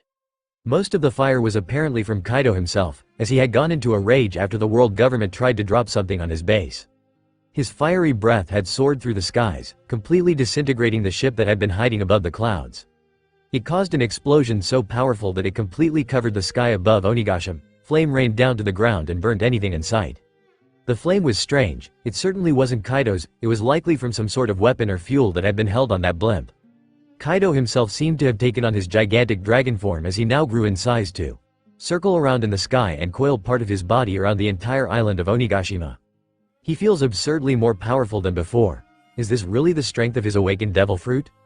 It was indeed monstrous. His roar seemed to disperse the rain of fire, blowing it all away and spreading it out to the seas around the island. Some strands of the flame did fall on some random villages, but Enel doubted Kaido cared all that much for the villagers that were starving to death on the island he ruled. For a second, a ray of light shined through the skies on Onigashima. The light didn't give anyone much hope amidst a sea of raging fire. But it still reminded people of a different time. The seeds of rebellion had long since been sown. Now they were starting to bud, growing slightly. It was only a matter of time before someone stepped in and tried to make a change. But fear was still an emotion that Enel could feel throughout the land. No one would dare to stand up to Kaido, especially not after hearing that thundering roar and the rain of fire that followed. To the villagers, it likely felt that the roar had caused the rain of fire, but to Enel's point of view, that couldn't have been more wrong. It's safe to assume that the government is responsible for those flames. They must have used some sort of weapon they didn't show in the past. It doesn't seem to have been enough to even put a scratch on Kaido's gigantic body though. Enel blinked a few times before he looked back down towards the seas, around Whole Cake Island. I guess I just gave the others a nice show. By now, it's safe to assume that Luffy and Katakuri are done. My job here should also be over. I'll have to come back after Big Mom recovers, but for now, I need to stop using this form. Enel slowly closed his eyes, and the lightning his body gave off seemed to die down in that instant. The drums behind him spun slower and approached themselves back into his skin in the form of a permanent tattoo. The next time the Emperor's eyes opened, they were no longer shining with purple lighting, they were back to normal. The first change he felt was that he no longer had that same feeling of omnipotence. His eyes no longer saw as far, his mind was much slower, his power no longer made the air around him tremble in the same way. And it was in that instance that he felt a jolt of pain so powerful in his mind that he almost fell out of the sky. He thankfully managed to land on a cloud, but his pain prevented him from using even basic observation haki. Concentrating became absolutely impossible as veins bulged all over his body and his eyes became bloodshot. He clutched at his scalp, biting into his lips as he restrained his pain cries. The pain lasted for a few minutes at that intensity. The Emperor managed to get used to it after a while, but he still couldn't possibly concentrate after that. Thankfully, after it lessened, the Emperor was able to slowly start moving again, flying away from that cloud that had supported him and towards another, higher up. There, he lay down for a few minutes, humming and trying to stave away the pain as his thoughts became clearer once more. Damn, I still had to get used to this. The Emperor stayed on that cloud for a while, trying to think of his next move. After a while, he simply cracked his neck and sighed. He slowly stood up and swayed from side to side before looking in a certain direction. If I remember correctly, that elephant was in this direction. I should find out what happened to the mink tribe before going over to Wano and checking out the situation. I wasn't able to sense the city of Atlantis yet, so that might have to wait. With a plan laid out, the Emperor took one last look towards the Thousand Sunny, noticing that Luffy had indeed finally returned on it, certainly looking worse for wear, but still alive and kicking. I guess things are over here, better get going. And with that, the Emperor disappeared, leaving behind only the sound of a thunderclap. Ha, ha. A figure, obscured by shadows, was sat on a large throne at the end of a flight of stairs. Around it was a field of swords and weapons. Each step that led up to the throne that was supposed to remain empty was littered with blades, making the throne inaccessible to anyone that wasn't already on it. The figure looked strong from a distance, its usually red eyes were truly inhuman. But this time around, it looked quite a bit less lively. This isn't right. Big Mom was supposed to die, yet the damned Ragin' Remnant was there to help her. This doesn't make any sense. I am you, the one that sat on the empty throne, spoke out in a tired voice. The voice that exited its mouth sounded both masculine and feminine in nature. I am you's nature flowed like water, ever changing, but now, for the first time in many centuries, it was forced to grasp at its eye. The eye in question bled heavily and was forced closed. None of IMU's predictions told him that Enel would save Big Mom. It felt as if he had gotten scanned. To make things just a little bit worse, the Mother Flame had indeed also failed in injuring Kaido. They never really expected it to kill Kaido, but they hoped it would at least damage the Dragon Emperor in some way. In IMU's prophecy, Kaido was not present during the war. He didn't know whether or not Kaido was dead or injured. The dragon's fate was left ambiguous in his visions. With the information he gave the elders, they had no way of knowing if he was to die beforehand or get too injured to take part in it, but with the war fast approaching they wanted to make sure nothing would go awry. The Mother Flame was something they wanted to test anyway, so this gave them a good opportunity to do so. They did get to witness the power of the Mother Flame, and their agents in Wano managed to report the damage that it dealt to the land. But they also reported that Kaido was now much stronger than reported. But he still won't make it to the war, will he? IMU's mind was reeling with confusion. On one hand, his prediction was clear when showing that neither Big Mom nor Kaido was going to be there. More specifically, it even showed Big Mom's cadres on Enel's side, which made IMU want to get rid of her entire crew and family at once. But the personification of the sea failed miserably and even got injured. IMU's hand lowered slightly, revealing his now bloodshot and bleeding right eye. It seemed to have lost its usual red color, turning gray as if covered by something. I should be able to heal before the war, but this is still a setback when it comes to preparations. IMU also want to try and get rid of Whitebeard after finishing off Big Mom, but with his eye injured, he wouldn't be able to do so anyway. There was also the possibility of Whitebeard also being able to damage his eye. The most destructive devil fruit in the world was Enel's, sure. But Whitebeard was a very close second. To the point where he posed a threat to IMU even at an old age. It didn't matter that most devil fruit attacks were useless against his eye. Whitebeard's tremors would break it from its core. And if his and the Elder's speculation was anything to go by, Whitebeard was likely back in his prime, which made things even more difficult. Overall, there was too much uncertainty when attacking Whitebeard, which was why IMU wasn't willing to risk attacking him first and getting injured. But why would Enel be there? Don't tell me. IMU's teeth ground against each other as a thought appeared in his head. Did I give the cadres of the Big Mom pirates a reason to join the war against us? Yes. Oh yes, he did. He could only scowl at that. There's no point in worrying about most of them. But a few are worrisome, and at this rate, fate might shift again and Big Mom might join herself. As if we didn't have enough on our plate. Even though it was unlikely, IMU still thought of the possibility of fate shifting again. But he knew that it wouldn't happen at all. The wheel of fate was already in motion, and there weren't supposed to be any bumps in the road. The actions he took, although seemingly self-damaging, were not in any way going to affect the final result that fate had already decided. So, IMU could just relax on that supposedly empty throne. All is well.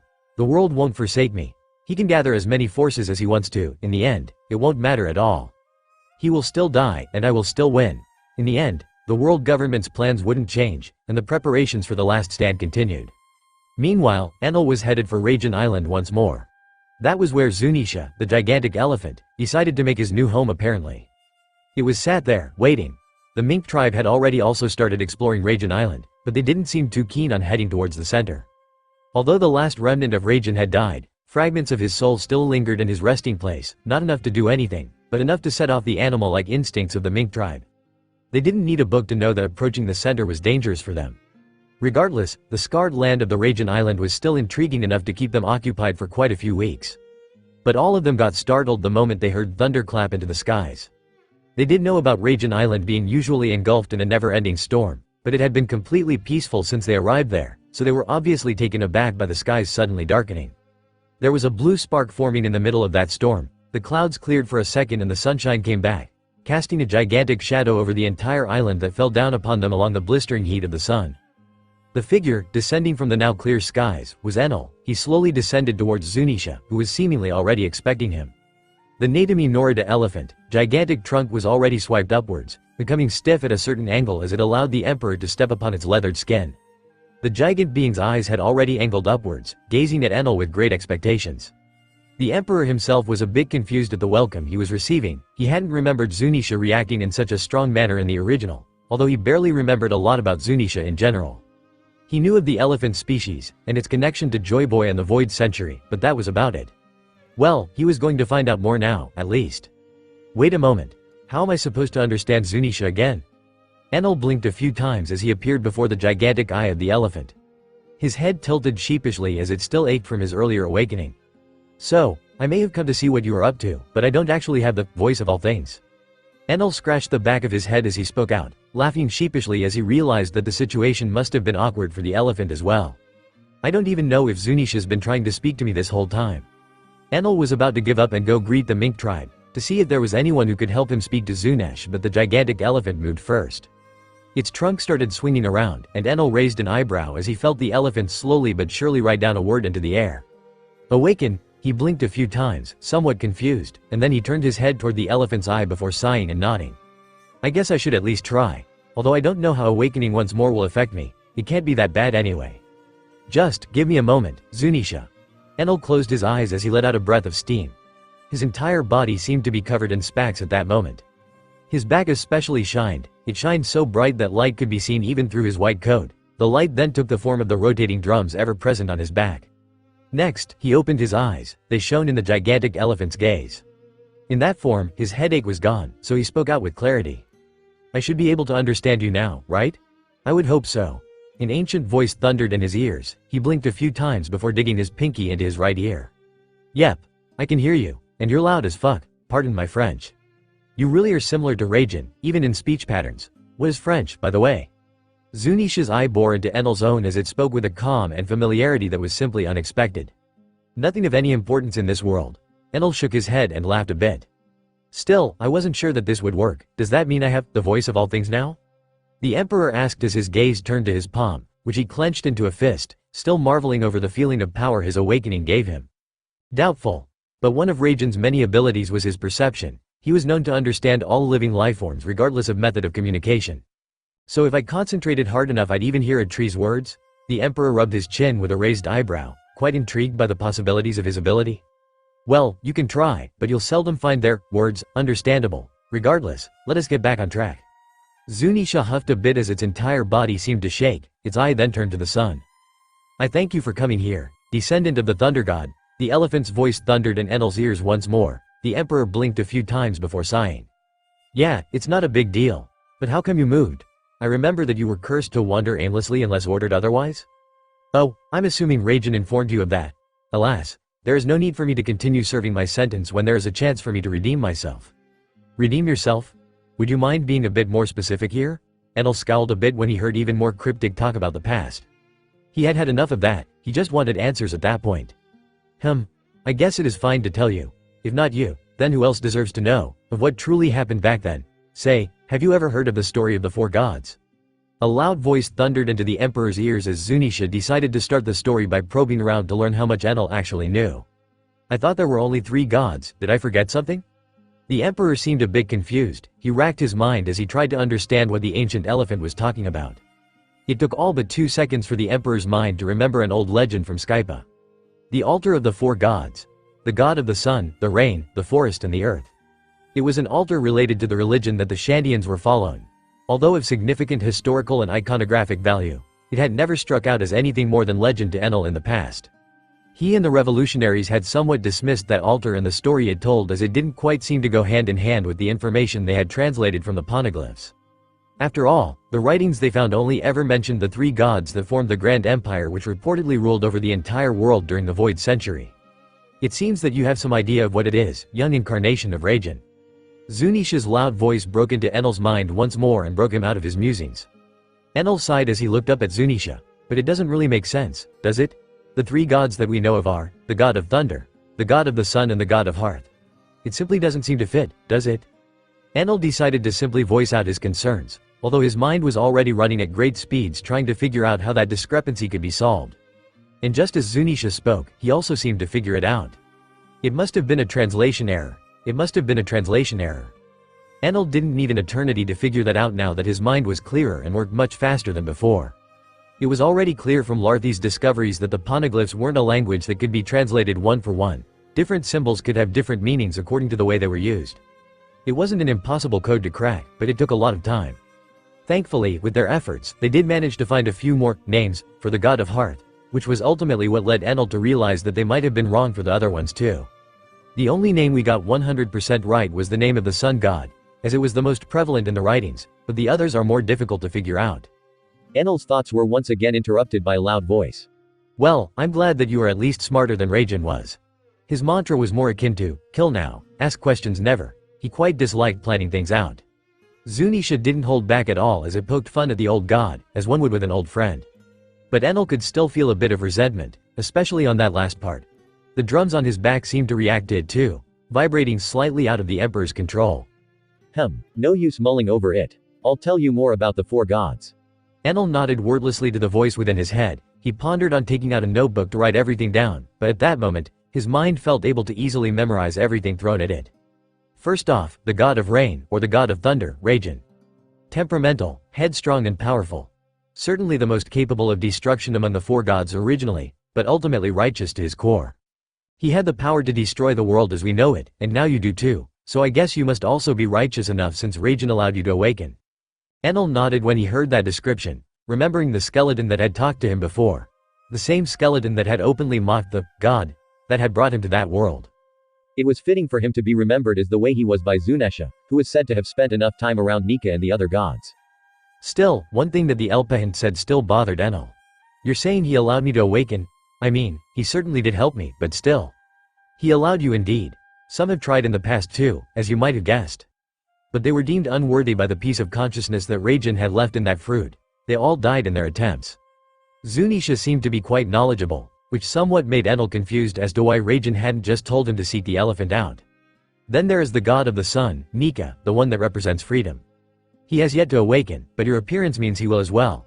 Your fates are tied together from what I remember. Enel merely nodded, already expecting to hear something of that nature.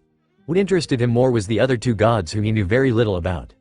After the sun god came the god of the forests, Pengu, or the god of life. He was the most benevolent of all gods, with a deep appreciation for all that was living. He found life sacred, so he especially didn't like the fourth god. Enel nodded. He had also drawn the same parallels in his mind. What was interesting was finally learning the name of the third god that was mentioned so little. What truly interested him was just starting, however. Then, the last one. The god of the earth, or the god of the sea. It may sound weird, but it is a god born out of the sea to walk the earth. Essentially, the god of humanity. Ultimately, he was the one to betray the others and destroy all that they had built. The so-called personification of the sea, I am Yuha. Enel scowled a bit. It was almost on instinct. The disc hovering behind him also reacted in a similar fashion to earlier, whizzing slightly as the air around it trembled. Indeed, the fourth god's ideals were what ultimately spawned the voided war. I was not present for the war that day, but I know the events leading up to it if you are interested in learning more. The elephant's voice seemed to be filled with melancholy. It was hard to tell what emotions it was going through as it described the events of centuries past. How can I not be interested? I have listened so far. I have sought out this same history for years at this point. To finally learn more from a credible source, this almost feels like a dream. Enel clenched his hand and smiled at the gigantic elephant. His eyes burned in both lightning and determination. Very well. The four gods were essentially brothers. They sought to bring the world together, to end all wars and to bring true serenity to it. That's a lofty goal. Sounds impossible really. Enel's smile trembled a bit as he thought of the logistics of absolute world peace. It was difficult to even think about due to the separatist and violent nature that was fostered within humans with time. But still, maybe with the combined powers of four gods, such a thing as true peace could have been achieved. Impossible. Maybe. We'll never know if it was truly impossible or not. The god of humanity decided to display his devious nature after the great empire was built. He gathered an army of people with stolen powers. Devils spawned from that withered tree. Zunisha's voice sounded resentful when talking about the devils, and especially the tree. Withered tree. I did hear a tree being mentioned in the past. Are you referring to the tree that spawned the devil fruits we now use? But I thought people gave their powers willingly to the tree to spawn the devil fruits. That's what Orochi mentioned anyway. Enel scratched his chin, his hand trembling slightly as his mind seemed to start slowing down. Shit, I'll be running out of time soon. He was already feeling sluggish in his awakened form, which was a bad sign for when he eventually left it or was forced out of it. Zunisha seemed to either not notice his struggle, or not care about it. It was too caught up in reminiscing the past to notice the present. Yes, that tree has long since disappeared. Even I don't remember where I gave their powers willingly to the tree. Others were forced into it. It was not a pleasant time to be a mythical beast. Regardless, IMU's army of devil fruit users was powerful. But the other three gods were stronger. Zunisha's loud voice seemed to further tire out the emperor as he grasped at his forehead in frustration. I get it now. The army that IMU built was systematically dismantled by the three gods, right? The emperor still managed to blurt out his thoughts despite what he felt. Indeed. But it was not without a price. Many allies of the Grand Empire lost their lives, and the war itself spanned an entire century. Enel's tired eyes couldn't help but widen at that notion. And an entire century of full-blown conflict? That was the Void Century? Just a period of absolute chaos? That could only really mean one thing. The erasure of history didn't start with the Void Century. All parties involved in the war were erased. Any impact they might have had on the world beforehand, also erased. The entire legacy that the other three gods had built, burnt to the ground. Only ashes remained. Burnt pieces that Enel and the revolutionaries had been trying to piece together for a long time. It spawned the creation of one ancient weapon. Pluton. You'll have to forgive me for not knowing the full details of its creation, but it was the worship of the gods. It carried them into their last battle. Enel smiled as he also learned the origin of an ancient weapon, though the others were still quite mysterious. Wait, how come you didn't participate in the war? Enel finally reminded himself to ask that question, just as his mind was starting to ache. Ah, yes. My sin was in not being able to accompany them. Both Orochi and we were stuck fighting each other. A petty squabble that led to the both of us missing the war. At that moment, I self-imposed a punishment onto myself. Forced to wander the world for the rest of my life. Enel blinked rapidly when hearing that reasoning. It only caused more confusion within him. A fight? You'll have to forgive me, but this doesn't make much sense. Why would the two of you be fighting at such a time? It seemed quite stupid, all things considered, to not participate in the war with the gods that they had befriended because of an internal conflict. Zunisha seemed to agree as well. We were a lot younger back then. Our comrades, Raijin and Nika, both felt too powerful to ever fail. We never felt the need to assist them. That was our mistake. I do not know what happened during that fateful battle, but I know one thing. Pangu and Nika died in that battle, and Raijin fled. Enel scowled as he felt the disc on his back trembling a bit. The Emperor could feel quite a bit of rage radiating off of it. Maybe it didn't quite like remembering those days. Hell, just seeing Imu's eye was enough to make it act out on its own. Raijin's will, although not attempting to take over his body in any way, was still very much present. I see. The Sky King still had plenty of questions, but his brain was already boiling in his head. His eyes were already bloodshot. The pain had progressed a lot faster than he had expected, and Zunisha seemed to also finally take notice of it. It seems you need to rest. That is fine, I will make sure no harm comes to you. Enel gave the gigantic elephant one last look before he undid his awakening. Just as his eyes lost their spark, the Emperor fell unconscious. The next time Enel's eyes opened, he was in a rather comfortable bed of leaves and fur. The Emperor yawned before he rose from the bed and stretched his back. The second he got up, he immediately felt dizzy, his vision became blurry, and he stumbled a bit as he fell to one knee. That's new. It was only then that he noticed his body burning with a strong fever. He slowly closed and opened his eyes repeatedly, before supporting himself on the bed to his side and slowly standing up again. He took his time as he did so, wanting to avoid the dizziness. The moment he rose to his full height again, he tried to do something that had almost become instinct to him, and that was to use his observation haki. He wanted to know where he was exactly. He wasn't worried about his safety anyway, since Zunisha had promised his safety. It was difficult to concentrate while his brain was quite literally boiling inside his skull due to high fever. Hell, the Emperor was sure that any regular human would have died long before waking up if they were the ones suffering from such an ailment. Usually, a high fever could turn deadly, and Enel was quite sure he was sporting the highest recorded fever, with the exception of Akainu's victims in the past maybe. Still, he did eventually manage to concentrate enough, his entire mind fixated on one point in order to ignore the searing pain as his senses spread out to his surroundings. As usual, a rush of information assaulted his mind. Normally, he would have been able to process that information with ease at inhuman speeds.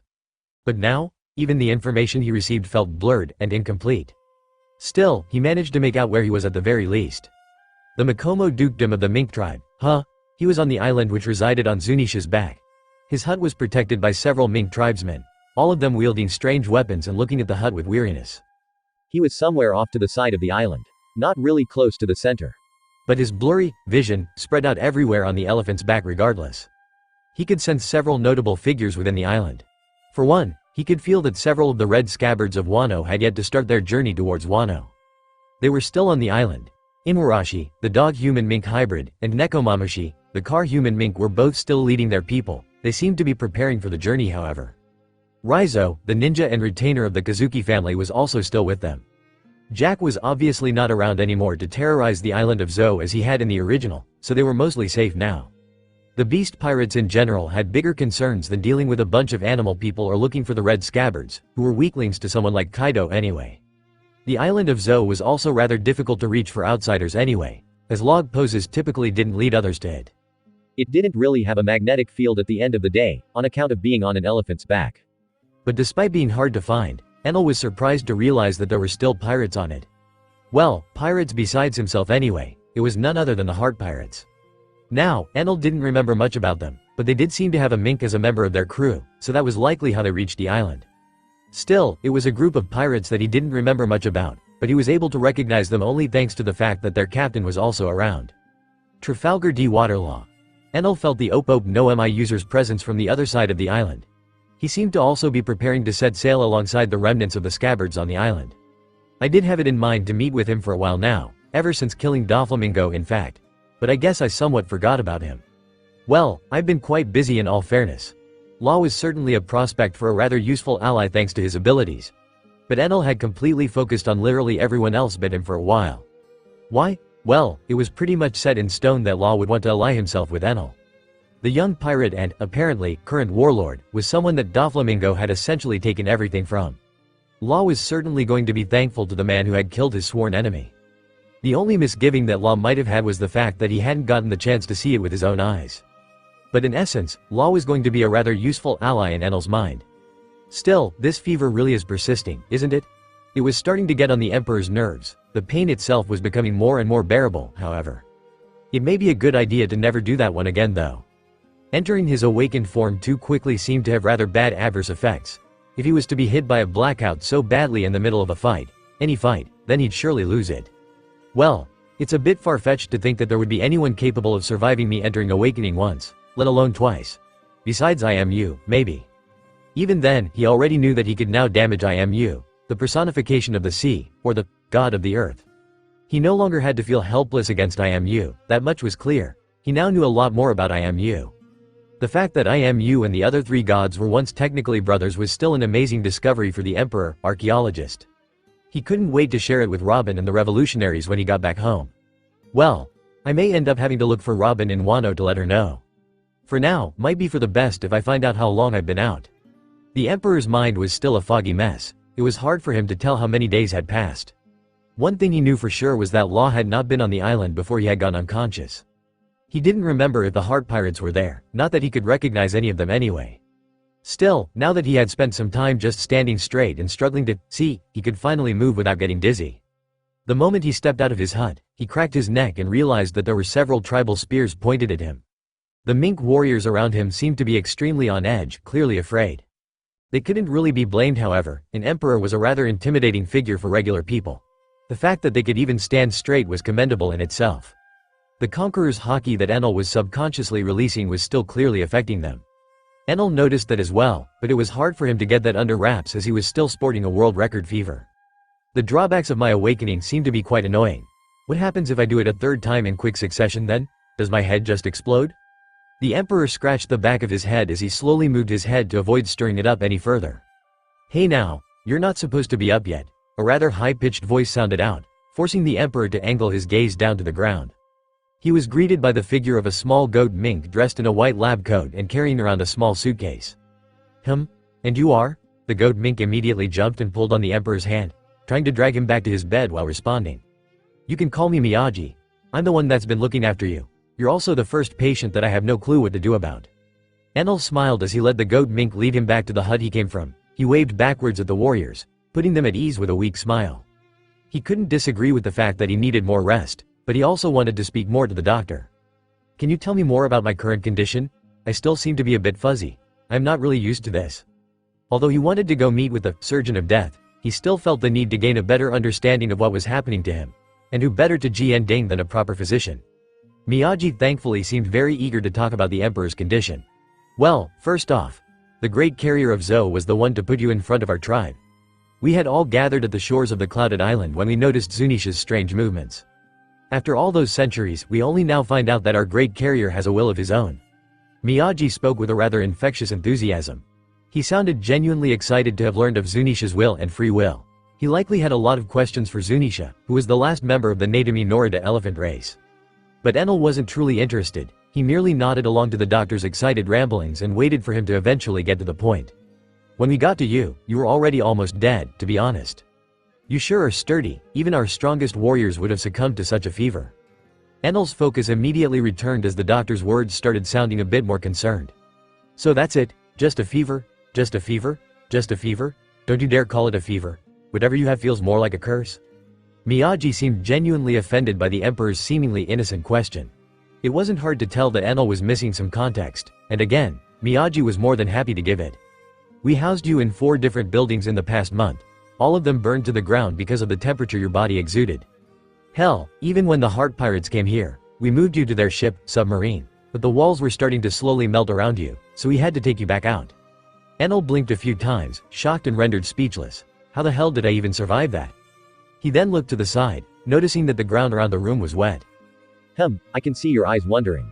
Yep, we stored a lot of ice in this room, which certainly helped a lot in cooling you down. Of course, we don't have unlimited ice, but Zunisha seemed to be expecting this, so he moved us closer to some icebergs.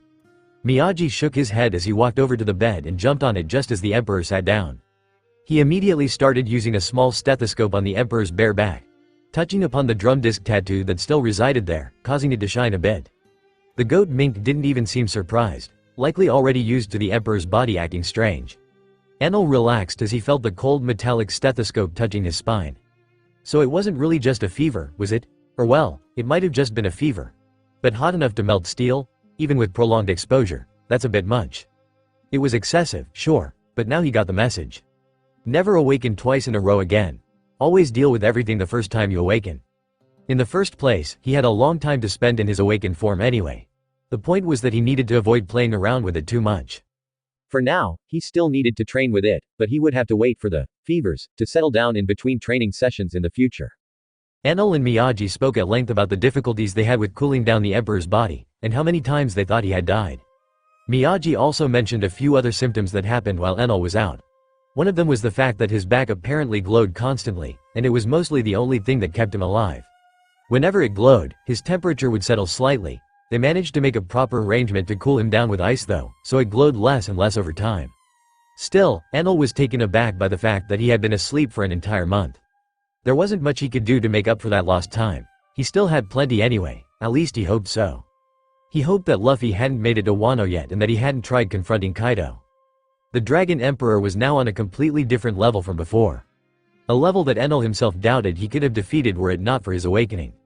Besides talking with Law, I need to check up on everyone as soon as I leave this place.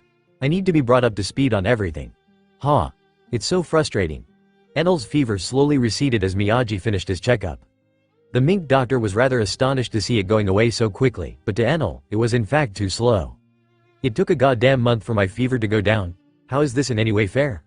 He didn't remember much from Luffy's awakening, but he knew that the sun god simply seemed to look older for a while, before reverting back to his usual form in a few minutes and being able to use his awakened form again. It was simply unfair. The only good point about his fruit's awakening in that regard was that he seemed to be able to go for much longer than Luffy, and his destructive power was a few tiers above that of Luffy too. Although Luffy somehow still had him beat when it came to absurdity, the power that the sun god was going to gain was rather versatile as well. Having the ability to alter reality was very much broken. Well, he could rubberize everything essentially. Even things that logically wouldn't ever be rubber, like lightning. Hell, the Emperor was sure that Luffy could even rubberize the sea and create a large tsunami by flipping it if he put his mind to it. Although Enel was sure Luffy's power had its own limitations. Downsides and upsides, There was really no use in comparing the powers of two gods. They were both in leagues of their own. But there's another fruit on this island that is arguably just as strong as mine and Luffy's. The Ope no Mi. It was certainly a fruit that was suffering from a lacking owner. Well, Law himself was able to use it effectively. Some would even say he grew in a significant threat for even Yonko. But at the end of the day, he suffered greatly from his lack of mastery over any form of haki. He also lacked the conqueror's haki that most of his competitors among the supernovas had. Even so, his fruit was so strong that it put him near the same level as them. It was to the point where he was enough to put Kid, someone with mastery over all forms of haki, to shame by the end of Wano from what Enel could remember. Still, Enel was sure of one thing. Give that devil fruit to someone like Garp or Francisco, and they'd become the strongest alive in a damn instant. Well, maybe the devil fruit was difficult to use, they would certainly need a lot of time to gain mastery over it. But if someone with the haki of those two had Law's mastery over a devil fruit as powerful as the Ope no Mi, well, they'd simply be unstoppable. Enough about that. There's no use in thinking about it now. There's no way that someone would have Garp's mastery over haki and a devil fruit mastered to that level. There's not enough time in a lifetime to get to that level. Well, maybe I am you and the elders are at that level. I mean, some of them have been alive for a while from what I can remember. Still, the chances that any of them had a devil fruit as broken as that of Law were low to zero. Enel's only real concern was still I am you.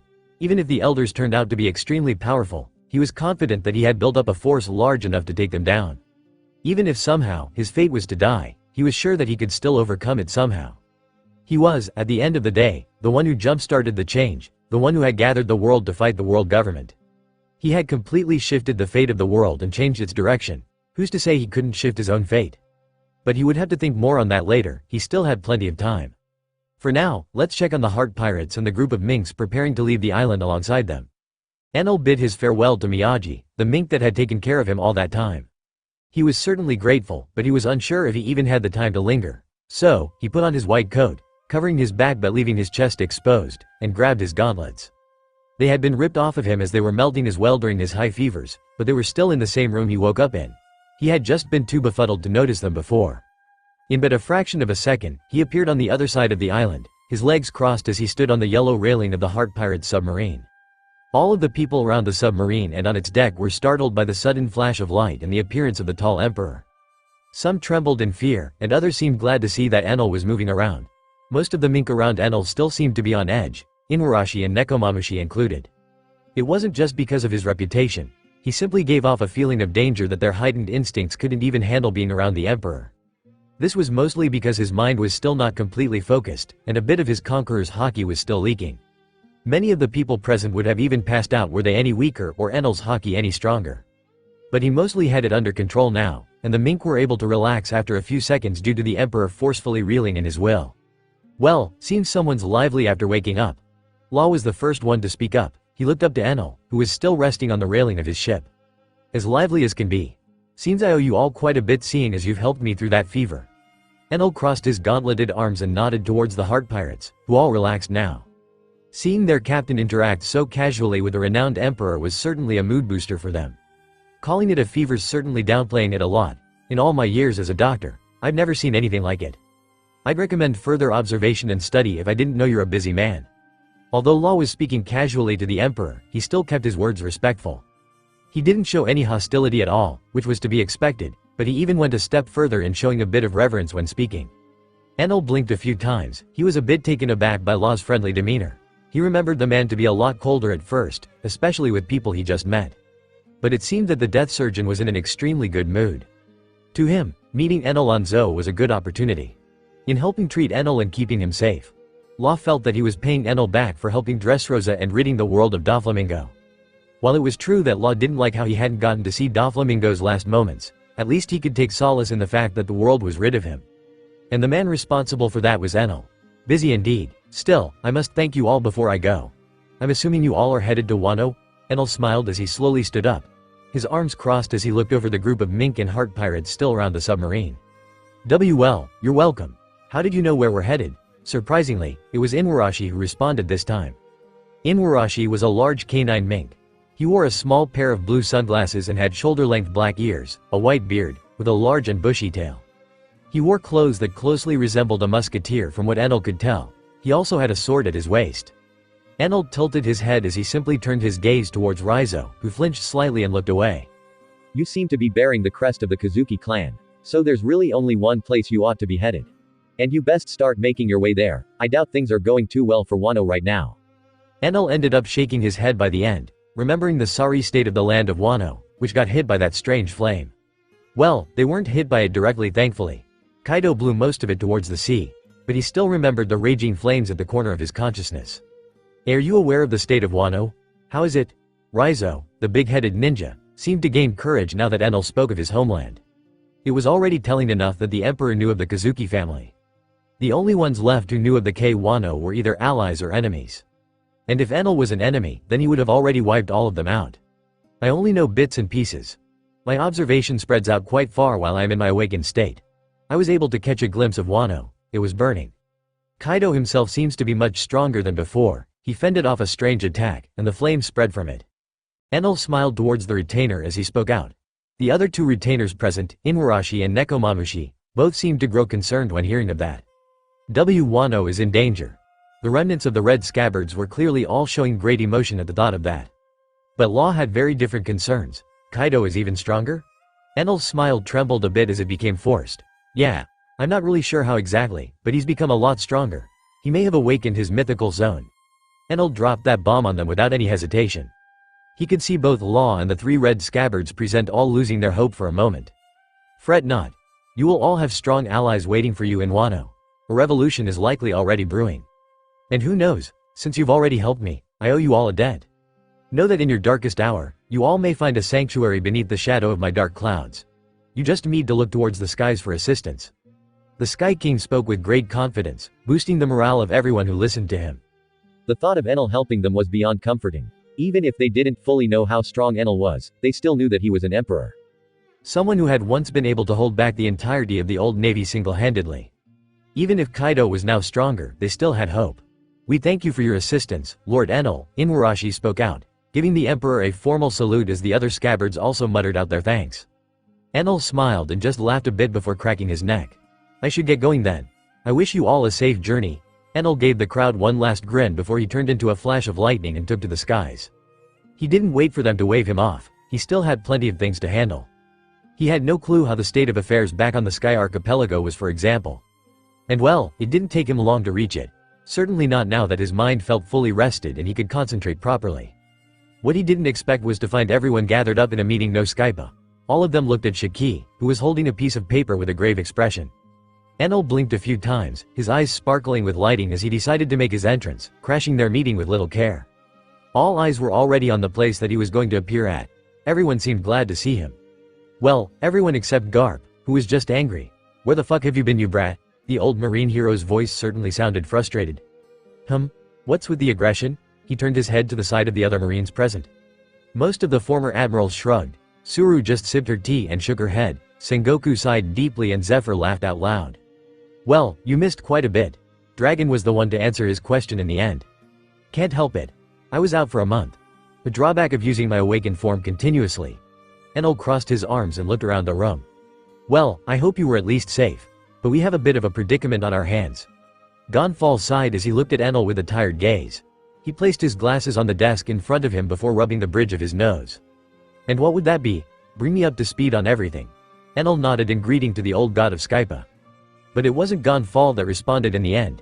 It was none other than Garp, whose anger had somewhat receded now that he knew Enel wasn't off on a vacation. Well, first off, Francisco went and got himself caught. What?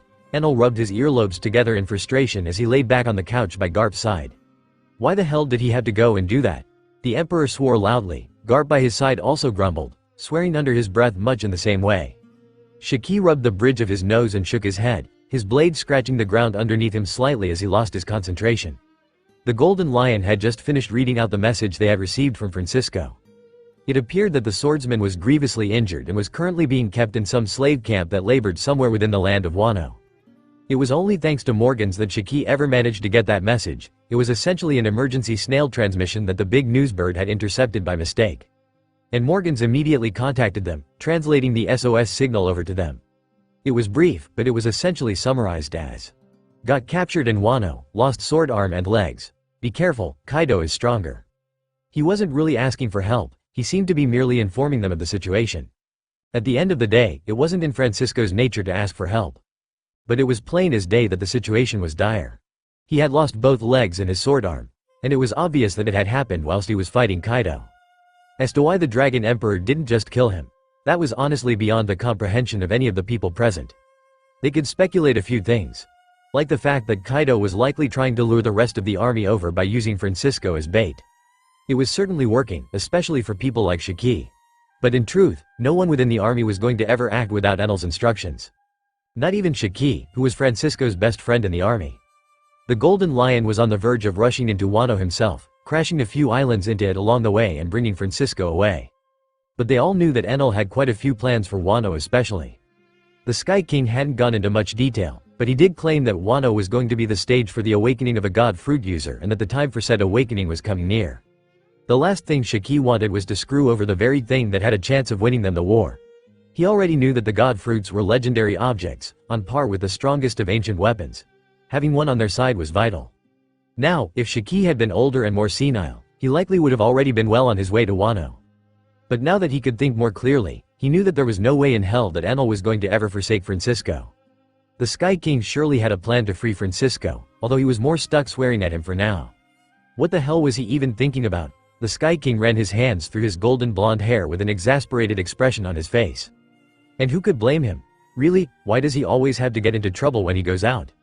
Still, at least this does confirm something. Enel wasn't the only person in the room to come to that conclusion. And in hindsight, it was already obvious. Kaido was already on a level of his own, well above that of the current Yonko and even the old Pirate King. Hell, he was likely even stronger than Rox D. Zebek, although Zebek's potential hadn't ever been reached. As a Lunarian, he was infinitely weaker with his wings clipped than otherwise. In a sense, Kaido had likely now risen to the strength of a prime Zebek with his wings still intact. I can still manage something like that, but it seems that Francisco alone couldn't. Enel himself was unsure if he could win against Kaido without entering his awakened state, and that spoke volumes already. Enel didn't need to awaken to defeat Big Mom. He could have done it just as easily in his regular form. This already meant that Kaido was well above Big Mom, but that had always been true. Kaido's awakening, however, made him a significant threat to the upcoming war if he chose the wrong side. This is no longer a matter of Luffy's awakening. I need to do something about Kaido before he manages to ruin all of my efforts. After all, if Kaido interfered while Enel was busy with IMU, then the tides would shift completely. And since Enel remembered how he didn't plan on taking any sides, it would be pure chaos. But the world government would benefit most from that chaos. The Dragon Emperor had a lot of grudges with Enel's army, from there being former Marines to people that he fought in the past, and even the fact that he had been held captive in their headquarters after being humiliated. If Kaido got involved during a stalemate, then he would surely strike at the side he had more grievances against. I can't afford to have Luffy half-ass killing Kaido. I can't let his fate be ambiguous in a lava pit. He's already proven himself to be too large of a threat. I will make sure to turn his body into smoldering ashes and watch it with my own 2 eyes as it scatters in the wind. The room was silent for quite a while as everyone gave Enel a bit more time to process everything. Eventually, however, Shiki spoke out. So, any plans? The Golden Lion was by far the most concerned out of the people present. To him, it was only a matter of time before Kaido decided to kill off Francisco. He didn't want to wait for long enough to find out if Bonnie's powers worked on mutilated corpses. By her own admission they didn't, so he didn't want to even think about it. Bonnie herself hadn't yet found out about the matter, but she was surely not going to react well. And Enel also understood that. Unfortunately, they couldn't really spare Bonnie the heartbreak as she was the one who would ultimately put the old swordsman back together. Well, the plan's quite obvious, isn't it? Can't really let Francisco die. Enel sighed as he finally arranged his thoughts. At that point, he didn't know if the small headache he had was remnants of his awakening kerfuffle or just frustration at the situation at hand. But his mind was clear enough to construct a plan and a rescue team. We'll be setting sail to Wano soon. Me, Shiki, Bonnie and… Enel looked around the room for a second. He wondered who else to take with him. Thankfully he didn't need to wonder for long. Don't even think about leaving me out of this, you dumbass. Garp crossed his arms and huffed. Garp was obviously unwilling to admit that was even slightly concerned for Francisco, but that was to be expected. Even if the old Marine hero didn't fully trust Francisco, the two of them had still spent a lot of time at each other's throats. And that was essentially bonding in Garp's dictionary. The old Marine hero was already feeling weird not arguing with the old swordsman on a daily basis. Still, his tagging along was likely going to be problematic for a number of reasons. Like the fact that his temper would certainly lead to a fight with just about everything that moved. But Enel didn't seem to feel like refusing Garp's participation. So, Sengoku sighed deeply and rubbed the bridge of his nose. He was about to object to that, but another voice joined in. It was someone who had been just observing previously. If he is going, then I am too. I need some action, and someone needs to keep good old Garp in check. Black Arm, Zephyr, one of Garp's companions from back in the day, one of the leaders of the Neo Marines, and currently one of the leaders of the Marines within Enel's Grand Fleet. Sengoku wanted to reject the notion at first, but he knew better than to even try. At that point, the battle was already lost. Garp alone maybe I can handle, but no one can change the minds of these two when they're together. Suru smiled as she guessed at Sengoku's internal struggles. She also couldn't help but remember their heydays. The Black Arm and the Fist, two of them always made a nice team. Hell, they had even teamed up and went against Shiki's Grand Fleet. SA2 have always been stubborn mules. Nothing's changed, so no point in trying to dissuade them. The old crone crossed her arms and nodded at Sengoku, who only sighed. Enel did notice their small exchanges as well, but he didn't react much to them. Good. The 5 of us will be leaving at night. I'll inform Bonnie of the situation and tell her to pack her things. Enel nodded at the people in the room before he slowly got up. "Hey, I can tell her what's going on. It's more fitting since I'm training her too," Garp voiced out as he also stood up. He didn't even get to take a step before Sengoku appeared in front of him and placed a hand on his shoulder. "No offense, but subtlety has never been your strong point. Please leave this to Enel." The former fleet admiral nodded to Garp. The old marine hero seemed to want to refute that, but he also realized that he couldn't really argue against it.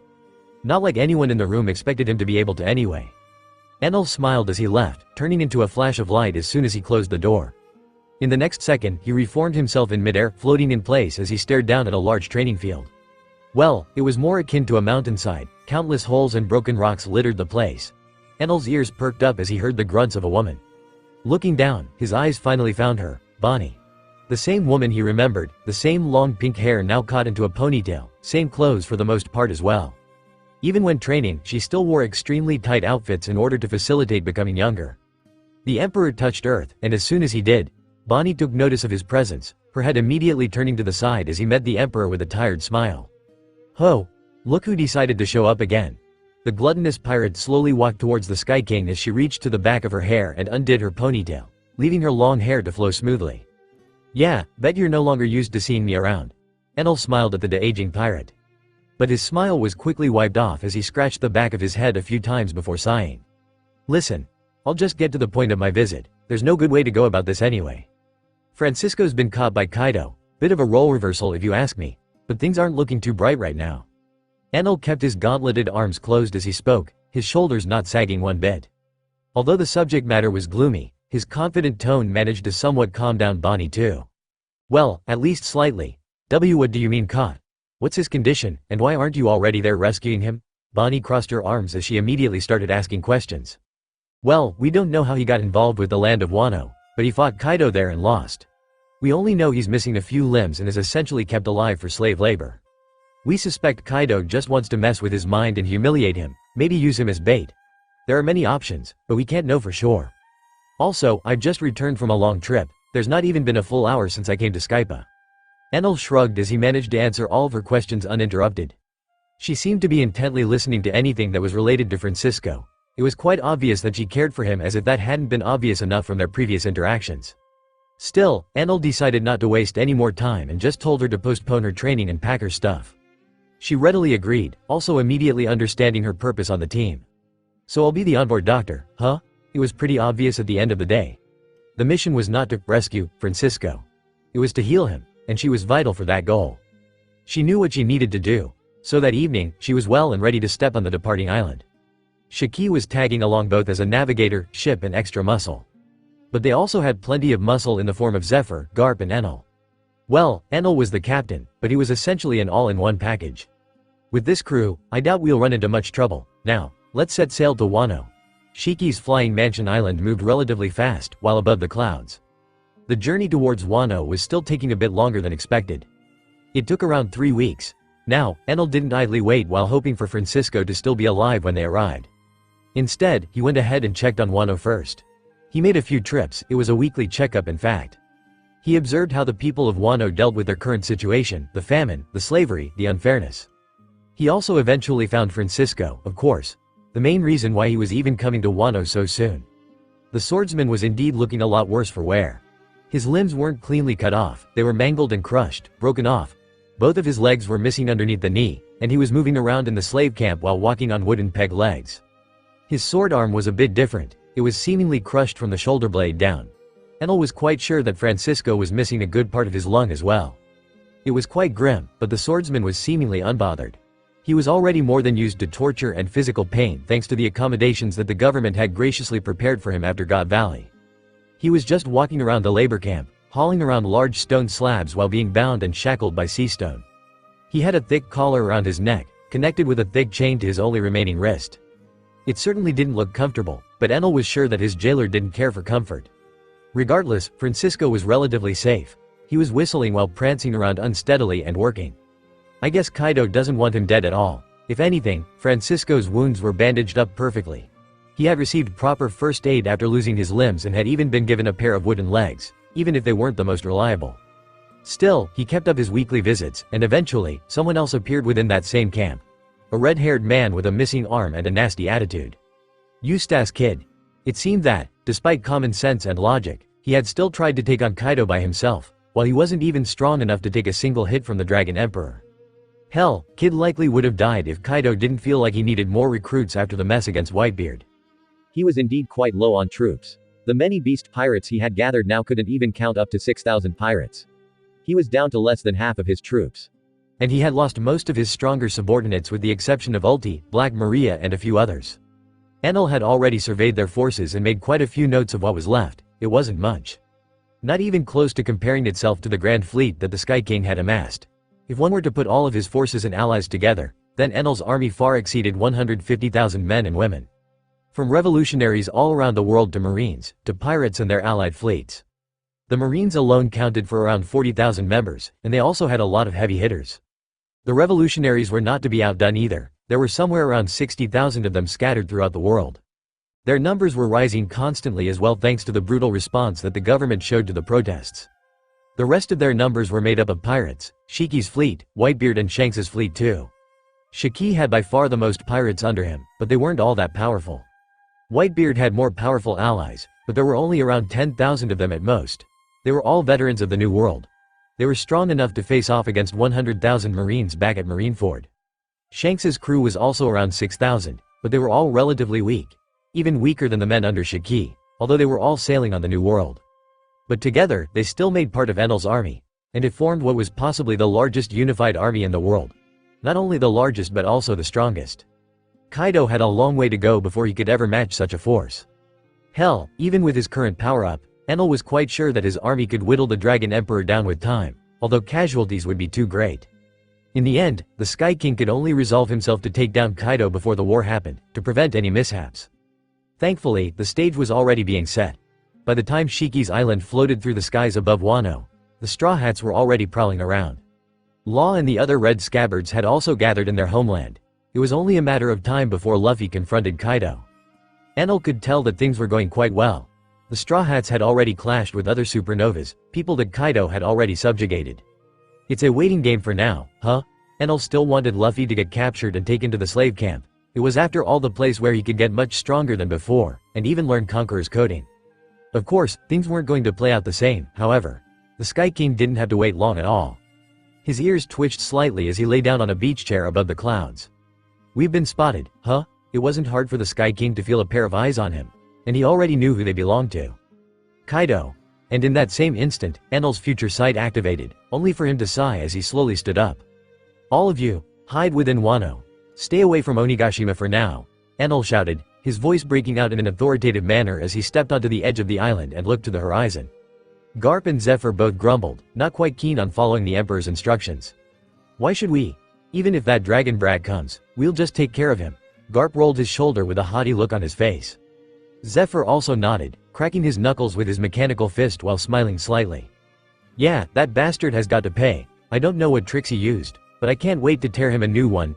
Shiki also seemed quite keen to clash with the Dragon Emperor. Bonnie was the only one who wasn't quite excited at the prospect of fighting Kaido, but she couldn't just jump off the floating island by herself. I don't want you all facing off against Kaido just yet. Remember our mission, we're here to rescue Francisco. Enel's cold voice washed over them, and it was more than enough to kill their excitement. The former marine hero finally noticed the serious look in his captain's eye, which made him grab Zephyr by the arm and jump off the flying island without a second thought. Shiki followed suit, grabbing Bonnie and dragging her off, flying away while Enel crossed his arms and sighed as he finally felt it. Heat. Huh. It seems some ants have snuck in. The heat came from the hot breath of the gigantic dragon that crawled through the clouds in front of Enel. A shining azure dragon that seemed to dwarf Onigashima in size. Enel's eyes could see the dragon's tail flowing through the clouds kilometers in the distance. Kaido's head was larger than the island that Shiki had flown over. His horns were much larger than before, his teeth sharpened to the point where they seemed like gigantic blades. All of the hair on the dragon's body was flowing in the wind like a flickering white flame. The dragon's eyes also shone a bright azure light as it stared down the Sky King. Ants, huh? You've sure grown arrogant. And big. Enel scowled as he tilted his head to the side. His senses could spot the others that had been with him quickly getting away. Wororo, you'll find that my size is the least of your concerns, worm, and confidence always looks like arrogance at first. You're about to find out on your own skin. Whether or not I am arrogant, Kaido's voice thundered through the entire land of Wano. Enel could feel the fear of the people below. They had likely already experienced the wrath of their ruling of the beasts. Well, you've not gotten any less talkative, that's for sure. Enel scowled as he turned his gauntlets into a long staff and tapped it on the ground. HMPH. Let's end this charade. Kaido huffed once more, his white hair flowing through the wind as his eyes lit up even more. Wouldn't have it any other way. Veins appeared on Enel's forehead as he spoke, sparks rose from all over his body as he held onto his staff. At that moment, both of them made a move. Blast breath, Thor. A gigantic blast of black flames washed over the skies, matched by an equally gigantic burst of lightning. The two lights met in the middle and created an explosion large enough to shake the entirety of Wano. What the hell? Down below, the Straw Hats couldn't help but look at the skies in shock. The clouds had been blown away, allowing the sunlight to shine through in the land of Wano. And at the same time, it also revealed the gigantic body of Kaido. We're supposed to defeat that. Zoro and Sanji both had the same thoughts, as their minds filled with anxiety. But they quickly dispelled that anxiety. They were part of the crew of the future Pirate King. They couldn't afford to back down against anyone. Not even an emperor. But as interested as they were in Kaido and his explosive strength, they were just as interested in the one that had just clashed with him. Was that Enel? Luffy scratched his chin with a strange look on his face. Robin, who happened to be by his side at that time, also looked up at the sky. The blue flash of light was just dying down. It was possible that it belonged to Enel. But it just didn't seem right. After all, that blue light seemed to have been pushed back in the end. Woro ro ro ro. A peal of laughter shook the skies as Kaido seemed to fly off, his tail swatting away pieces of burnt debris from the flying island he had just turned to ash. Robin's eyes narrowed as she noticed something else, something peculiar. Falling melted pieces of a golden staff. This isn't good. It had already been a week since the sky was glowing in blue and black. The flames that raged on the horizon this time didn't touch the ground, although the citizens of Wano still lived in fear. Many things had happened during that time. Blood was spilt and desperation festered within the nation of Wano. But for now, things were once again calm. A tall figure wearing a yellow loose-fitting jinbei, male yukata, walked around the streets of the flower capital with leisure. He had yellow hair, slicked backwards, his face covered in a white empty wooden mask. He stood a meter taller than all of the civilians walking the streets. He stood out a lot, which made everyone avoid him consciously. Sometimes one of the samurai under Orochi's employ would see him, but they would also gulp and turn their heads away. Something inside them just made it impossible to stare at that man for too long without feeling some sort of primordial fear. That man was none other than Enel. He moved his mask slightly to the side and took a bite out of a dango, before signing and looking at the flower capital with a critical eye. Although they weren't to blame, the citizen of the flower capsule walked around leisurely while many others starved in their homes in the towns and villages in the rest of Wano.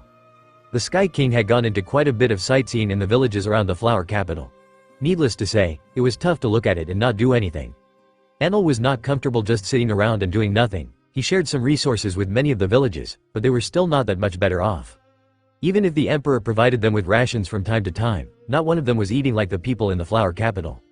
Things were quite tragic really, and Enel couldn't wait to put a hole through Orochi's head and give the country a better leader.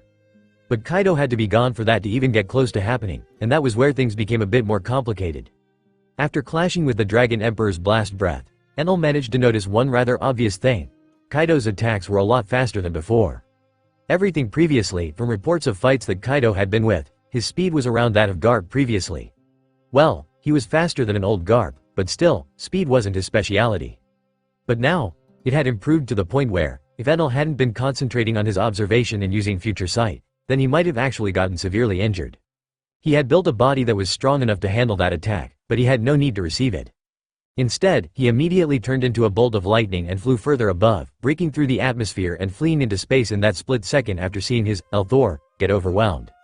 Even from space, he could see the large stream of fire that the gigantic Kaido was spitting out. It was surely enough to engulf most of Wano, but it was thankfully not directed at them. The island that Shiki had been using as a ship did disintegrate, however. There was no helping that. The black flame seemed to burn that flying island to ash in seconds. It was genuinely impressive. Of course, the flame itself was black due to it being completely infused with haki, both advanced conquerors and armament. Enel couldn't quite compete with that yet. Hell, he hadn't even mastered Conqueror's coding yet. He had a long way to go in the haki department.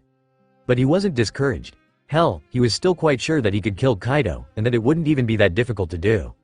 After all, his awakened form granted him power beyond comprehension. But Enel also knew that he couldn't be the one to kill Kaido, especially since things within Wano were progressing similarly to the way they were in the show. For example, after seeing the molten pieces of Enel's staff falling from the skies, Robin panicked and brought it to Luffy's attention as well. The rubber human went into a frenzy almost immediately. He activated Gear 4th in that instant and followed Kaido, who had turned back to human and landed in the middle of the flower capital. Their exchange went about as expected. The Dragon Emperor didn't even need to use his spike club. He merely slapped the Straw Hat Captain away with enough force to make him fly out of the flower capital completely. Of course, Luffy survived. He was as resilient as always, even more so than when he had originally met Kaido. But it still wasn't enough to even withstand Kaido's slap. He was knocked unconscious at the point of contact. Enel didn't do anything to help, however. He knew that Luffy would survive. He also understood that Kaido was an obstacle that Luffy had to overcome. He was the roadblock and also the springboard that Luffy could use to jump his way into godhood. Luffy was swiftly taken to the labor camp, one somewhere within the Curry region, where most of the factories and metal working facilities resided. He was thrown into the same camp as Kid and, surprisingly, Francisco. It seemed that Kaido had little care for how they'd end up. He planned to break them and have them join him eventually. It was certainly an interesting strategy. Now, maybe it did work for some. But Enel highly doubted that it worked on any actual Conqueror's Haki user that was worth mentioning. After all, one needed a certain strength of character to become a conqueror, and usually, such a spirit was hard to break. After Luffy was captured, Enel knew that there was no point in taking down Kaido by himself. After all, things were going somewhat similar to what they had in the show. Of course, Enel was now also left without much to do. He did make sure to send a message to his people within the island. He reached out to Garp and Zephyr, who seemed to have punched out a hole in a mountain and made it their humble abode.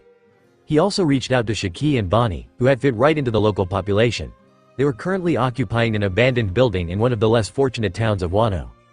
Food was scarce, but Shiki also started distributing some food he salvaged from the beast pirates. Of course, the beast pirates, although spread thin now, still noticed the increase in food supply in some of the towns, especially the one Shiki was in.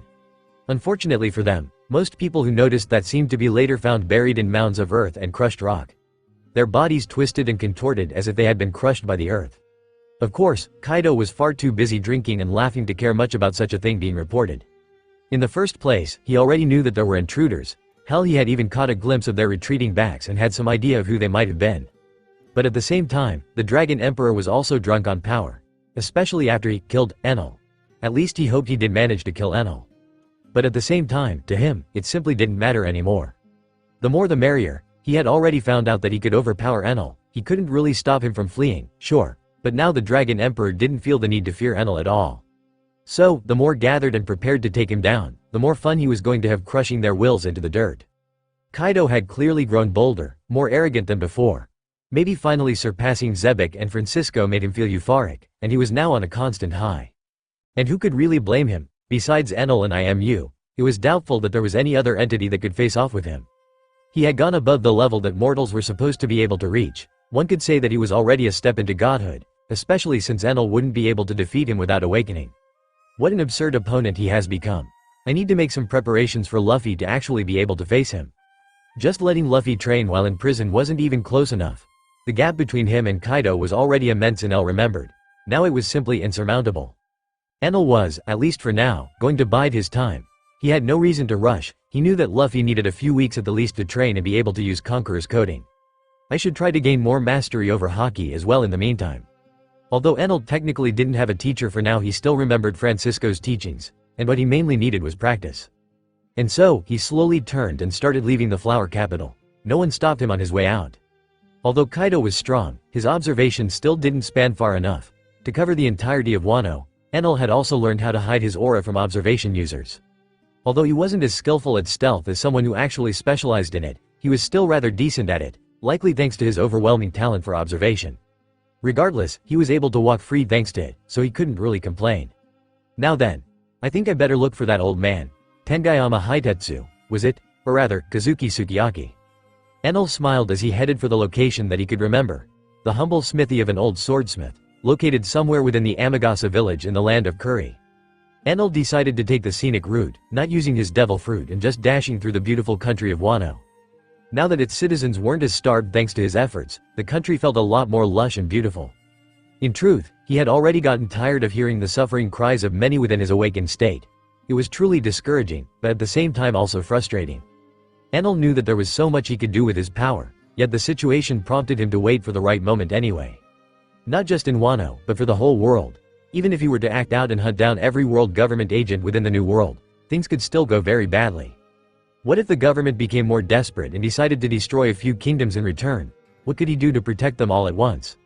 Nothing really. He needed to get rid of the threat from its core, which was what had led him into his current predicament. He had plenty of time to spare, so he decided, why not find out a bit more about something that interested him? I wonder how much Odin's father would be willing to share with me in regards to what's hidden under Wano. Enel's steps were light as he stepped to the outskirts of Amagasa village. It was surprisingly still standing tall. Enel had remembered it being destroyed at some point, but it seemed that a lot of events within Wano hadn't happened as expected, or hadn't happened at all. X-Drake, the supernova that had joined the Beast Pirates, was nowhere to be seen in Wano. Not even Enel's senses could find him.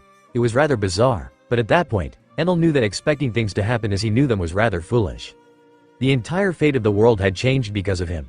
It was only a matter of time before the world itself shifted as well. But it wasn't all changing in a bad or unpredictable way. Thanks to Enel's efforts, the residents of Amagasa village no longer had to fill their bellies with water in order to not feel the hunger creeping on them. Of course, hunger was still present, and the food they had was carefully rationed. But at least they were now a few steps away from starvation. The Beast Pirates were spread too thinly to pay attention to the Amagasa village it seemed, so their small surplus in food went unnoticed. This worked in their favor, obviously. They all still hid their food and lived in fear, but at least they had something to hide now. Thankfully for them, they would not be in any danger for the foreseeable future. Enel also planned to sleep there for a few weeks while training, so any beast pirate that would try to get close to the village would be unfortunately turned to ashes. Enel spared no sympathy for the men and women who indulged their gluttony and greed while taking advantage of an entire country's worth of people and letting them starve. To the Sky King, they were as good as dead. The second Kaido's imposing figure fell, they would follow him to the grave. It was the same for Orochi, who was still technically the ruler and shogun of Wano and the flower capital. To think that pathetic weakling has that monster's power. Enel shook his head as he remembered the imposing figure that was the real Yamata no Orochi. He remembered the gigantic snake hiding in the depths of the world, biding its time. It was clearly worlds apart in both power and intelligence compared to the shogun. There was simply no contest there. I guess this puny shogun only really wields a fragment of Orochi's power, a fragment that's not even been mastered fully. That's for the better anyway, he's already annoying enough as a weakling. Enel still remembered that old saying. Absolute power corrupts absolutely. Orochi was a piece of shit while being in a flimsy position of power under Kaido's belt. If he also had significant personal strength, then he would surely go off the wall. Well, he was technically stronger than the regular person, but he was still a weakling by New World standards, and they were in the middle of the New World. Regardless, the shogun would soon pay his dues to the Kazuki clan, and Enel was now standing in front of the oldest member of that family. "What do you want, tall fellow?" Those were the words that greeted the wondering emperor as he entered the hermit's workshop. There, sitting on what looked like a bar stool, was a tall old man with long white hair. He wore a red tengu mask with an extremely long nose. He wore a black jacket with green puffs along its inner edges over a light gray kimono with purple spots on the bottom.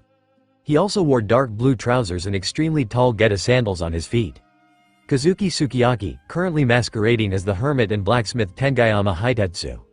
"It's odd to hear you calling me that. You aren't that much shorter than me with those shoes you have on, old man." Enel scratched his chin as he addressed the former shogun of Wano casually. "HMPH. I hardly see any point in continuing this conversation. Get to the point of your visit or get out of my shop." The old hermit couldn't quite put his hand on the person in front of him. It was very possible that his visitor was part of Kaido's crew, and he didn't feel like welcoming such people into his workshop. "No nonsense, huh? You're no fun, but I can respect that. You need to have at least that much seriosity as the head of the Kazuki clan."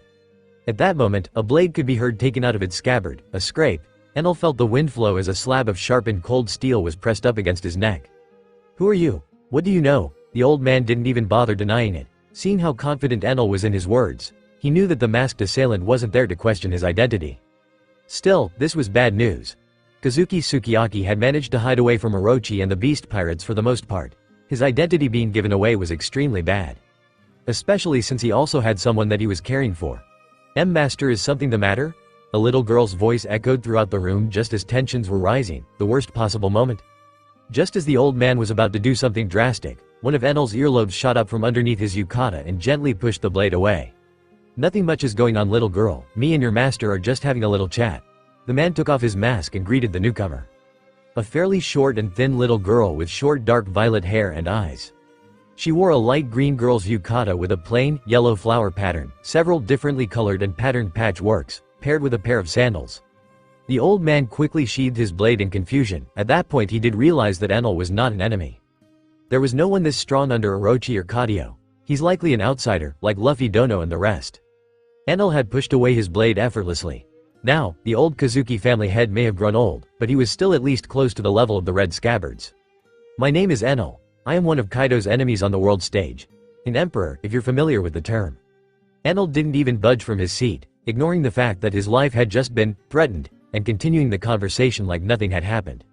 The little girl, Kurozumi Tama, or Otama for short, seemed to be rather scared at the prospect. A stranger claiming to be at Kaido's level was certainly concerning, but also difficult for her to believe. I am a bit familiar with the term, and if that is true then I must apologize for my earlier transgression. But what is your purpose here, Enel? The former shogun spoke out with crossed arms. Otama clung to his pants from the side, looking up at Enel with a bit of fear and uncertainty in her big eyes. To put it simply, I want to bring Kaido down. Enel smiled warmly as he shrugged his shoulders. Same as all the other youngsters. But you said you're an emperor as well? The hermit patted the little girl's head while speaking, attempting to calm her down.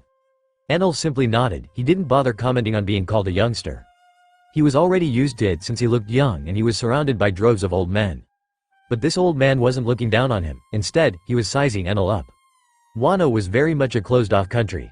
As a former shogun, Sukiyaki had some ideas about the concepts of the outside world. He also knew the title and identity of their tyrant and true ruler, Kaido. In his mind, although Enel seemed strong, he appeared nowhere as imposing as Kaido. It wasn't just about size, but also about atmosphere. Well, he may also just be a wolf in sheep's clothing. I'll choose to believe him for now, but my answer won't change. Well, many pirates and outsiders have tried in the past. All have failed. If you think you are capable, and you are truly on par with Kaido, then I have a favor to ask of you. Enel tilted his head when hearing that, not entirely sure what to expect from the old former shogun.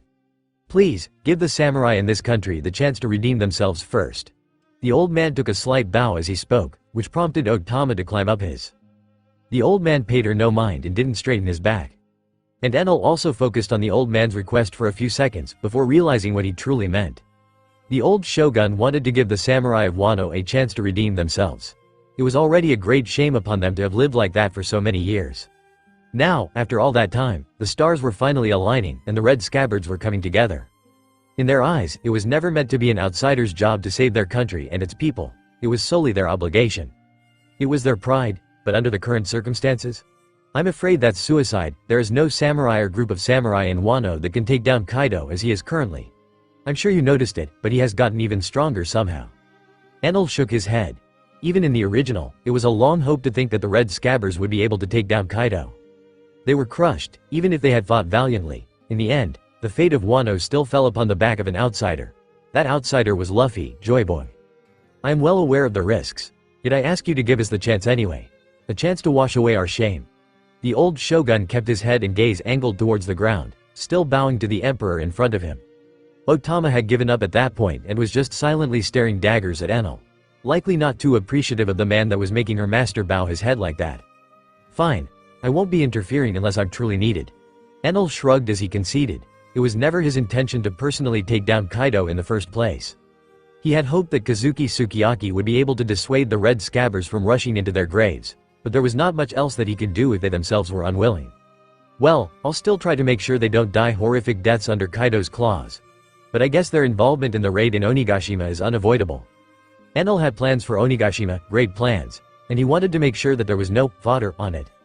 He only wanted the strongest of the Straw Hat of every faction present. While the red scabbards were strong, they were weak in front of the likes of Yamato and even a properly grown Momonosuke. Essentially, Enel wanted to lessen the casualties in Wano as much as possible. But if fate had other plans, then there wasn't much he could do. At the end of the day, he couldn't just throw lightning to stop people from going to Onigashima. Well, he technically could, but that could end up actually doing more harm than good. Thank you for giving our samurai a chance. The old man raised his head and sighed, before placing Otama on the ground and gesturing for her to scurry off. She took one last pointed glance at Enel before huffing and leaving. What a spirited little girl. Enel shook his head and sighed. Haha, she wasn't always like this, and she's usually more friendly with people she just meets. Her apprehension may be my fault, however, since she did see me point my blade at you. The old hermit gave a short belly laugh as he scratched the back of his head in shame. That is fine. But there is still something else I wish to talk about if only to kill time. Enel crossed his arms and smiled at the old shogun. Well, I do still have plenty of time to spare, let's hear it. Kazuki Sukiyaki nodded towards the emperor and gestured for him to talk freely. Well, it's related to the ancient weapon hidden underneath Wano. Enel sighed in disappointment as he walked away from the hobbit's workshop. Their conversation regarding the ancient weapon was brief, but Enel still learned what he wanted to know from it. There was no way for him to take Pluton out of Wano while the country still had its borders closed off. The only feasible way was if he blew open the country's borders forcibly, or the country itself. They were both options that Enel didn't especially like. The people of Wano had already suffered enough. They didn't need some mad war recruiter blowing apart their land to take out an ancient superweapon that was buried underneath their feet. Maybe I can convince the future shogun to open up the borders to Wano? Momonosuke is still young. I doubt it will be that difficult to come to an understanding with him. The emperor sighed as he walked further away from the Amagasa village. His hand rested inside his open yellow kimono as his mask shone under the moonlight. The days would come and go. The more things changed, the more they stayed the same. Hee. I heard those low-lives in the Amagasa village managed to secure some food. I bet the bastards that raided our food supplies are among them. Enel sighed as he heard a rambunctious bunch in the forest ahead of him. Around 20 beast pirates of varying sizes and genders seemed to be plotting something quite vile. At least 5 of them had some animal characteristics, a clear sign that they were all artificial devil fruit users. They were so-called gifters, people that retained the animal characteristics after eating the sometimes faulty artificial devil fruits they were fed. They were supposedly the elites of Kaido's lackluster army. The others seemed to be in a jolly good mood, leading Enel to believe that they were pleasures. Pleasures were essentially just regular foot soldiers that had eaten smile fruits and failed to gain any animal characteristics. Failures, in a sense.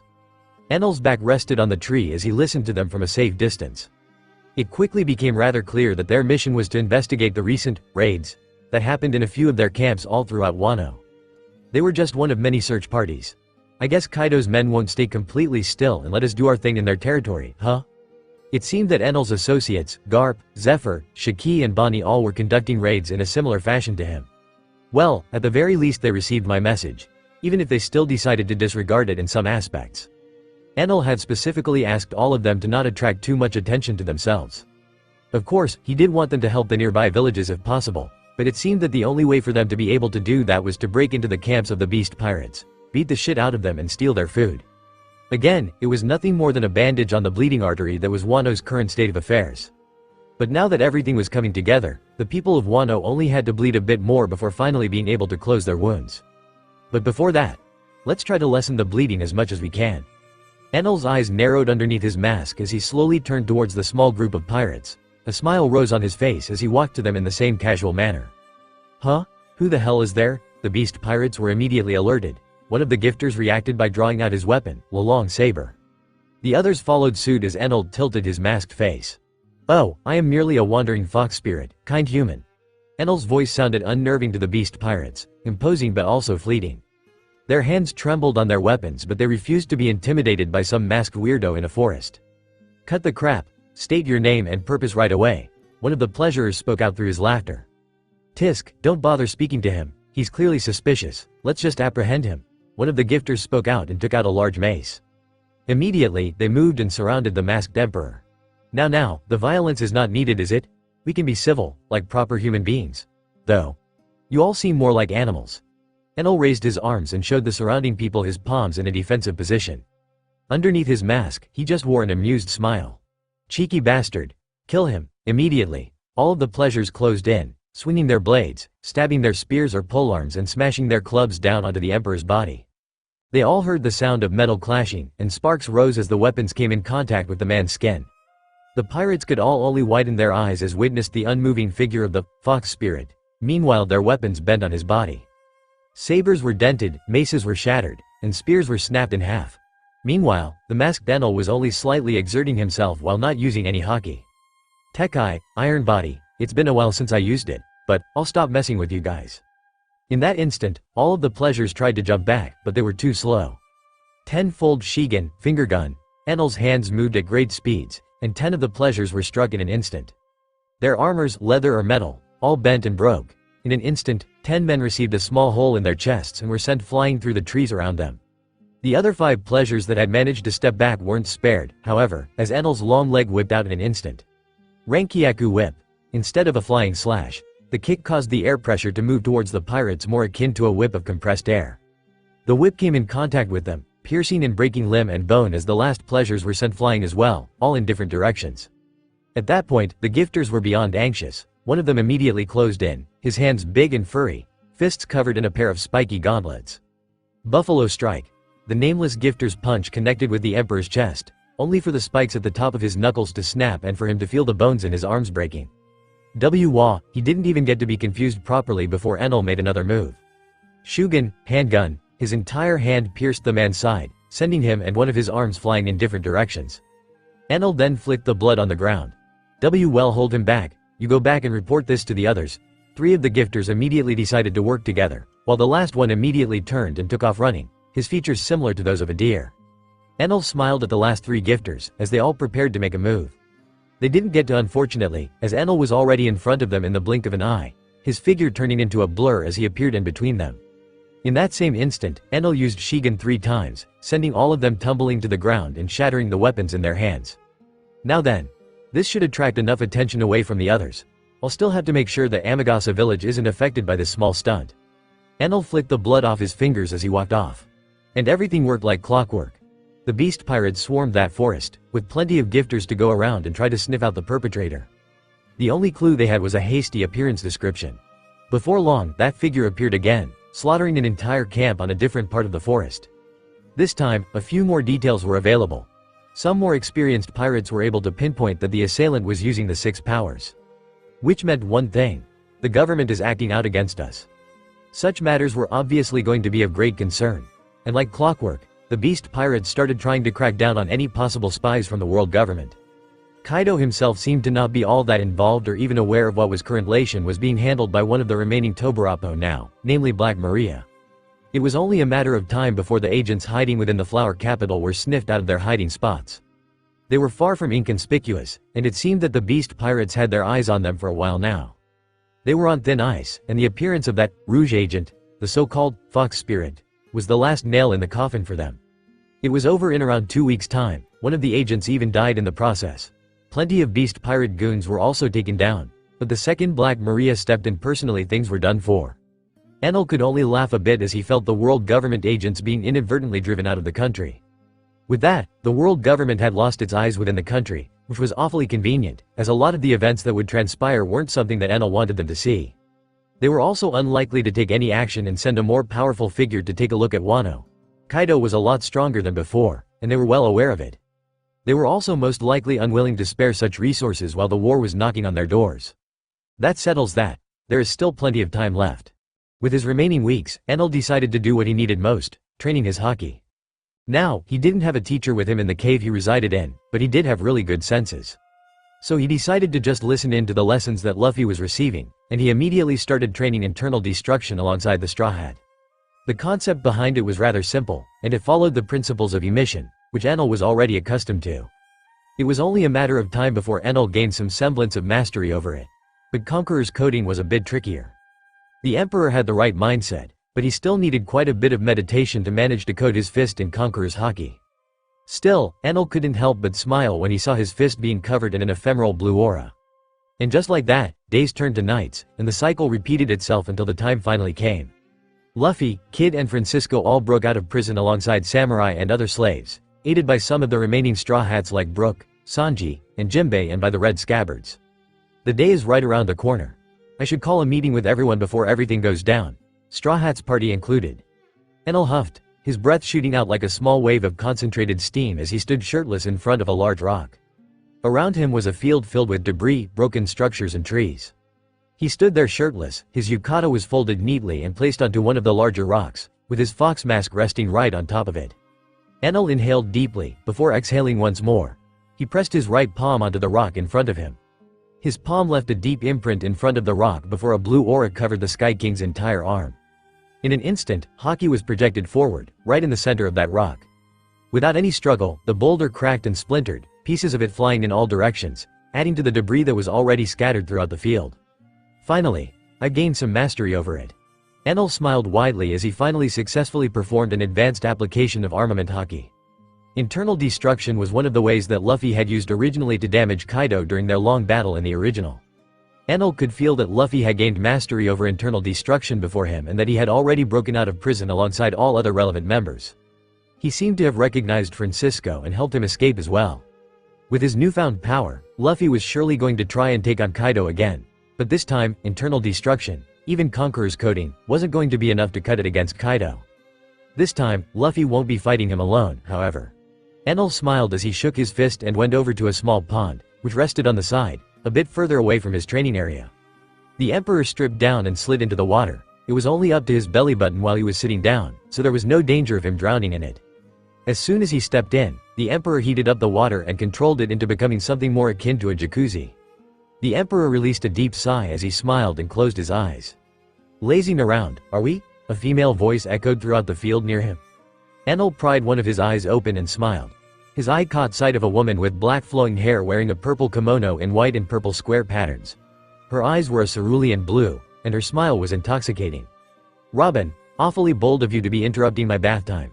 The Emperor's smile didn't lessen one bit as the water around his chiseled muscles continued to bubble. It was none other than Nico Robin, the archaeologist of the Straw Hat crew.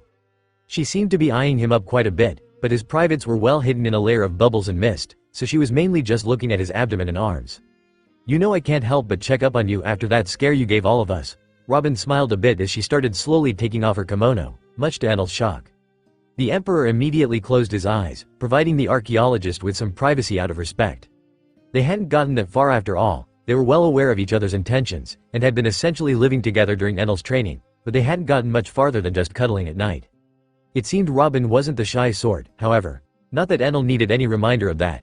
He had been very passive throughout their relationship as he wasn't in the proper mind space for a relationship. Hell, he didn't even have the assurance that he'd be able to awaken and put up a proper fight in the war. Now, he was even confident he would win it with a bit more preparation, so maybe it was finally time to let loose a bit? He felt that Robin had removed all of her clothes in a cheeky manner, and before the archaeologist could even check if Enel had looked at her, one of his earlobes shot out of the water and wrapped around her waist. She immediately yelped in surprise as she was pulled into the small pool with absolutely zero resistance. Water splashed up high as she landed with her face directly into the Emperor's rocky chest, her own cushioned chest pressing into his torso. To the Emperor's surprise, the woman actually blushed. Oh, how the tables turned. The king smiled as he patted the woman's head and continued relaxing. Be bold indeed. Robin tried to keep up her previous act, but she was clearly still recovering. It seemed that Enel had been passive for so long that his taking action in any way came out of left field for her. What can I say? I'm still a man with needs. The Emperor smiled, and Robin seemed to be all for it too. She could feel her cushioned ass sitting on something, and she knew that it wasn't a leg, although some people could have mistaken it for one. Seriously, I'm going to be having some trouble in the future, aren't I? It seemed that Enel was overall bigger than the average human in all aspects, not just height. But Robin didn't comment on that directly. Instead, she just sighed and snuggled closer to him, breathing a sigh of relief into his chest. I'm glad that you're here. That was all she said as she remembered the scene of molten gold raining from the sky. Back then, she had truly believed that something bad had happened. She had seen the massive form of Kaido clashing with Enel. She had felt Kaido's power and was horrified to feel that Enel had actually lost. She was in a period of shock for a few minutes, which was why she had failed to stop her captain from charging Kaido as well. Hell, she could barely keep her own bearings. How exactly could he even begin to stop Luffy? Enel's back was the biggest she had ever seen before. To her, he was a pillar of strength, the glue that held together the strongest army in the world. He was the instrument that would help bring peace to the world, but he was also the man that she had ended up loving. It couldn't be helped. Prolonged exposure to him and his antics, during training, research and travel, led to her developing feelings for him. She previously didn't even think that it was possible to develop such feelings, but life proved her wrong. And Enel was the man she loved. And seeing not only the world's light of hope being possibly snuffed out but also the man she loved dying, was too much for the archaeologist momentarily. It took a good few minutes for her to regain her composure. She could only bite her lips and hope for the best. Luffy being captured was also not helping her mental state, but she was still resolved to survive and help her crew. What completely calmed her down, however, was around a week later, when Enel just so happened to walk into her. Now, he may have framed it as a coincidence at the time, but Robin was more than aware of the Emperor's abilities. He had likely felt her being distressed and decided to pay her a visit. Honestly, Robin was just upset that he hadn't visited earlier. And from that point on, Robin stuck to the Emperor almost as if she had been glued to him. And to her delight, Enel didn't object one bit, even inviting her to live with him while training. The Emperor also kept her up to date on her crewmates and helped them if they got into too much trouble. That was about the gist of their current arrangement. Now, they were simply relaxing in a shallow pool of water, with Robin almost dozing off due to how comfortable she was. The two of them stayed like that for a good while, neither in a rush to get up. In the meantime, Enel was also multitasking, doing things like stopping a wrongful execution and helping out a few villages by getting rid of some beast pirates. A rainless storm raged above the island of Wano, and by that point, Enel truly didn't care whether or not Kaido realized he was still there. Even if Kaido was strong, he would still be taken down. Whether it was going to be due to everyone's combined efforts, or Enel alone after they failed, that would remain to be seen. But Enel couldn't help but blink a few times, as he realized it was close to time for the Red Scabbards to set off for Onigashima, as gathered in one place. I guess it's time to call out to everyone. Enel heaved a sigh as he tensed up a bit, before relaxing even more, causing the half-asleep Robin to slide down a bit before he caught her with one arm. Better not let her get submerged too much in the water. Although the water was technically always moving since they were in a jacuzzi, Enel didn't want to take any chances and let Robin get momentarily weakened by it. It wasn't like he was forming a river in that small pond, he was just making the water hot and bubbling. Robin was still a devil fruit user, and if she were to get submerged all the way to her neck, then she'd still experience what any devil fruit user experienced in water. Did something happen? Robin seemed a bit dizzy as she was about to get up, but Enel surprised her by standing up first and picking her up in the process. Nothing really, it's just that we ought to get ready. Seems that things are moving along and I have to contact everyone from my side as well. Enel smiled as he held her up to his chest with one arm while collecting their clothes with the other. Robin did blush a bit, but she managed to recover instantly this time around. I guess the fun's over, huh? She was back to her usual self it seemed. She even sounded disappointed. Does that mean you have to leave to contact everyone today? I doubt it'll take long with your speed, but still. Her question made the Emperor raise his eyebrow. Why would I bother going to contact all of them one by one? I can just call out to them. Whisper in their ears. Enel yawned a bit as he walked towards the small cave that he had dug out. The inside was decorated properly, with a large table and two large chairs, one bigger than the other. There was also a stone bed, with an assortment of green leaves on it. It looked moderately comfortable. Enel gently placed Robin on the bed and slowly started getting dressed. Robin lay there for a few seconds before she sighed and got up, following his lead and also getting dressed. She did ask a few questions in the meantime though. Things like, and since when can you whisper in people's ears? And, next time you place me on the bed like that you better do the opposite of getting dressed, you hear me? Enel responded to the first one with a proper explanation, and to the second one with a playful hum. His explanation of his power was rather simple too. He reminded her of how he was always able to listen in on conversations with the help of his observation haki and devil fruit. He could essentially hear everyone's voices within those waves. After awakening and training his fruit as well in the past few weeks, he realized that he could also do the opposite of listening. Yep, the Emperor had devised a way to project his voice through electromagnetic waves. And it wasn't even difficult or anything. Rather, it was just as effortless as it was for him to listen in on conversations. He could essentially project his voice throughout all of Wano directly to the people that he wanted whenever he wanted. And after he and Robin both got dressed, he slowly coughed a few times in his closed fist and opened his mouth. Hey everyone, this is Enel. Come meet me in the Kibi region, close to Onatawa Peak. You have exactly 2 days. He didn't even bother leaving his home, he just projected his voice through electromagnetic waves right near the people he wanted to hear it. And all that was to wait. I hope you aren't planning on just standing there and waiting, right? Robin asked, a smile rising to her lips as soon as she realized she still had 2 days with Enel. Well, I guess we can certainly try to draw on a bit in the meantime. The Emperor just grinned at Robin.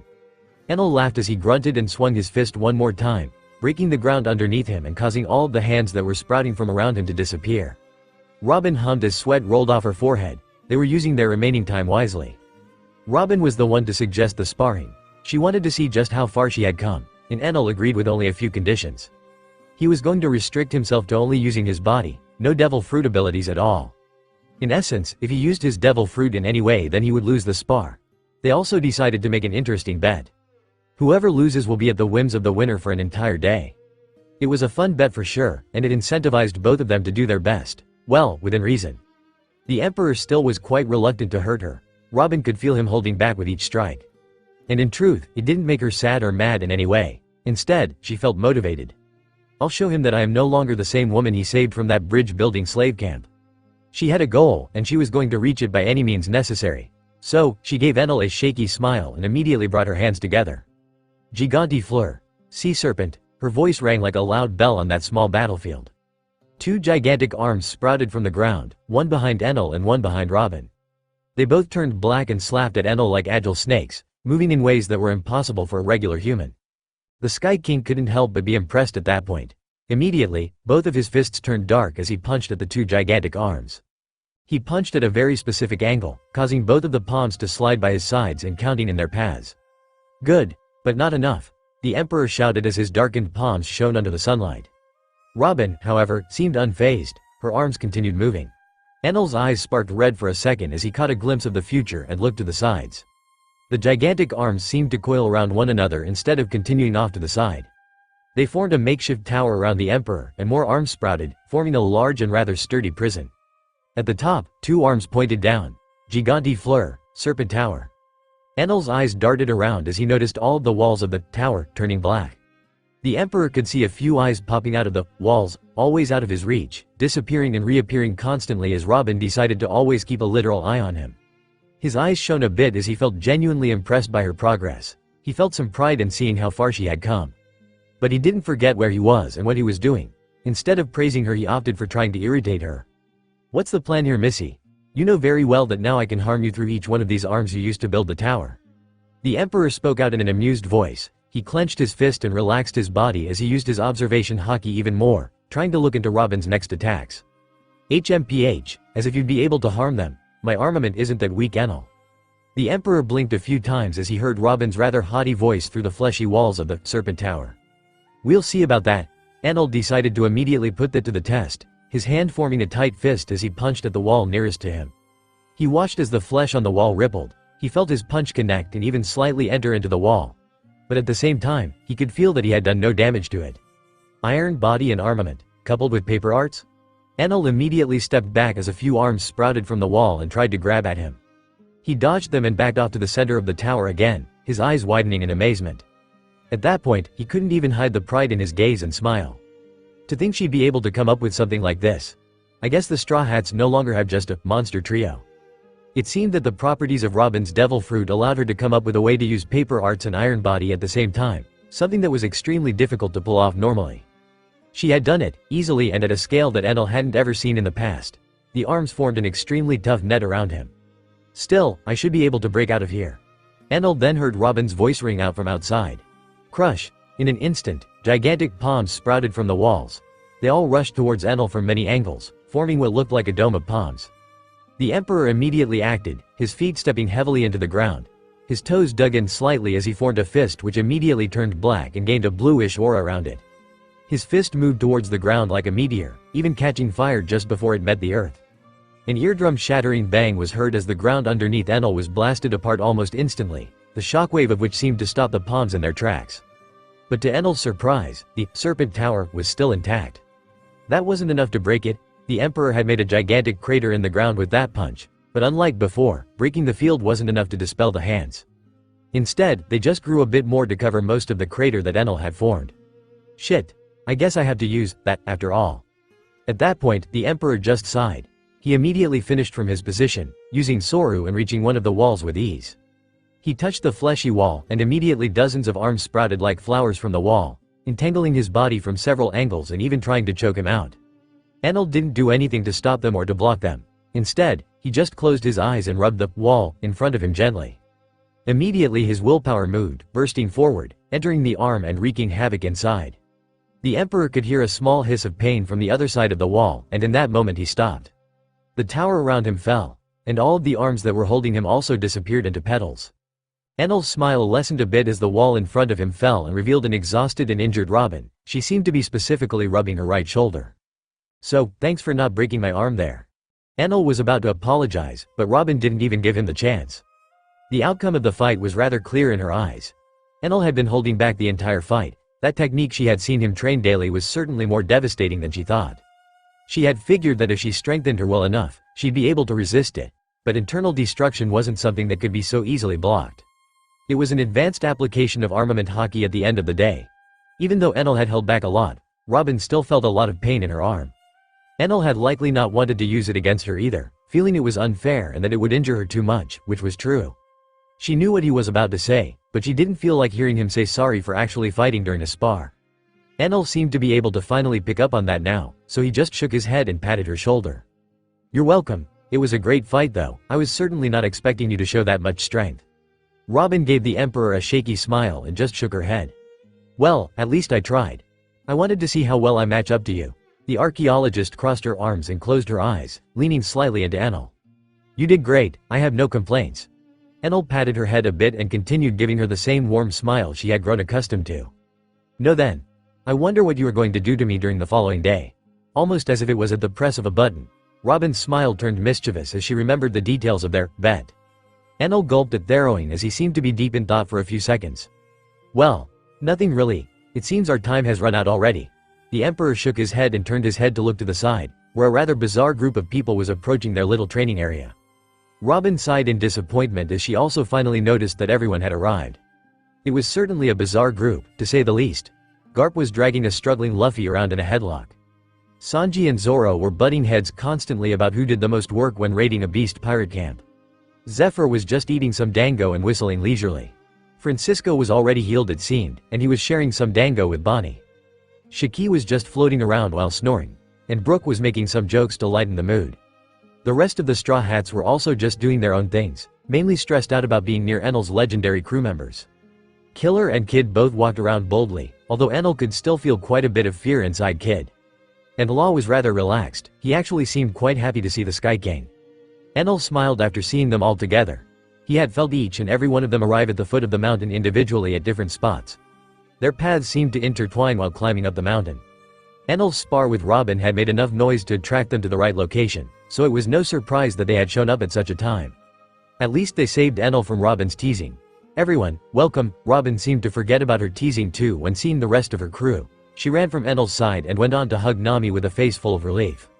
Hey, you two sure we're having fun here, Garp grunted while looking at the ruined state of the field. Gramps, let me go. Luffy continued shrieking while being stuck in the same arm lock. I ain't letting you go and get yourself killed randomly. Garp just scoffed at his grandson's request. Captain, thank you for coming to my rescue. Francisco completely ignored the monkey family and decided to walk forward to his captain and bow. After escaping prison, Shiki made sure to track him down and bring him to Bonnie, where he was punched in the head a few times by her for being reckless and then healed. It's only natural, Francisco. I'm glad to see you're back in top shape. Enel smiled and patted his right wing on the shoulder. Gihi, I do have to be in top shape, don't I? We're about to storm Onigashima, aren't we? Francisco giggled a bit and spoke out in a voice loud enough for everyone to hear. What? All of you bastards want to take Kaido down as well? Kid shouted, his fist clenching as Killer seemed to be trying to calm him down. Get in line, Kid. Everyone wants a piece of that dragon bastard. I know I can't wait to get my hands on him. Garp scowled at Kid, who seemed to shrink back a bit in front of the former marine hero. I also have a score to settle with him, Francisco said as he grabbed at the handle of his blade. He had managed to retrieve it after escaping captivity, the saber of Zebek. Thankfully Kaido didn't recognize it or didn't care and just allowed the guards at the slave camp to throw it in the storage. Hey, I've been looking for a good fight for months now too.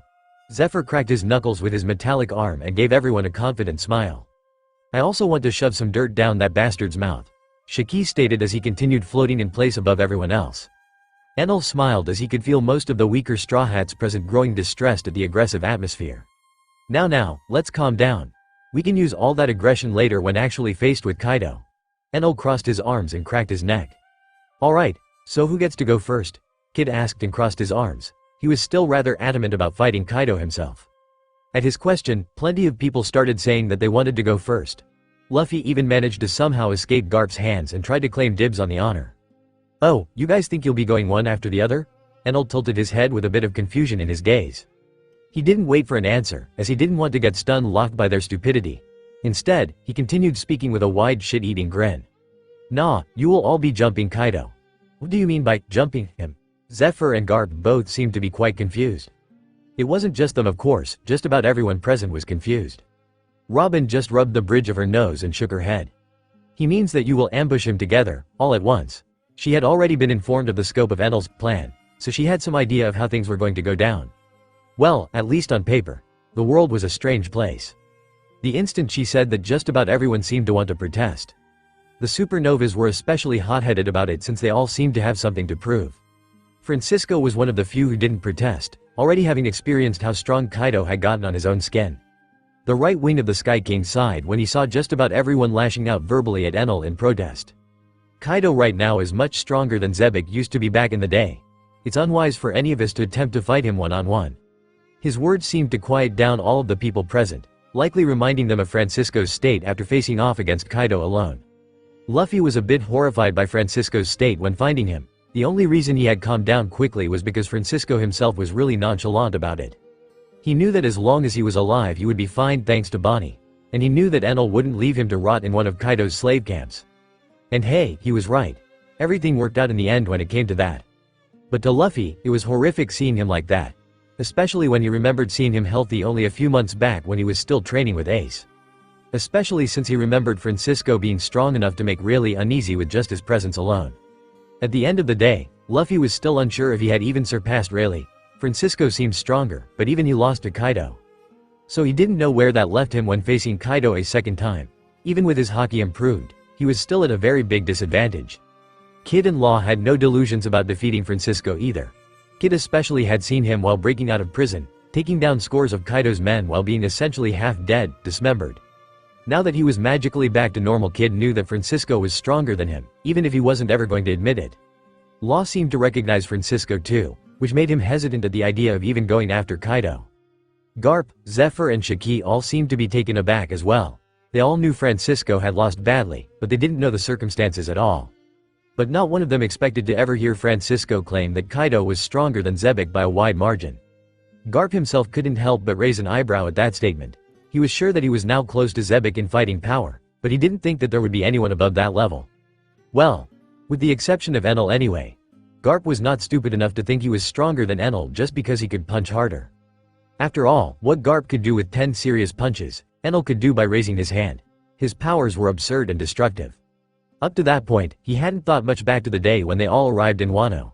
He figured that Enel's attack was only dwarfed because the Sky King decided to retreat and go in hiding. But now things were starting to look very different. So we'll be fighting him together then? I guess that'll make things more simple. Though we aren't really used to working together. Zephyr looked around with narrowed eyes and a wide grin. He eyed the supernovas with interest, seemingly curious to see how much they would end up contributing. Teamwork will certainly be an issue for you all, but I'm sure you'll manage. You old-timers are all already more or less used to each other's fighting styles. And the supernovas may be weaker, but they should prove useful too. The fuck's that supposed to mean? Kid mumbled under his breath, but decided to keep quiet otherwise, not wanting to offend another emperor while on their way to fighting Kaido. I will do my best to provide support throughout the fight. Kid seemed to be fully accepting of his role. He nodded and looked at Enel with determination in his gaze. Shiki smiled and patted him on the back. "Ha! You'd make a great subordinate brat. Interested in joining my crew?" The Golden Lion didn't even know the full extent of Law's devil fruit. He just liked the Death Surgeon's attitude, it seemed. Law just politely declined while Garp seemed to finally realize something. "Wait a goddamn second. You said we'd fight Kaido? What about you?" The old marine hero pointed at his current captain with a strange expression. "Me? I have other stuff to attend to. I'll mainly be on standby and make sure that your fight doesn't kill off the entire country of Wano. How about that?" Enel crossed his arms and announced his role with his chin held up high. "K. I doubt it's going to be that bad." Killer spoke out, restraining his laughs as he twitched slightly. "Well, Kaido will certainly not care about his attacks reaching Wano. I will minimize casualties to the best of my abilities and give you all a helping hand if needed." Enel didn't seem bothered to speak to Kid's right-hand man either. To him, everyone that was going to take part in the fight against Kaido was an ally of equal standing. I think Killer meant that he doesn't think his attacks will reach that far. Kid decided to clarify for his friend. "Oh, I should mention then, that Kaido can most likely destroy Onigashima in its entirety in a few attacks. Just so you know what to expect." Enel gave Kid a shaky smile as he remembered Kaido wiping out the flying island they were using for transportation in seconds. That's absurd." Law sweated a bit as he thought about how far his room could reach and if he could even help in any way at that point. If Kaido is so strong, then can we really defeat him? Usopp, the Straw Hat Sniper, also decided to voice out his fear. He sweated a bit as he looked around at all of the people present. The atmosphere was as tense as could be. He and most of the weaker people present were getting quite nervous if they weren't already. Fighting an emperor was bad enough. Hearing that he was even stronger than usual was just overkill. Even if they didn't have to be personally fighting an emperor, they were all still worried for their captain, who was going to face off against Kaido even if out of stubbornness alone. Obviously, Luffy shouted out, his tone determined and lacking any fear. He didn't care that he was weaker than Kaido. But one thing was sure in his mind. He needs to go down, for this country to finally be free. "I will take Kaido down." Luffy patted himself on the chest as he spoke out with a loud tone. His eyes burned with passion. He somehow seemed to motivate his crew with just those words. At that point, Enel couldn't help but notice the glint of pride in the corner of Garp's eye. He felt so prideful in fact that he couldn't bring himself to ruin that moment and show his affection to Luffy. Instead, he crossed his arms and smiled. Zephyr also mirrored his smile. "Some grandson you've raised, Garp." The old man still didn't like pirates, but he didn't consider every kid who sailed around with a flag to be a pirate. Luffy to him was nothing more than an adventurer. Francisco thought the opposite. He saw Luffy's promise and conviction as something else. A true conqueror, huh? I guess monsters will appear in every generation. Luffy wasn't asking for a go with Kaido, he wasn't questioning his chances, he was merely stating that he would win. And that was the mindset that a conqueror needed to have. Shiki just scoffed at what he heard and turned to Enel, who was just smiling and listening. "I'm assuming you want us all to go right away, huh?" Shiki smiled as he looked at his captain with a force. "We will be leaving right away. I'm sure you've noticed it already. Some of the others might have as well." Enel gave Shiki a feral grin before tapping his foot on the ground. "Notice what?" was the reaction of most. Enel continued speaking with the same grin on his face. "This mountain has been split from the rest of Wano, Shiki, if you will." The golden lion only nodded at his captain's orders. He crouched down and touched the soil with his right hand, and in an instant, the entire mountain range was airborne. Shit.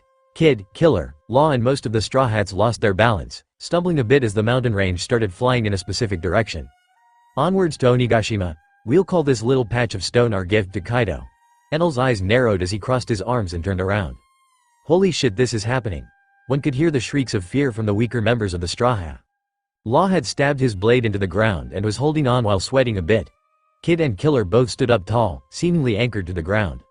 Same for most of the old folk around, with the exception of Shiki, who was floating around, and Bonnie, who was being held in place by Francisco. Luffy's eyes shined red and then turned dark as he looked in the direction of Onigashima. Kinemon. Everyone, I hope we won't be too late.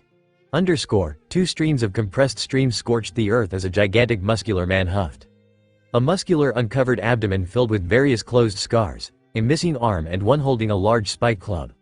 His back was covered by a black furred coat, and his lower body was covered by a pair of green pants and black shoes. On his head was one horn pointed to the side, the other looked as if it was cut off. His features were rough and mocking, his eyes glinted with a purple light. It was none other than Kaido, the king of beasts.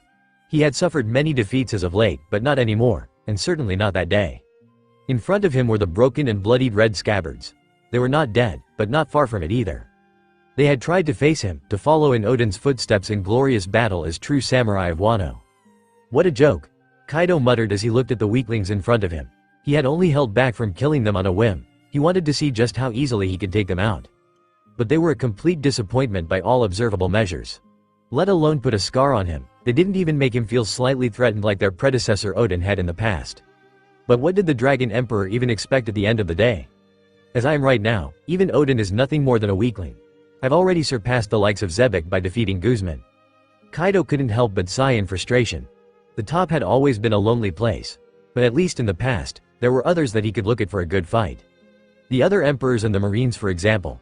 But now Kaido was sure that he had far surpassed all of them. Even that bastard Enel wasn't strong enough.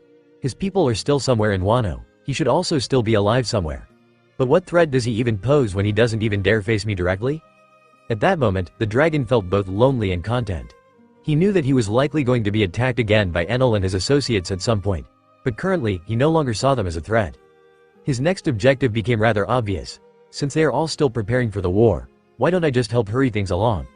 The dragon planned to pull the carpet from underneath both Enel's army and the government and start the gigantic war on his own terms. He no longer had to be a weaker third party. He had the power to be the main actor in the chaos that would ensue. He had the power to follow his dream and pull down the arrogant nobles from their thrones. After all, true rulers could only be decided on the battlefield. He didn't care about who was to become a ruler, but if he was to meet his end, then it was going to be while waging his own war against the world, not while partaking in another man's fight. But a more momentary problem. What should I do with these samurai? Kaido huffed once again, tilting his head while his spiked club dragged on the ground for 1 second. He did need more fodder for the war. The beast pirates had fallen off quite a lot. But at the same time, he knew from experience that samurai were notoriously difficult to break. It's useless to keep them, so I might as well get rid of them. Kaido grinned before raising his spiked club to the sky. All of you can die now. Die in shame at having achieved nothing of note. Die not even being able to voice out your regrets. Kaido shouted as he brought his club down with a smirk on his face. Kinemon. Kaido's burly arms stopped as he heard a loud screeching shout from above. His gaze immediately turned to the skies above Onigashima and his eyes widened, and a wide smile spread on his face. So they're here. A gigantic mountain lowered on top of Onigashima from above the clouds. Kaido's shaped teeth screeched as he watched that mountain be compressed into a gigantic nail as it continued falling down towards him. At that moment, he didn't even think or care about the weakling samurai that he had just taken down, but his club was still above them, so he might as well finish the job right. Chase him, Python! A blackened arm stretched out from the skies, falling much faster than the gigantic nail as it reached Kaido's club in an instant. The fist collided with the club but seemed to bounce off as the Dragon Emperor engulfed his club in a powerful layer of armament. Both the fist and the club bounced off. Kaido grunted a bit and scowled before bringing his club down again. Bah, stupid brat. Let me show you how to throw a punch. The dragon's eyes widened as it heard another voice above it, this time a much more familiar one. Galaxy impact. In that instant, Kaido felt his entire body being pressed through the roof of his castle as the bodies of the red scabbards disappeared, replaced with rocks. Kaido cringed slightly as the entirety of Onigashima shook to its core and he plummeted through countless floors, right down to the ground floor of his gigantic castle. With his eyes wide and a thin line of blood coming from his lips, he slowly got up. Ha, good one, Marine. Let's make a proper entrance. Lion's Majesty. Divine Nail. Shiki's voice sounded out as the gigantic mountain he had compressed into a nail finally came down upon Kaido. The Dragon Emperor only narrowed his eyes as his entire body became covered in scales as soon as the tip of that nail passed through the hole Garp had made in his roof. Woro. Kaido's laugh could be heard as his body turned into that of a gigantic dragon which easily wrapped around the nails and flew upwards to the sky, his eye glinting as he gave a sideways glance to the entire group that had gathered to fight him. They were all standing on top of the earthen nail, or at least he presumed so. Where's Enal? No trace of that coward is there. Sent his lackeys to die for him. Kadio's thunderous voice shook the skies and parted the clouds. Shit. We're really fighting that? Sanji grunted as the cigarette he was smoking burned out in seconds. Yes, stupid cook. Don't waste time. Zoro took out all of his blades and immediately dashed along Kaido's gigantic body. Kaido, Luffy, already in Snake Man form, dashed towards Kaido's head with a roar. Garp smiled as he watched his grandson's back and immediately rushed to follow him. Attack his body, biggest target, close and impossible to miss. Francisco immediately steered the others away and convinced the others to follow his directions. He knew that constantly going for Kaido's head wasn't going to help them much. They needed to attack the parts that Kaido couldn't actually do much with, such as his gigantic torso. Just as they moved to attack him, Kaido's body curled around the nail and crushed it completely, breaking their footing. Law scoffed and was about to use Talk to stay in the air a little longer, but Shiki's control was much more precise. There were already rocks underneath all of them before they ever got to fall. Shiki! Hold him down, Francisco scowled and shouted as he took out his saber and immediately turned it black. A red aura hovered around it as the pirate started overcharging it with haki. I'll see what I can do. Shiki immediately raised his hand and grasped, turning it into a fist. Lion's Majesty. Earthbind. In an instant, all of the large pieces of stone that Kaido had broken meshed together and coiled around Kaido, forming what looked like a gigantic hand. But it was still relatively small compared to the overall size of Kaido, who soared over the clouds and just laughed at their efforts. Is that it? Kaido roared as he motioned to move his body, arching it and using it as a whip to break out of the entanglement and send all of his attackers flying. None of you can stand before me. Kaido huffed as his mouth seemed to steam up, and in a few seconds his mouth filled with flames, which then turned dark. Devastation breath. The dragon roared as he spat out a stream of concentrated black fire towards the entire group. Even if they were currently flying away, the radius of his breath was so wide that it seemed to be able to completely engulf them. Shit, Shiki. Francisco reached out to his companion, who immediately seemed to understand the task. The legless swordsman immediately flew by his companion's side and brought his blades together. At the same time, he helped the others regain their footing and moved them further away, in an effort to allow them to dodge at the very least. Francisco smiled as he crossed his blade with Shiki's, their wills overflowing as Kaido's flames crept in closer and closer. Hakai, Supreme Sea. In an instant, their willpower meshed together and blasted forward in a wave of destruction which resonated from within their blades. Their combined flying slash clashed with Kaido's breath, both losing and gaining ground at times as they two strikes struggled for dominance. Black Mamba. But as the rest of them were struggling below, Garp, Luffy and Zoro had finally managed to climb up the dragon's body. They hadn't allowed themselves to get shaken off earlier and continued climbing. Luffy's hardened fists moved at inhuman speeds, punching at the side of Kaido's head with fury. The dragon continued releasing his breath onto the others below while scowling at the attempt. Zoro's flying slashes didn't seem to deter him much either. But his breath was immediately interrupted by the next attack. Galaxy Divide. Garp's fist seemed to tear through reality itself as the clouds as his fist connected to Kaido's jaw. The dragon's maw was snapped shut as it then blew some more fire towards the cold vacuum of space before huffing and using its head to slap the old marine hero away. Gramps. Luffy immediately rushed to aid his grandfather while Zoro decided to finally use Enma. His arm turned black as the blade was covered in pure aura. He grunted as he raised it over his head and made eye contact with the gigantic dragon.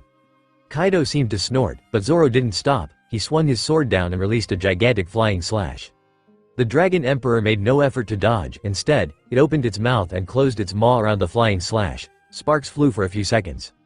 And in that instant, Kaido's body reeled back as Francisco's and Shiki's combination attack hit his midsection unhindered. Gah! The dragon gasped as it seemed to get thrown slightly upwards, lifting most of its body away from Onigashima. Zoro's flying slash also drew blood as it cut into the dragon's gums before finally breaking under the pressure of its maw. Pesky ants. Kaido's roar managed to then blow Zoro back toward the ground at insane speeds. Zoro's gaze turned to panic as he looked down during his descent. He didn't know if he could break his fall in time. His grip was still firm on his blade, and he grunted as he tried to break his fall, but the air pressure was too much.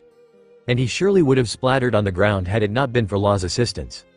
Thanks, the swordsman voiced out as he looked around to see everyone's state. Despite the rocky start, everyone was still in top shape. No one seemed to actually be injured yet. But Kaido was now sporting a rather large and bloody gash right where Hawkeye had connected with him. It was small in comparison with his overall body size, and it was pretty much a minor wound at best, but it was a good start. Let's keep this pressure up. We can win this. Francisco's voice rang out in encouragement, as everyone was preparing to keep up their assault.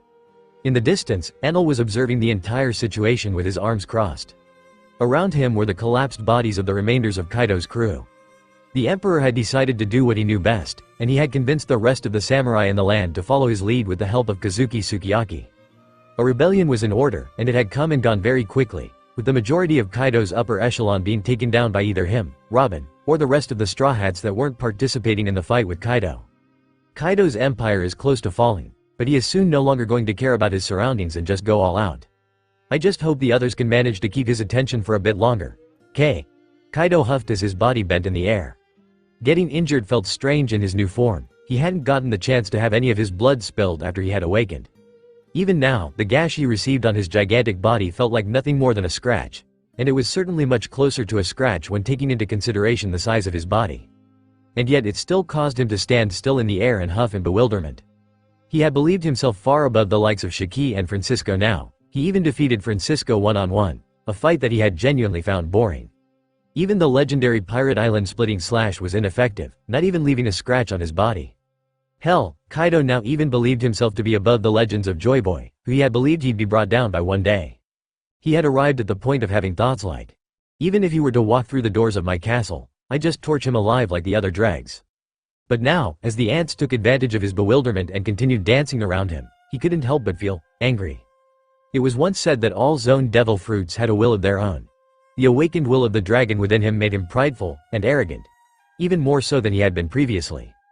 It went beyond the point of considering just civilians as ants. He saw all men other than him as lesser. His new mindset was only strengthened by his increase in power too, leaving him to completely forget his previous fear. The fear he had once held towards the strong vanished. The envy he had felt towards the meaning of their deaths, the legends they had created, and their legacies also vanished. For now, in his eyes, he had reached the true pinnacle of strength. He had become truly the strongest creature alive, the king of beasts. All of the ones he had considered strong before were mere ants. But now that he was injured by a group of ants, all of his pride, arrogance, and confidence turned to anger. A fury that burned so bright it was blinding, an emotion so powerful it felt overwhelming. But it was only overwhelming for a few moments. He was not lost in a trance for longer than 3 seconds in fact. And as soon as he woke up, you little ants. In an instant, his entire body was engulfed in flame. All of the attacks that had been previously rushing towards him, all of the ant bites that had been coming his way, all of them turned to ash. Fire Dragon's devastating torch. The flames around his body turned black in an instant. Strengthened by willpower, they exuded enough temperature to melt Kid's metallic arms in seconds at that point. Shit, I can't do much like this, the red-haired captain shouted as the gigantic limbs of his punk-rotten magnetic demon melted just from being in proximity of Kaido's scales. All the earth I throw at him seems to be turning to magma. I also can't get close enough to do any damage up close. Law covered his eyes as he gripped his long blade tightly.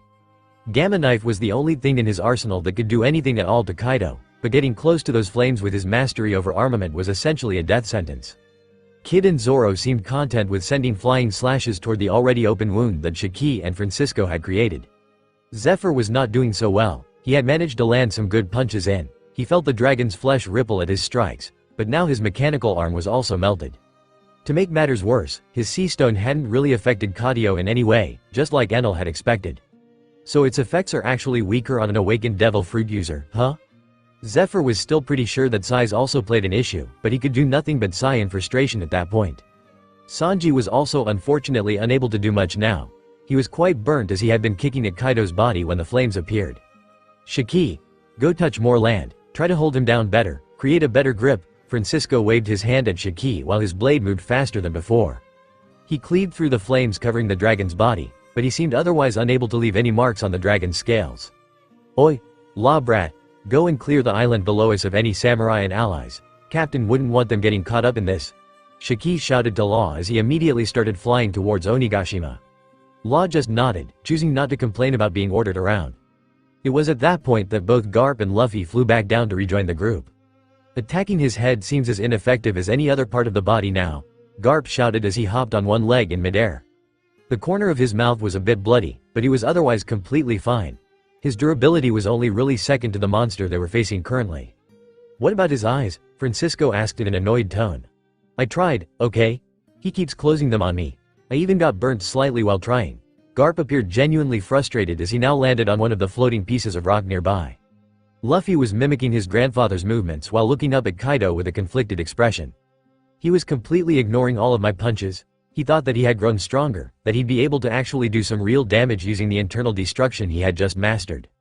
But unlike his now younger grandfather Garp, his punches were treated as if they weren't even there. Kaido's skin was so thick at that point, that Luffy couldn't even penetrate it using internal destruction. Size. Our attacks are barely effective because of his size. Luffy shouted as his eyes shined. He looked up at the enraged Kaido with renewed vigor. Size? He's just a bigger target due to his size. We should be taking advantage of it, you idiot, Kid shouted while waving his melting arms around. No, he's big sure. But his skin is too thick. Our attacks are not effective at all because of it. Luffy then pointed at the gash that had been created by Shiki and Francisco, which seemed to be already healing. At this rate, we won't be able to bring him down. We need to force him to shrink. Luffy's voice thundered throughout the battlefield as he looked down towards Onigashima, his eyes connecting with that of someone below. I promised to bring Kaido down. I'll keep that promise. No matter what it takes, Luffy's voice thundered as the enraged dragon seemed to poke his gigantic head in from above the clouds. The Straw Hat Captain's conviction was strong, his will empowered by the responsibility he carried. The land of Wano he had sworn to liberate, the country of his friend. Just as Kaido's flaming head came down, Luffy rushed to the sky. His fist glowed brighter than ever, a thick yellow as he blew more and more air into it. Despite his being in his usually lithe snakeman form, his arm seemed to bloat up a lot more than it did even whilst using Bounceman. Luffy was also not headed for Kaido's head specifically, instead, he stopped near his lengthy body. Gomu Gomu no Anaconda Gun. Luffy's gigantic fist broke the air around it as it passed through, his speed and spirit unhindered by the extreme heat coming from Kaido. His arm seemed to coil around Kaido's body, going upwards in a surge of speed as the rubber human stretched to his very limits. His eyes were open wide in pain as the fire around Kaido's body seared his flesh, but he ignored it, not letting it stop him. Even as his eyes grew dim, his fist continued moving ever upwards, gaining more and more speed until it became nothing more than a blur to everyone present. Fall! Luffy shouted as his fist finally reached its intended target. Kaido in his enraged state only had the time to look down before it came in contact with his chin. Although gigantic in comparison to Luffy's body, his fist appeared small in comparison to Kaido's. But flesh rippled on contact, the rubber man's pointed fist piercing straight through Kaido's tough smays and defenses. Kaido was seemingly caught completely off guard. He seemed to gurgle as the fist burrowed much deeper than expected. It became akin to a spear, and it had gained enough momentum to pierce through his tough scales. But it didn't pierce much longer, as Luffy finally gasped and slowed down. Kaido's gigantic head was still immediately blown backwards, many of the scales on his neck cracking and falling as blood started slightly dripping from the wounds. Kaido's brain was definitely rattled by that strike, and his gigantic head seemed to sway quite a bit too. The punch was powerful enough to blow any clouds that may have gathered above their heads once more. Through his rattled and clouded mind, a thought immediately arose. Such a powerful will? No, it can't be, Joy Boy? Kaido's eyes shined in recognition as Luffy's Conqueror's hockey-infused fist pushed his head back towards the skies. That's my grandson. Great punch, Garp shouted while looking at the scene with a proud gaze. Francisco also narrowed his eyes and smiled in appreciation. Size, momentum and piercing power, that's the only way we can damage Kaido as he is now. Francisco lamented as he remembered his flying slashes not doing much regardless. Even when using Autumn Fang, he could only push slightly into the dragon's scales. His attack was simply too small to matter to Kaido. He could only sigh while feeling a tad helpless fighting the gigantic dragon in front of them. After a few seconds of thinking, Francisco's gaze trailed back to Luffy, who had already retracted his arm, which appeared to have suffered quite serious burns. Still, that's Garp's grandson, this rate of growth. The swordsman couldn't help but sweat when he realized he had met someone even more talented and monstrous than him and Zebek. Luffy hadn't even hit 20 yet, but he was already dealing damage to someone of Kaido's caliber. His mind also seemed to be hardwired when it came to combat, coming up with moves and strategies before even the likes of Francisco did. I guess the newer generations are bound to surpass the old, huh? Francisco couldn't help but shake his head while also remembering his current captain. Brace yourselves. I'll be holding Kaido in place from now on, Shiki's voice thundered next through the battlefield. He wasn't about to let himself get outdone by a kid who was not even half his age, so he moved just as Law gave him the clear. The golden lion touched the somewhat broken down gigantic head while huffing. In an instant the entire island seemed to take flight, rising towards the skies while compressing more and more earth from it to form a gigantic lion head. Shiki's eyes shined yellow as he grabbed at the air in front of him. In an instant, the blackened earth of Onigashima turned a few shades darker, as the golden lions will spread through it. Lion's Majesty. Conscriptive grasp. The lion's head immediately bit down on Kaido's massive tail, its teeth not piercing, but seemingly turning into snakes and coiling upwards, grasping more and more of Kaido's body while struggling to keep him in place. More and more teeth turned into gigantic tentacles, which seemed to be coiling around all of Kaido's body, at least the lower half that they could reach. The dragon's tail seemed to struggle against the restraints, trembling and trying to lash out like a whip. The earth cracked and the cracks healed, before cracking again and healing again. All the while Kaido had made no progress in freeing himself while Shiki actively held him down. Good job Shiki, Francisco shouted as he noticed the flames around Kaido dying down for a second. In that instant, he decided to do what he deemed best. With a stagger in his step, he dashed forward. He moved faster than a bullet while jumping up the dragon's bound body. Eventually, he reached the gash that he and Shiki had made. At that point, the wound was already almost closed. The old swordsman gripped his saber in a very familiar fashion. This time all of the muscles in his arm seemed to flex, veins popping out all over it as his blade shone a bright red. The color condensed, turning deeper and darker before his hand finally lashed out. Sever, Francisco's voice rang out as he released his strongest move at point blank. He felt his blade physically pierce through Kaido's scales like a scalpel through human skin. Then, through those scales the flying slash continued, widening the cut that he and Shiki had made greatly while also giving the dragon some internal injuries to boot. In an instant, Francisco rolled to the side, as he knew what would follow. Just as he left, two silhouettes appeared in his place, Zephyr and Garp. Both of them roared as their fists moved at great speeds. Black Rush. A combination attack between the Black Arm of the Navy and the Fist. The two of them jumped into the open wound and immediately lashed out with the strongest attacks they could muster, punching at Kaido's muscle without holding back at all. Flesh rippled as shockwaves flew everywhere, pushing back the flying stones that the others were floating on. Unfortunately for them, they weren't able to keep that up for too long. In an instant, Kaido's body was engulfed in flames once more, and the two of them were forced to retreat with slight burns. Unforgivable. Kaido shouted in rage once more, his eyes now completely red in fury. Not only had the previous scratch been widened into an actual cut, but his muscles and some of his organs were also shaken badly by the rush of attacks that came afterwards. It was simply unforgivable, and he was about to show them exactly why he was now the strongest creature. He roared loudly, a voice so powerful that it struck fear in the hearts of all mortal men. Only those with a steel-like will could withstand it, but even then some covered their ears, others covered their eyes from the shockwave of that roar. Devastating wind. His mouth opened up widely towards the ants below. And the dragon roared once more, as countless gigantic flying slashes aimed to erase his enemies from existence. Shit! Dodge! Francisco roared as he immediately dashed to the side to avoid the flying slashes. Even if he could try to deflect them, it was a waste of energy. But not everyone seemed to agree. Zoro put all of his sword together and prepared to redirect one of the slashes, to push it to the side. He struggled for exactly 1 second before he felt the slash in front of him almost folding him like a paper tower with pure pressure alone. Thankfully, Shiki was there to pull him to the side. "Don't try to block this in any way, dipshit," the golden lion roared as he looked at the gigantic lion's head he had created being severed into cubes by the flying slashes. The attack continued for a good few seconds, a struggle for survival for the people below, but it eventually ended as Kaido closed his mouth and scowled. "Pesky ants," he shouted once more before he opened his mouth again. This time he seemed to be preparing a different attack. Garp's eyes narrowed as he saw flame appearing in the dragon's throat. "Shit, he's about to blow everything away," the former marine hero shouted and motioned for everyone to run away. The radius of Kaido's breath was ridiculous after all. "Shit, this is becoming less and less doable," Shiki shouted as he struggled to move everyone away and scatter everyone as quickly as possible. But the gigantic dragon above them wasn't going to wait on them. Devastating Brea, Thor, just as he was about to release his attack, a gigantic pillar of black lightning covered his entire head, pushing him down violently and burning off his hair. Kaido's eyes immediately darted upwards as the pillar of lightning vanished. Up above the clouds was a figure he certainly recognized. Sky King. The dragon growled in rage as it felt the deadly heat from the newcomer's attack. The figure was, of course, none other than Enal. Shirtless and with baggy pants and a pair oust about the way that Kaido remembered it. But there was something different. The Sky King's eyes glowed a deep blue, sparkling with lightning constantly. On his back was a floating disc adorned with drums. It was constantly revolving, spinning on the Emperor's back. Besides that visible change, Kaido could feel something else as well. Something that sparked a primal fear in him, one that was very much induced by his devil fruit as well. "There is no place for you in my skies, little Wyrm."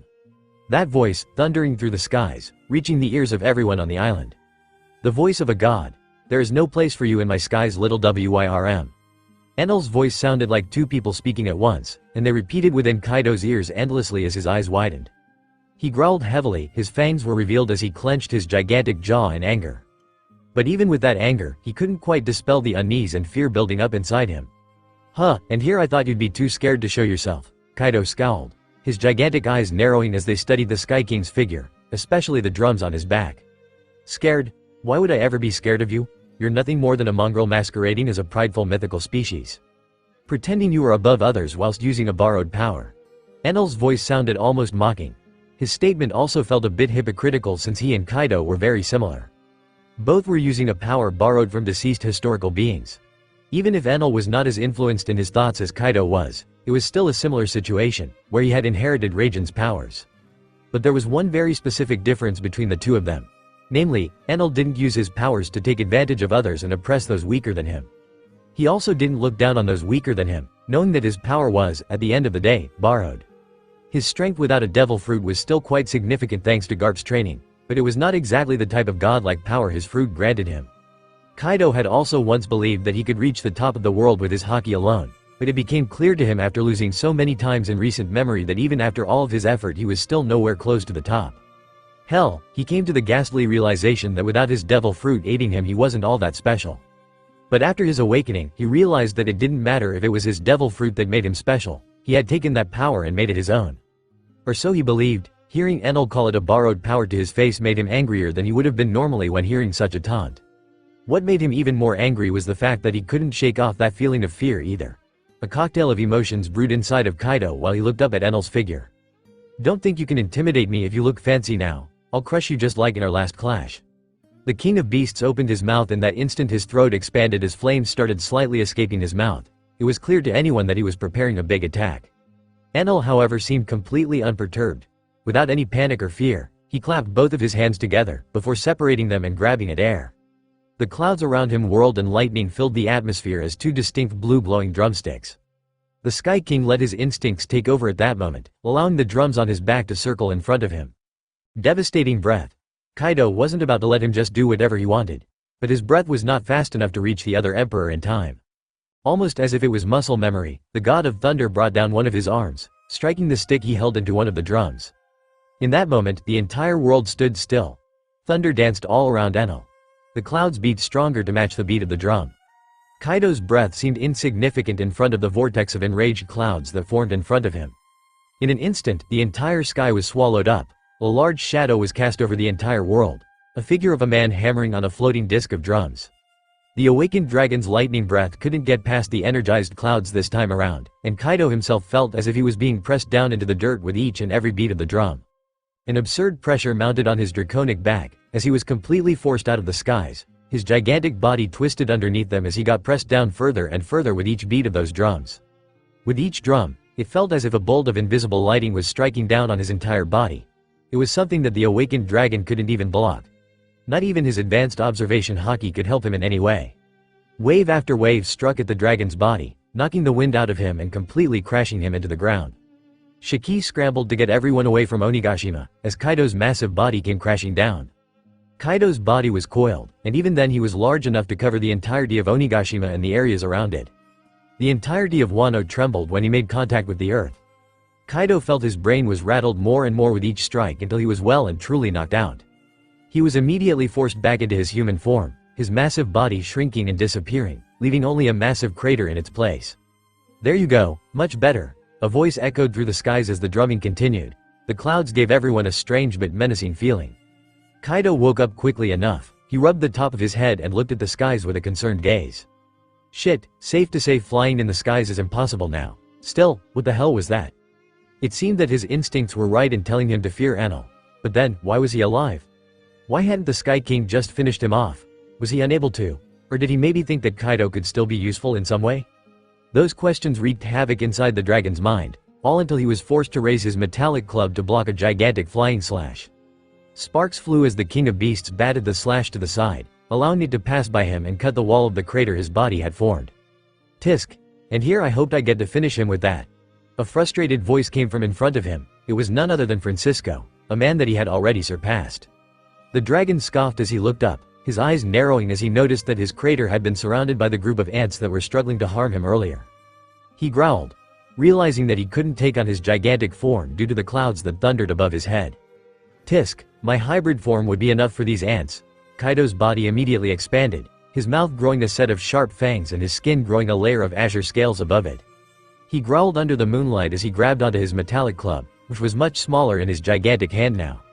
He seemed to be more than able to wield it with one arm, making it look more like a small hammer than the gigantic mace it was. His tail was also adorned with spikes, giving him a rather dangerous and quite powerful weapon to use against the ants that surrounded him. Let's not get too hasty, he still seems pretty strong, even if Captain did a number on him. Shiki scowled as he held onto his two blades. The cigar in his mouth seemed to have almost burned out. Hey, it was nice seeing him get crushed into the ground like a worm. Garp chuckled a bit as he clenched his fists. He certainly looks more manageable now. Zephyr commented with a spiteful tone as he tried to move his mostly melted mechanical arm. You pesky ants. You barely scratched my body yet you have the guts to show up in front of me so brazenly? Kaido decided to no longer try and ponder Enel's motives. Instead, he decided to focus on the ants around him. His mouth was adorned with an arrogant smirk. It seemed that his pride hadn't taken that big of a hit even after he was struck down by the Sky King. Kid and Killer both looked at Kaido with a vengeful glare. The latter seemed to gain an uncontrollable fit of laughter. I know Killer. Don't worry, we'll wipe that smirk off his face.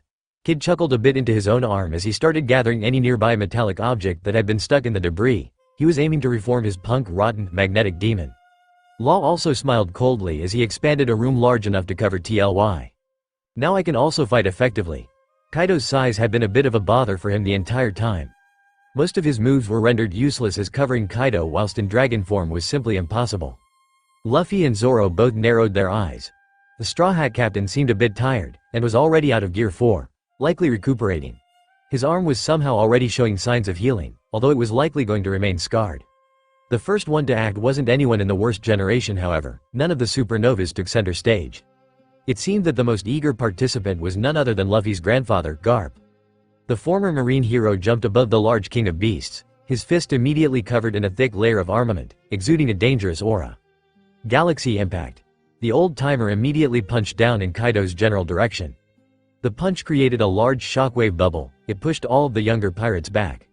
Francisco observed the King of Beasts for a second, before scowling and sending a flying slash towards him. He's not reacting, attack all at once. It was indeed the case. Kaido had tanked Garp's fabled Galaxy Impact without even budging an inch. This prompted all of the old-timers present to start using some attacks of their own, mainly flying slashes to keep a distance from Kaido. Zephyr used Rankyaku relentlessly in combination with his haki. Shiki sent flying slashes from all 4 of his blades, and Francisco continued keeping a steady barrage on Kaido. All of their attacks rose a lot of dust, and Garp hopped in the air above while trying to get a better visual on Kaido. Just as he was about to call out the King of Beasts' uncertain position, he felt a large fist hit the side of his head. His eyes widened as he saw the King of Beasts up close, unscathed and still smirking arrogantly. All dust was blown away as Garp was sent flying, crash landing into one of the walls of the crater and creating an earthquake in the surrounding area. Or so it looked. Thankfully Law managed to stop him from crashing into the stone by exchanging him with a rock at the last second. Garp was now kneeling with one knee on the ground. The side of his head was bleeding and it seemed that his vision was also blurred. Shit. The old-timer could only mouth that off as he shakily stood up, blood still dripping from his wound. "Gramps!" Luffy once again shouted out as his grandfather got hit, his eyes burning with an unusual anger. "Shit it twerp. If you have the energy to be concerned, use it to fight." Garp immediately berated his grandson with an irritated look on his face. Luffy simply gritted his teeth and nodded. He then immediately bit into his thumb and started inflating his muscles. Gear 4th. Snake Man. Smoke covered Luffy's entire body as it revealed his Snake Man form once more. He had barely rested enough, but it seemed it was time for him to re-enter the fight. "Was that all you had? A bunch of half-baked attacks?" Kaido's voice sounded bored. Now that the dust was cleared, everyone could see it. There were only a few scratches on the dragon's body, but nothing significant enough to even be called a slight cut. "I guess this isn't going to be that easy." Shiki scowled before clenching his hand. The earth underneath Kaido immediately rose, causing the King of Beasts to lose his balance. In that instant, Francisco already jumped up behind him, his blade covered in a thick aura and preparing to cut into the dragon's back. A rock arm rose out of the ground and grabbed a hold of Kaido's legs just as he was about to turn around and block. And Francisco was just about to slash down, before an azure blur blocked his strike and sent him flying off. "Shit, that tail is fast," Zephyr commented as he sent another Rankyaku towards Kaido, which was duly ignored. Law decided to also make his move at that moment, rising a few stones out of the ground and turning them into spikes. "Talked," he shouted as he brought down those spikes on top of Kaido's back. They broke against the dragon's thick scales without any fuss, but the Death Surgeon wasn't done. He immediately switched places with one of the stones that were falling behind the dragon. Gamma Knife. In an instant, Law plunged his blade, which now glowed a bright yellow, into the dragon's back. This was the first attack to have prompted a reaction out of the dragon. He completely ignored all defenses and went straight for the insides, causing him to spit out some blood. His tail immediately acted, moving upwards in a blur and aiming to skewer Law. But the supernova was just as fast, teleporting away just as the spiked tail ripped into his shirt. In that moment, Kaido seemed to become angry once more. He immediately punched the ground, creating a shockwave strong enough to send everyone flying away. "I'm tired of you ants." It seemed that the King of Beasts was finally going into the offensive. The first thing that Kaido did was rush towards the ones he considered the weakest link, the supernovas. His massive fist crashed into the fist of the metallic demon that Kid had just created. The magnetic fruit user sweated heavily as the flimsy metal he had used compressed and broke underneath the pressure of Kaido's fist. Killer tried to slash at the dragon's back, only to be batted to the side by the Emperor's tail, sending him flying. Kid immediately jumped to the side, abandoning the metallic demon he had been controlling as Kaido fully crushed it. Running around like rats, the dragon pursued, dashing once more and appearing in front of Kid, his mace already swinging down towards his head. Shambles. But the magnet fruit user vanished just before Kaido's mace smashed his skull in. Kaido's mace smashed into the ground, shaking the ground underneath him as a massive dust cloud rose in the area. The dragon then dashed out of the cloud, directly towards Law, wanting to take him out after realizing how troublesome his devil fruit was. But he wasn't the only one who realized Law's value on that battlefield. Galaxy Impact. A powerful shockwave from the side sent the dragon tumbling away. The same punch that he had tanked before effortlessly now felt even more powerful, and the fact that he was airborne made it impossible for him to resist the shock. He quickly recovered, rolling around in the air and swinging his metallic club wildly as he batted away a few flying slashes from Shiki and Francisco. As soon as he landed, another figure was already on him. Black Arm Gun. The dragon's head tilted slightly as he received a powerful punch to the jaw from Zephyr, the former admiral. Zephyr used his absolute mastery over the 6 marine power, using finger gun on his entire arm and using armament to the fullest extent that he could. Chase him, Python, from the side. Luffy also acted, his fist extending exponentially at great speeds. His punch combined with Zephyr's, coming in contact with Kaido's jaw. It created a large shockwave and rattled the dragon's brain even further as he was forced to fall on one knee. On his back, he also received a stomp from Sanji and a slash from Zoro, both doing nothing more than putting some scratches on his scales. But even when his brains were rattled, the Emperor could react to their attacks. As soon as he felt them, his tail immediately shot up, piercing into Sanji's leg and whipping Zoro away at unprecedented speeds. Sanji, Zoro. Luffy immediately rushed forward, pulling Sanji away from Kaido, while Francisco and Shiki joined in subduing the King of Beasts. Up close, Guzman managed to leave a thin scratch on Kaido's shoulder. Shiki quickly manipulated the ground at his feet to hold him and his arm in place, strengthening it all with concentrated armament. But the earth couldn't hold on for too long, even as Zephyr continued punching away at him, creating shockwave after shockwave. Kaido still mustered the strength to pull his hand away and swing his mace down at the old marine's head. But just before his mace came in contact with Zephyr's pink hair, he vanished, causing him to hit the ground and break it once more. Shiki scowled as he felt the earth he had manipulated break as another dust cloud rose. Using observation, they all followed Kaido's movements, or so they thought. With an inexplicable burst of speed, Kaido's body finally barreled into Law, breaking plenty of bones and sending him flying backwards. Shit, he's going all out now? That speed makes things difficult. Francisco immediately dashed towards Law and Kaido, brandishing his blade while gritting his teeth. Kaido didn't feel content with just breaking a few bones. His mace quickly tried to follow that attack by swinging upwards, but his strike was deflected by Francisco's blade. Sparks flew as the two of them clashed, and Kaido's tail twirled around and pierced towards the swordsman's torso. But before he made contact, Garp managed to sneak up behind him and deliver a heavy blow on the top of his head. The King of Beasts' eyes widened as the punch made contact, his mouth immediately closed as his teeth snapped closed. The ground under his feet and around them even further while giving Francisco the chance to grab the unconscious Law and slip away. This time, however, Kaido did not stumble. Instead, he eyed Garp with a scowl on his face and immediately swiped his mace towards him. Garp immediately crossed his arms and put his guard up while in midair, but that didn't seem to be enough. He felt his bones cracking the moment Kaido's mace made contact. The mace was certainly going to connect with his head even through his guard it seemed, but in that moment, the rocks underneath Kaido seemed to shift unnaturally, causing the King of Beasts to lose his balance and change the trajectory of his hit. The former marine hero was still batted to the side as all of the wind was knocked out of him. Still, he managed to roll around in the air and land on his feet, clutching at his caved-in forearm while frowning.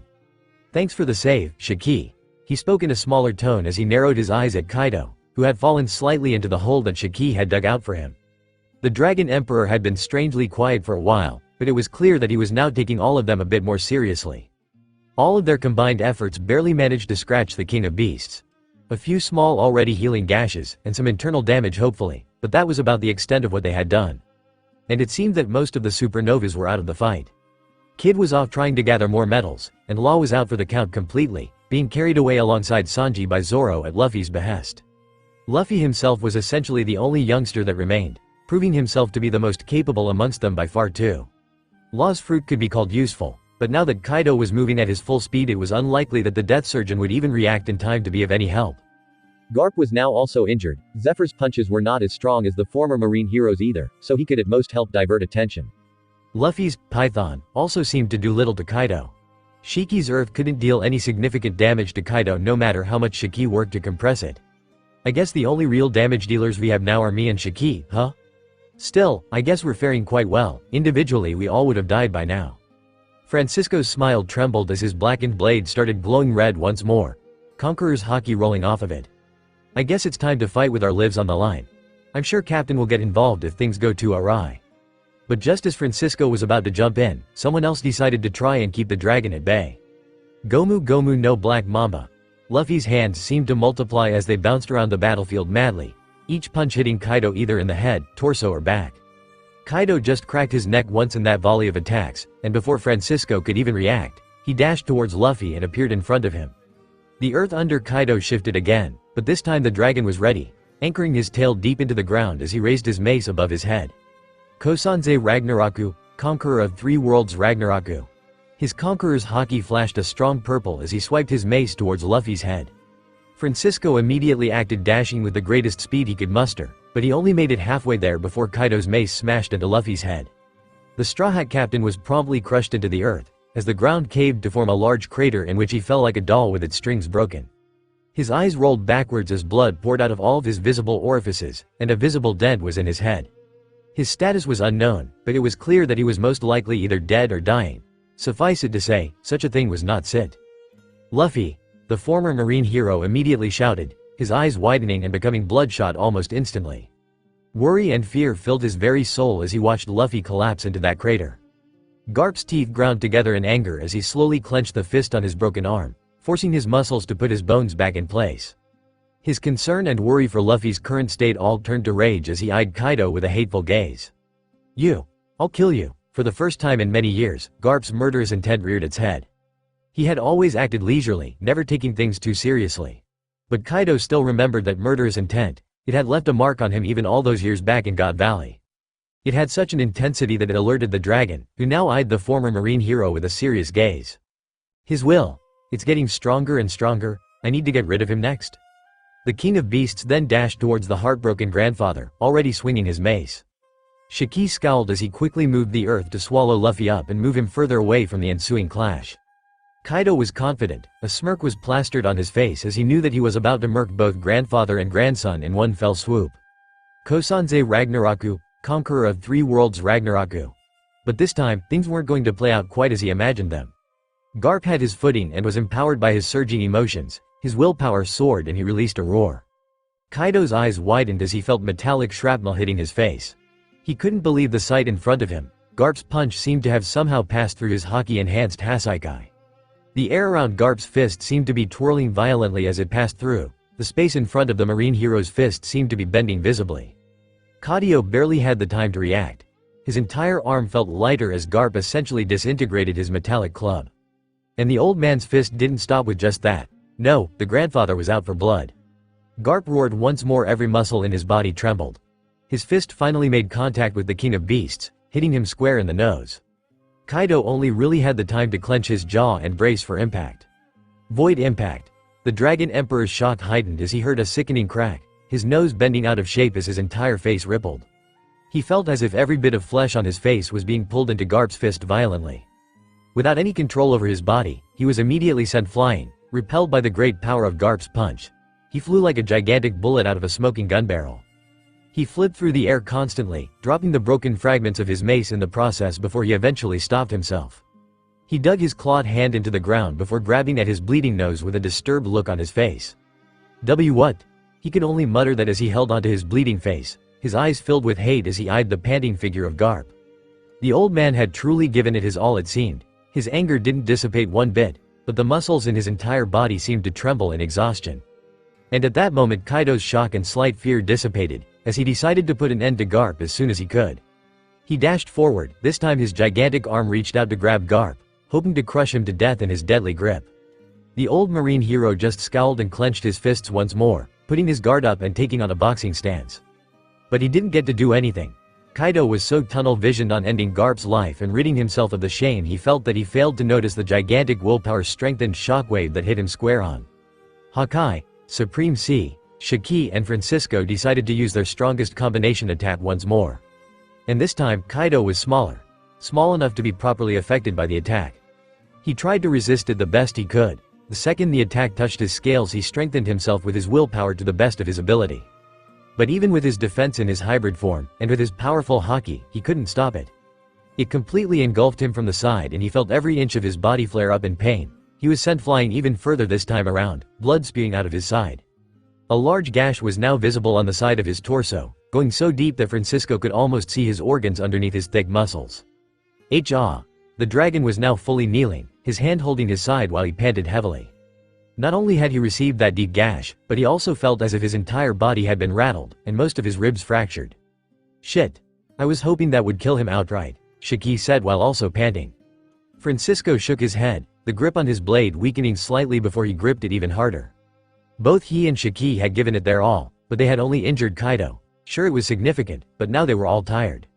Zephyr was the only one still capable enough to keep attacking Kaido, but his Rankyaku was easily shrugged off.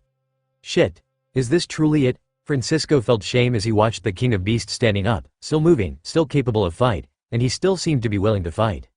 Francisco could see that his shock was once again turning to rage, and he knew that they were bound to lose at that point. After all, he and Shiki were mostly spent, Garp was barely standing on his own, and Zephyr was mostly useless in their current situation. Then he heard it. A strange beat. Loud, rambunctious, catchy. Enal also heard it, his ears perking up as he lay on his fluffy overcharged storm cloud. Ah, there they are, the drums of liberation. I guess Kaido did his job. Huh? The Sky King smiled before slowly standing up, the drums on his back continued spinning. Time to end this charade then. Everyone's heads turned to the side as they heard the beating get closer and closer. The ground underneath them seemed to be shifting unnaturally, twirling and moving in waves. It felt almost rubbery. "What the hell? What's this about Shiki?" Francisco asked while looking at his companion. But the golden lion shook his head. "The earth around us is no longer in my control." The float devil fruit user sweated a bit as he felt his control becoming dulled at that moment, something that he hadn't ever experienced in the past. Not in such a way. It wasn't that his devil fruit ability was affected. No, he could still feel the earth he was controlling remotely. But the stones and rocks at his feet seemed to have gained a will of their own and were rebelling against him. And instantly, as if out of a volcano, a laughing figure was spat out of the ground. She. Everyone's eyes immediately turned to the skies, and the clouds parted unnaturally, revealing the bright moon behind them. And in front of that moon jumped a skinny and strange figure, almost cartoonish in nature, with a head flowing as if it was made of white flame. Luffy? Garp's eyes widened and almost seemed to pop out of his skull unnaturally as he looked at the figure of Luffy. His hair and most of his clothes turned white, only his sandals, straw hat and belt stayed the same color. His eyes glowed with red ring-like pupils, and a mantle of white clouds floated around his neck. "I feel strong. I can do everything I've ever wanted." She. Luffy laughed as he stood in the sky, grabbing at his forehead with an ever-present smile on his face. Kaido, for the second time that day, felt a strange feeling welling up inside of him. In his mind, the description of a legend kept repeating itself in his mind. "Joy Boy." He mouthed those words under his breath, completely ignoring the pain from his injuries and cracked ribs. Luffy's speed seemed to have increased a lot, as he turned into a blur and appeared back on the ground. The rocks he stepped on all seemed to flutter and turn into rubber with every bouncy step he took. "I feel it. This is my peak, Gear 5th. Luffy laughed out loud while kicking the rubber stone underneath him constantly. Out of his body came out a significant amount of yellow lightning, which shot towards the sky. His Conqueror's Haki manifestation was almost blinding for most of the people nearby. Luffy only laughed again, before his gaze was finally set on Kaido, who immediately became weary. The sun god's red eyes shined as he laughed historically, his head shaking as he did so, his hand also clenching into a fist. Gomu no Mogora pistol. Mole pistol. To Kaido's surprise, Luffy's fist moved at speeds far surpassing anything he had shown before. But he didn't punch directly towards Kaido, instead, his fist burrowed into the ground. The dragon's senses twinkled as he quickly brought his burly arm in front of him, guarding his injured torso and face. And the same instant that he did so, Luffy's fist, covered in a layer of rubbery rock, coated in both armament and infused with Conqueror's Haki, rushed at his gut. Kaido's scales immediately turned an ebony black as they shone in the moonlight. The dragon felt the punch hit his arm, and immediately relaxed as he didn't feel much pain at all. I guess it was a fluke. Well, he didn't get to rejoice for long, as he immediately felt a powerful blow spike into his gut. Looking downwards, his eyes almost came out of their sockets as he watched Luffy's punch bend all reality around him and punch straight through Kaido, turning him rubbery as well. The dragon spat out a lot of blood as he was once again sent flying, spinning through the air as he flew across the entirety of Onigashima. She. But Luffy wasn't done. His legs started spinning and moving sporadically as he sprinted madly in Kaido's direction. It wasn't long before he had overtaken the confused King of Beasts. He stopped at some point, putting himself right in the dragon's trajectory while saying something about his muscles and inflating himself while flexing. Kaido scowled. He immediately twisted his body and moved his arm, trying to swing his fist towards Luffy, using his momentum to try and put the transformed rubber man down for good.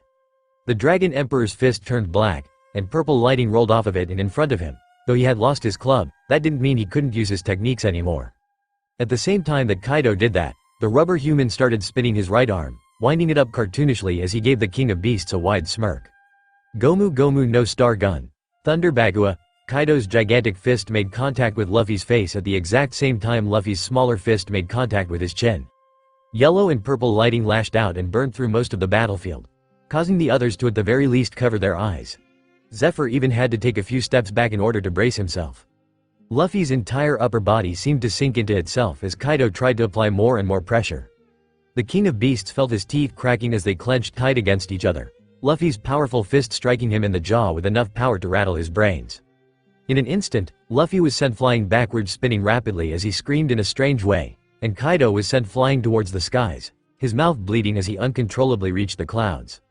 He couldn't help but notice that the clouds seemed much calmer than before. They hadn't even returned to cover up the moon, which was now staring at him. He remembered the many nights he had spent trying to look for that light, to find the hope that could break through those stormy clouds. But now that the light was in front of him, he couldn't help but feel indignant. Joy Boy. What an absurd being. My punch from earlier felt ineffective, almost as if his immunity to blunt attacks now doesn't care for Haki anymore. I can't fight him in this form, I need to take things more seriously. He immediately tried to shift into his dragon form, his most powerful transformation. His muscles shifted, and his tail seemed to start growing bigger as his bone structure started shifting rapidly. But just as it did so, Kaido felt a burning sensation, before his vision was blinded by light. He released a pain grunt as he was struck by lightning, and he once again began to hear the same drumming. Looking to the side, he saw the figure of the Sky King, Enal, looking at him with a smile. Shit, I can't go all out with him here. No, I need to take him down too. This time, the Dragon Emperor pulled through the pain, and shifted his body into that of a massive dragon, covering most of Onigashima and also casting a shadow over half of Wano, Flower Capital included. The people of the Flower Capital watched the scene with bated breath as the clouds bellowed with thunder, at the rhythm of a steady drum. Kaido's eyes shined, and his azure scales were immediately engulfed by flames as he took on his most powerful form. The dragon ignored the pressure on his curved spine, the same one that had crushed him into the ground previously. Demolition Wind. He opened his massive maw towards the flying Sky King and released a massive barrage of greenish flying slashes. The clouds were immediately severed as Enal tilted his head and turned into a blur. He danced around in the sky with a smile, dodging each and every strike with practiced ease. He went from up to down, reforming constantly, and Kaido's opened maw followed him with every turn. Eventually, Enal appeared by Kaido's head, right near his massive eye. The Sky King smiled while tilting his head and making eye contact with the King of Beasts. Are you sure I am the one you should be concerned about right now? The Sky King's voice came a tad too late. Kaido's eyes widened, his pupils immediately turning upwards, as a massive shadow seemed to form in the clouds above his head. El Gomu Gomu no Bajrangun. It was none other than Luffy, a gigantic version of Luffy to be more specific. The only thing that stood out even more besides the fact that he had reached the size of the biggest giants, was that his hand had stretched out and enlarged to the point where it was significantly bigger than Onigashima. The King of Beasts' flaming body was still significantly bigger, but Luffy's fist was easily half of his body, and it was angled at his head, aiming to crush him. It won't be so easy, you brat, the Dragon Emperor roared as his mouth filled with flames. Devastating breath. His mouth opened to release a torrent of burning black flames, but just before it opened the dragon felt every muscle in his body become paralyzed. Now, let's not delay the inevitable even more, Kaido. You played your role. To the side, the Sky King's voice rang into the gigantic dragon's ears. That uncaring and disregarding voice enraged the dragon even further. Kaido threw aside his fears immediately. His gaze turned towards the gigantic fist, which was now much closer, too close for him to pull off any other special attack. Don't underestimate me, the dragon roared as he turned his head towards the fist, his entire head bursting with purple conqueror's haki and black flame.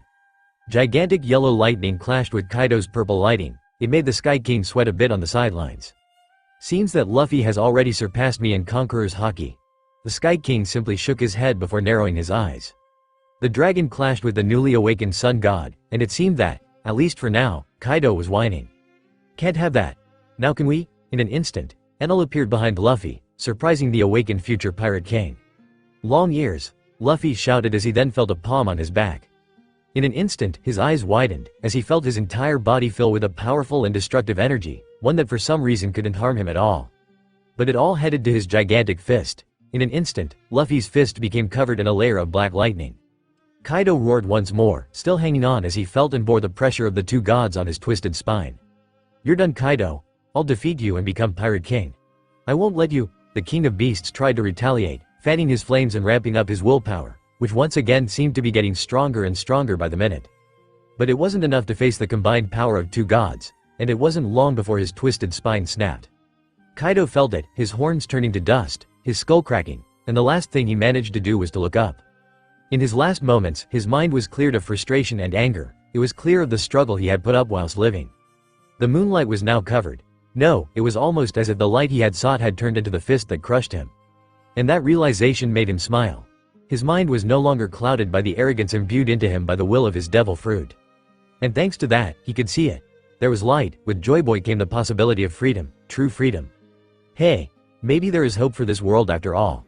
As for him, well, he realized he was dying. He wasn't going to see the light at the end of the tunnel. He only caught a glimpse of it. But he felt strangely fulfilled. After all, it was his death that bridged the gap. It seemed that Enel had wanted him to do that from the start, to awaken Joy Boy. Ah, such a glorious death. I thank you, Joy Boy, Sky King. And just like that, the King of Beasts breathed his last, finally able to follow in the footsteps of the men he had respected so much in the past. Luffy's fist completely crushed Kaido's head, turning it into mush as he pressed the dragon's gigantic body towards the ground.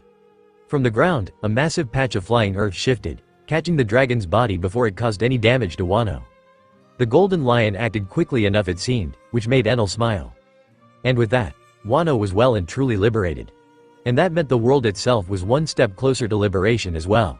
The dragon's body falling from the skies finally revealed the moonlight for the rest of Wano as well. Wooden lanterns rose to the skies as many silently celebrated their liberation.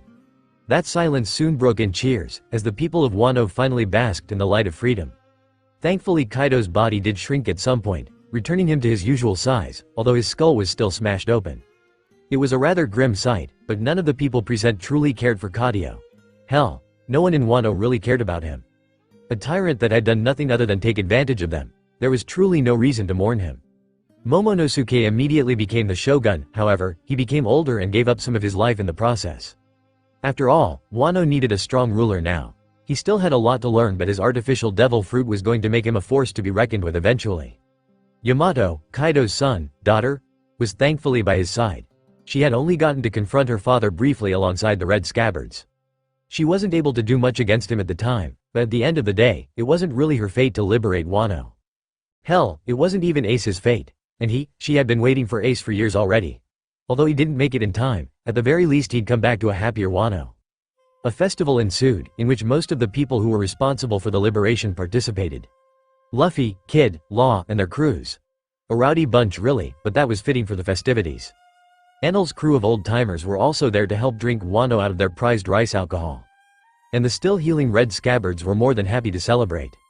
Although they hadn't managed to save Wano on their own, and they felt shame as the Kozuki family's retainers, they still felt fulfilled. They had faced an opponent far stronger than them. They had fought the man who had killed Kozuki Oden. They had finally rebelled and fought to free their homeland. The land of Wano, which had been stuck in the mud for 20 years, could finally bask in the light of hope again. As for Enel, he was resting. His mind was not in a festive mood, his entire being wrought with worry as he realized that with Luffy's awakening, the war was on the horizon. He knew that the day would come, he'd have to face his fate. What he didn't know was if he had done enough to change his fate. Sure, hearing he was fated to die wasn't pleasant at first. He had chosen not to dwell on it, to focus on what was truly important at the time. But now that the stage was mostly set, the Sky King couldn't help but feel a bit of uncertainty creep into his mind. It was unbecoming of a conqueror. But he hadn't always been a conqueror, he was an archaeologist, by his very nature an overthinker, a man who was predisposed to constantly asking questions. Even when his personality blended with Enel's god complex, he was still the same in many aspects. But it was his carefulness that had brought him so far. So in the end, even though he had resigned himself to accepting nothing but a decisive victory, he still had doubts. So, as the people below partied and celebrated, he sat down on a cloud and overlooked them. Sometimes, some clouds would shift behind him, unveiling the moonlight once more and casting his shadow upon some provinces in the land of Wano. Many had noticed his presence, many looked up to the skies to see the figure of one of their saviors, but none could reach him. And most of those who could, like his crew members, were too busy getting drunk and celebrating themselves. It was a hard-fought battle at the end of the day. Minutes turned to hours, and eventually, the Sky King slowly closed his eyes, preparing to drift off to sleep, to get some much-needed rest before his journey back to the Sky Island started.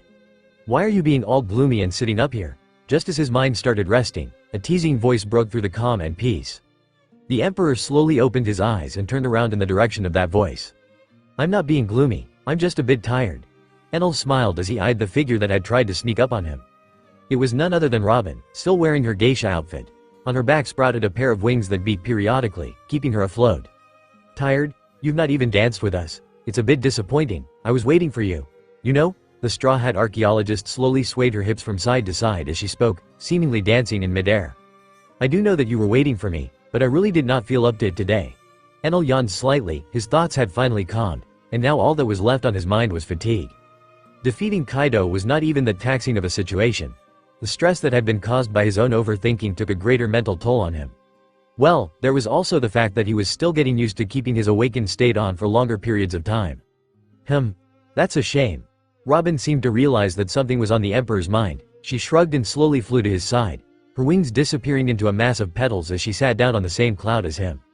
The two of them sat in silence for a bit, looking down at the lights of the celebration below. The flower capital was like a bustling snow globe from the sky. A beautiful cacophony of joy and lights, it was a mesmerizing sight. Even from below, the look on the streets was beautiful, but now that she sat there, relaxed, she could finally notice and appreciate the sights from above.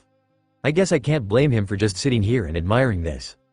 In the end, she could only smile and change the subject. Sue, I think that's the first time I've heard you play those drums on your back. Did you discover some new powers or something? Robin's gaze shifted slightly to the Emperor as she spoke. Enel had already told her about most of his abilities in his awakened form. But he had never mentioned anything about playing the drums on that floating disc. If anything, he had specified in the past that the floating disc wasn't a regular object, but rather a fragment of consciousness of the old lightning god. It's not exactly singing, obviously. I've discovered that beating on those drums stirs up the clouds. But what it's truly good at is raising atmospheric pressure in targeted areas. Enel couldn't help but smile as he remembered controlling all aspects of the storm he had been creating and maintaining. Usually, the atmospheric pressure within a storm wouldn't be that much higher than the regular, but when awakened, I seem to have control over all aspects of a storm. So I am able to intensify any aspect of a storm. In essence, Enel had managed to create an effect that was quite similar to Fujitora's gravity fruit, but instead of actually making the gravitational pull stronger, Enel made the air that was being pulled down heavier. Well, it wasn't really something of Enel's creation. Raijin had likely done it in the past, which was why it felt more like instinct when the Sky King attempted it. Robin blinked a few times when hearing that explanation, not quite sure where Enel came with all the ideas behind the use of his devil fruit. She was very well read herself, but most of her favorite books were either stories from folklore or history books. Storms and their intricacies were more in line with Nami's line of study. Sounds mighty impressive. She didn't let the silence stretch for much longer, eventually responding with some praise to soothe her friend and partner's ego. The Lighting Emperor just sighed and shook his head. So, I guess now that Captain has awakened his devil fruit, the war is going to start soon, right? Robin eventually decided to address the elephant in the room. She was well aware of Enel's plans after all. At least of the ones everyone on the Sky Island was also aware of. Indeed. Enel nodded, slowly turning his gaze towards the lights of the float. What's got you acting so weird? Are you getting cold feet? Robin's tone was half joking, half serious. She realized that the entire situation was stressful for Enel. The Sky King was currently carrying the hopes of many on his back. He couldn't even afford to back down at that point. No, it's far too late for that. But that doesn't mean I cannot grow worried of what we may face. The Emperor's lament finally became clearer to Robin, who raised an eyebrow at it. Huh? The great and mighty Sky King is worried? That's new. I guess you're great at hiding it. The young woman shook her head slightly as she spoke. Although slightly mocking in tone, she was genuinely shocked. She herself had seen the type of power that Enel commanded personally. She knew of the power and size of his army as well. And yet, he was worried? It was concerning, to say the least. Hiding it or not, worried or not worried, the war still has to happen. I will give it my all, and I believe we will emerge victorious. Luffy will certainly prove helpful. The Sky King seemed to notice the growing concern within Robin, so he decided to try and reassure her a bit. The Straw Hat archaeologist didn't really seem to be buying into his calming words. She just eyed him suspiciously before eventually sighing deeply. Okay, I'll believe you, but I also want to clarify something tonight. Robin surprisingly decided not to press on thankfully. Enel turned to look at her with a smile. And what might that be? His question was immediately answered. But with another question. What are we exactly? Robin's voice sounded calm as she asked that question, her eyes resolute. The Emperor was a bit stuck on that question. But at that point, after everything they had been through and everything they had done, the answer was quite obvious. Well, that's an easy question. We're lovers, aren't we?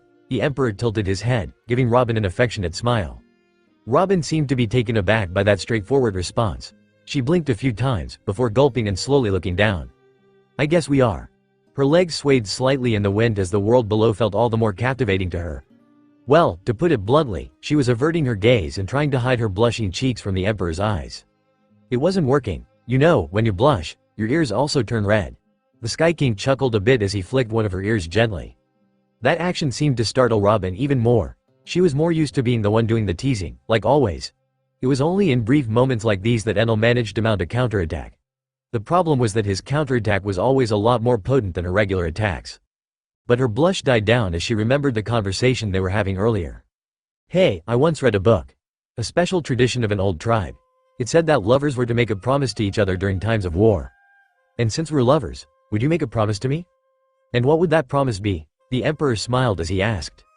The two scholars looked into each other's eyes as they spoke, exploring each other's souls.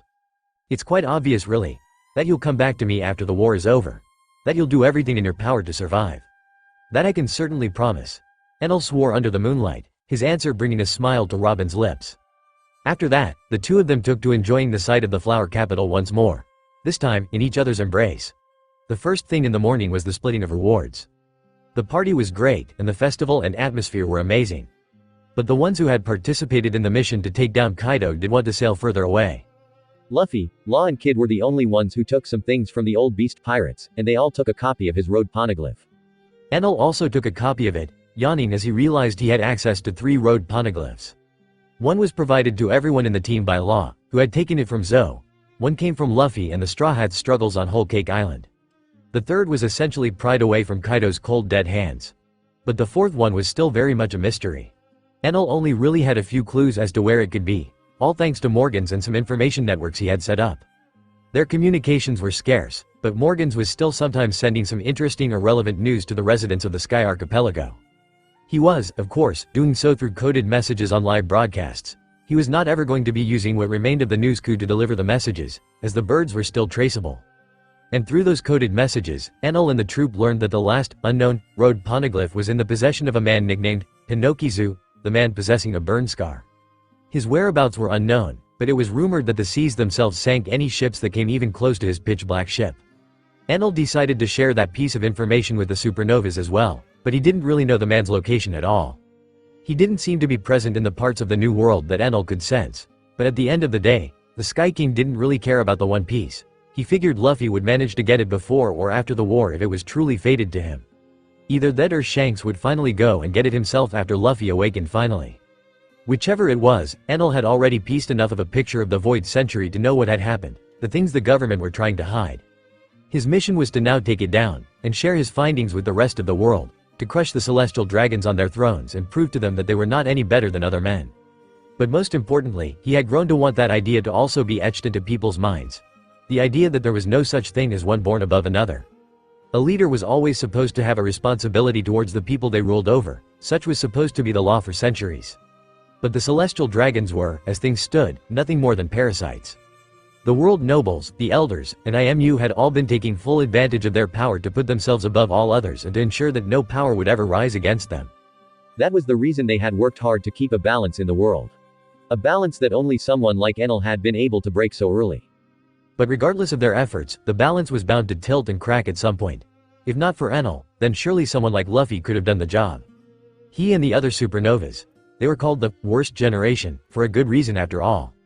And now, the captains of the worst generation within Wano were preparing to set sail, saying their goodbyes and waving off at the new friends they made along the way. Kid was set on his journey, his direction seemed to be towards Elbaf, the land of the giants. He seemed to be gunning after Shanks, eager to prove himself. Enel didn't bother to douse his fire by telling him that Shanks was an ally. It wasn't like Kid was going to listen to him anyway, so he figured he'd just let Shanks humble the spirited young man. Law seemed to be headed off in another direction. Enel didn't remember the exact name of the island, but he assumed that the death surgeon would be fine just about anywhere he went thanks to his devil fruit.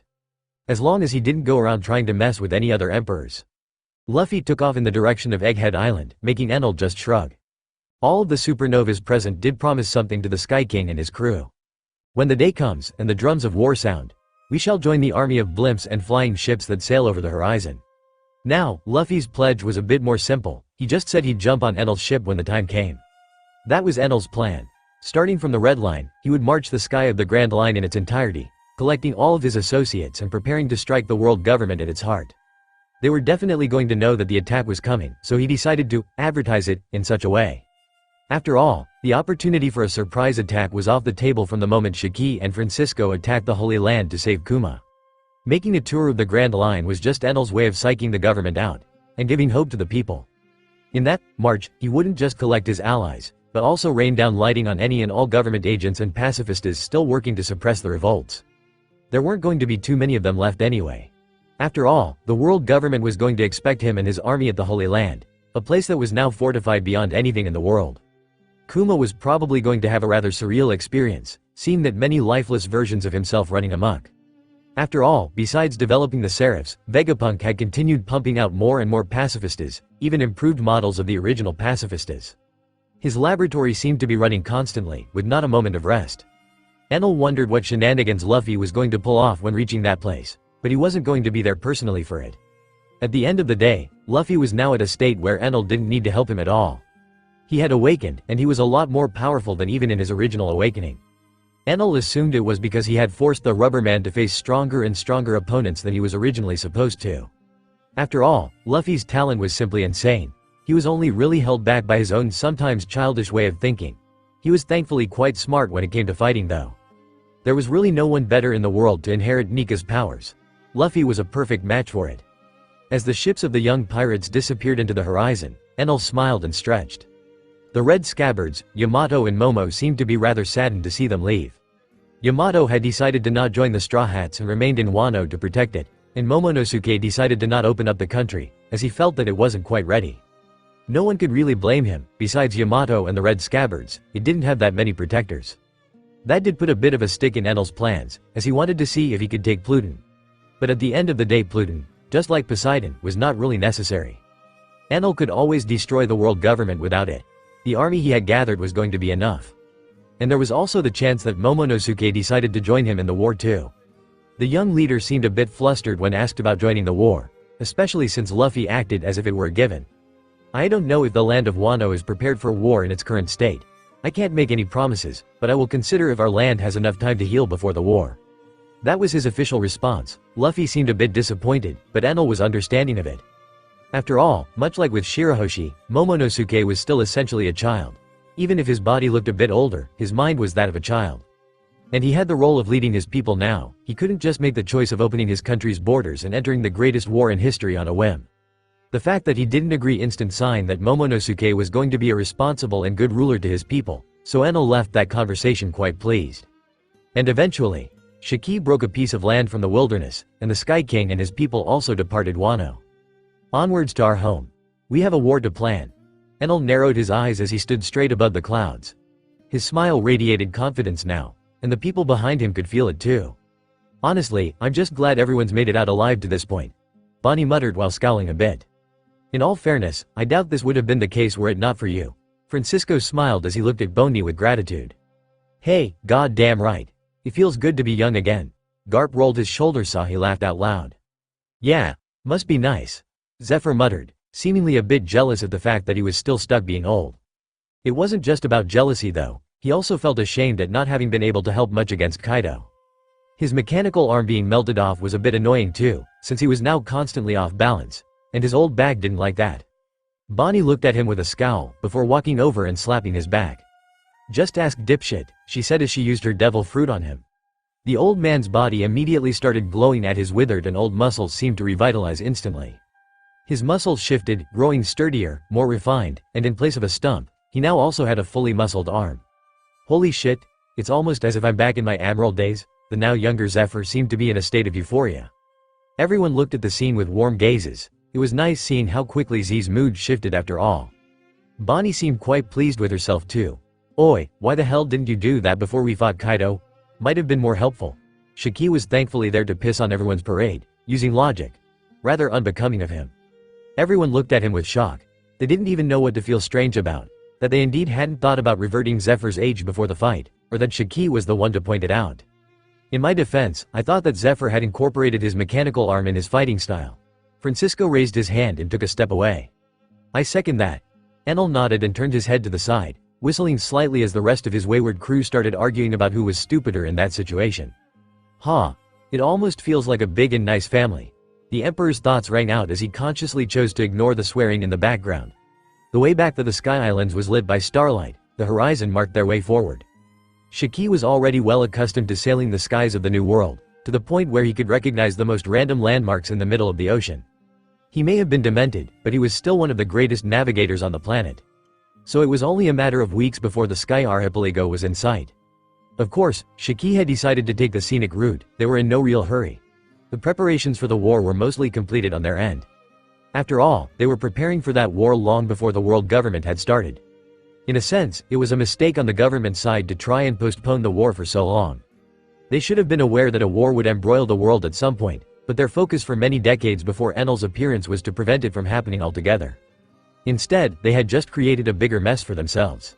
The fact that the warlords hadn't been formally disassembled also made Enel feel weird. It just meant that Cross Guild was not going to exist and his efforts of allying with Buggy were not that worth it anymore. Well, at the very least his information network of pirates has proved itself useful in times of need. I've already approached Crocodile, and I'm sure Shanks can help with Mahawk. They were the ones that I wanted on my side anyway. Enel also learned that there was technically supposed to be a Laveli not long after the events of Wano. The Laveli was nothing more than all of the royal families that formed the world government gathered together in the Holy Land to waste their time and discuss politics. Well, the state of the world was usually the topic at hand. It was also the best chance for less fortunate countries to ask for support directly. But such an event was not going to be held on the cusp of a world-changing war. It was supposedly cancelled, and each royal family had received a message from the Holy Land in regard to that. Of course, Enel was told of this through a report via transponder snail. He was kept well aware of the state of the Sky Archipelago throughout his entire journey in Wano. He also made sure to keep them all up to date on everything that happened in the closed-off country. But they all still needed to have one last meeting, to plan out the events of the upcoming war together, and to plan on how to use their time before it most effectively. The moment that their small flying island reached the archipelago, all of the people abroad took off towards what was now the center of the entire island cluster, Skypa. Bonnie was the only one to head off on her own, likely going off to spend some time with Kuma. She was more than welcome to join everyone in the war room too, but she didn't seem all that interested in it. She didn't believe herself to be a necessary part of the planning process despite her monumental contributions to strengthening the army. It wasn't long before all of them arrived in Skypa either. They all entered a newly built conference room, with a gigantic table in the middle and chairs all around it. Enel sat down at the very head of that table, Garp and Francisco sat down by his sides, and the rest took their seats at the table as they arrived. Gonfall also joined them, despite not planning to take much of an active role in the war itself. Many of his people were going to fight after all, so it was only fitting for him to at least listen in. Wiper was not present, he was off training on some other island. Enel could feel that he had also grown quite a bit in the time they were apart, but he was still far off from facing an admiral. Maybe he'd be able to match one before the war at that rate, but he'd certainly fall short in many places. Momonga was also not present in the war room, instead choosing to keep diligently training and drilling the Skyguards, using his time wisely. He was already as strong as an admiral. Enel had already measured him up to them before, but now the Emperor was more than certain of his initial assessment. The Skyguards were also turning up quite nicely, though they still had a long way to go. At the very least, Bellamy and a few others had grown exponentially. The Spring Fruit user now even surpassed his previous idol, Doflamingo, in plenty of aspects. Seems like everyone has gathered, Captain. Francisco spoke out as his fingers slowly tapped on and traced the table in front of him. On his waist was strapped the saber of Zebek, a blade that seemed to get rather mixed reactions from the Marines present. I can see that. Enel huffed as his eyes scanned the table. Everyone was indeed there. Most of the cadres of the Revolutionary Army were present, Ivankov included. And the usual suspects of the Marines were also present. You were doing one of those things where you stare off into space and think about shit. Get your head in the game, kid. Garp pointed a rice cracker at Enel's face as he spoke with a full mouth. Yeah. Enel waved his arm dismissively before releasing a sigh. In an instant, his body sparked, his chair lighting up in an intricate circuit which seemed to extend over to the large table. In an instant, a hologram of the world was projected at the very top of the table, a map that Enel seemed to have the control of on the arm of his chair. So, we'll proceed as previously discussed. Enel's expression turned serious as a red line outlined their trajectory from the archipelago and around the world to the Holy Land. I still think that sounding horns and announcing our attack beforehand is a bit much, Sengoku muttered as he sat down by Garp's side. Well, it is a bit too straightforward. I can see why you'd be questioning it. Suru sighed as she rubbed her chin and looked over at Garp, who was just smiling. Hey, I like it too. I'm sure plenty will agree that this way our plan is flashiest. Shiki also seemed to be very much on board with the idea. He sat down at Francisco's side. It was true that the plan they were going for was more Garp's and Shiki's style than anything else, but it was also the only one that really made sense. They are already well aware of our intentions, Sengoku. Nothing we do will ever constitute a surprise attack. Might as well psyche them out while we're at it. Dragon shook his head as he spoke. He also sat somewhat near the head of the table, sat down right by Shiki's side. It would also show the world that we are not afraid of them, that we aren't hiding, and that it is them who are holed up in a rat's nest at their so-called Holy Land. Zephyr also seemed to be very much on board with the idea. Hey, it's decided then. But when do we set sail exactly? We can safely expect the war tour to take at least a month, maybe even 2 months. Enel's ship may be able to travel that distance quicker, but we'll mostly be using blimps and Shiki's fruit, aren't we? Francisco also had his reservations at first, but he also understood the situation fairly well. His only real concern was the logistics of their so-called war tour. They also needed to be prepared in case the world government was actually going to try and intercept them at any point. But it was highly unlikely. The Holy Land provided them with the only assurance they had of even standing a chance against Enel's army. The defenses they had been setting up couldn't just be moved on short notice, and the world government also sorely lacked the means that Enel's army had when it came to transportation. I think the best way to go about things is to just move more islands. I can fly them faster than a blimp. This way everyone can also live comfortably until the war starts up. Shiki seemed to be okay with being their navigator on their journey. It was rare for him to volunteer to do any job, but going to war and toppling the government was very much in his Christmas wish list, so he was going to do anything he could to help. I think it's best that we set off. The sooner this ends, the less people have to suffer around the world. Fujitora spoke out for the first time at that table. His lacking vision couldn't appreciate the graphics of the hologram, but he still understood the gist of the plan. Despite the fact that he didn't have the same authority at that table as some of the older folks did, no one could refute his words, and everyone seemed to agree with him unanimously. Well then, I think it's fair to give everyone who has just come back from Wano a week to recover, and then we set sail. In the meantime, I ask that everyone trains hard and prepares for what is to come. Even if it feels like we have victory in our hands, we can't afford to act hastily now, right at the end of it all. Enel ended up respecting Fujitora's opinion as well, agreeing with him wholeheartedly. After all, there was no way for him to postpone what was to come. He was going to face his death with style and without any fear in his heart. Zephyr and Garp seemed rather adamant that they didn't need any rest, especially Zephyr, who was decades younger than when he had left. But Enel still decided to give everyone some breathing room before they got on the move. And just like that, Enel ended the War Council, meeting with clear instructions on how to proceed. Now then, I should also go train a bit. Maybe I can master Conqueror's coding before I face IMU. Enel's arm glowed as he closed his fist tightly. He was wearing a tightly fitting t-shirt, and a pair of short loose pants paired with some metallic boots. He had stored all of his medals within his earrings and boots, as he wanted his hands free for the training he had been undertaking. Hua, compressed air shot out like a cannon as the Emperor exhaled. He was not using his devil fruit, but blue lightning was still constantly rolling off of his hand. Conqueror's coding was a rather strange concept, hard to grasp, but at the same time, it also felt very basic. A conqueror would obviously be able to infuse his will into his attacks, right? Those were the basic principles of armament after all. But a conqueror's will was inherently different to that of a regular person. It was grasping that difference that made it difficult for people to actually master it. Enel had been aiming for it, and training his haki for longer than Luffy, but he was still struggling with it slightly. It felt like he was learning to walk for the first time, but he had thankfully already taken his first steps. The broken rocks and stones around him were the proof of his hard work. The damage to his surroundings was done using nothing other than his conqueror's haki.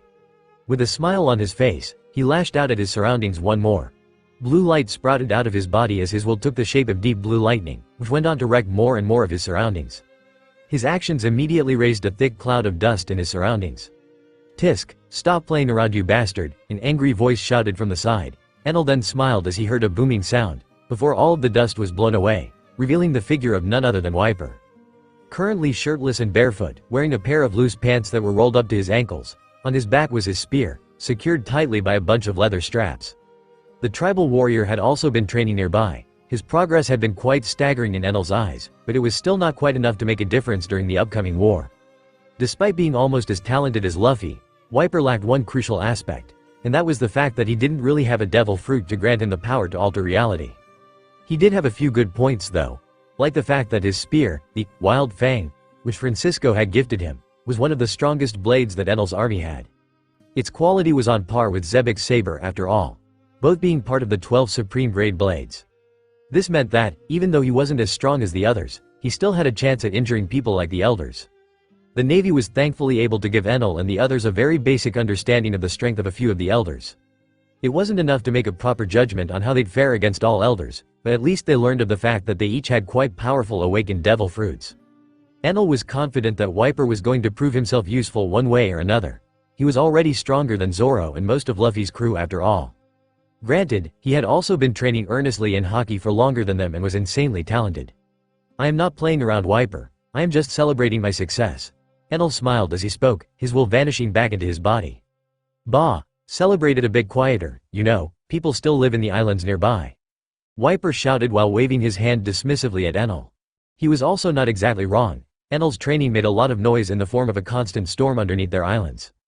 The Emperor's haki still affected the world around them, and its effects were only really sensed by those who lived near his training island.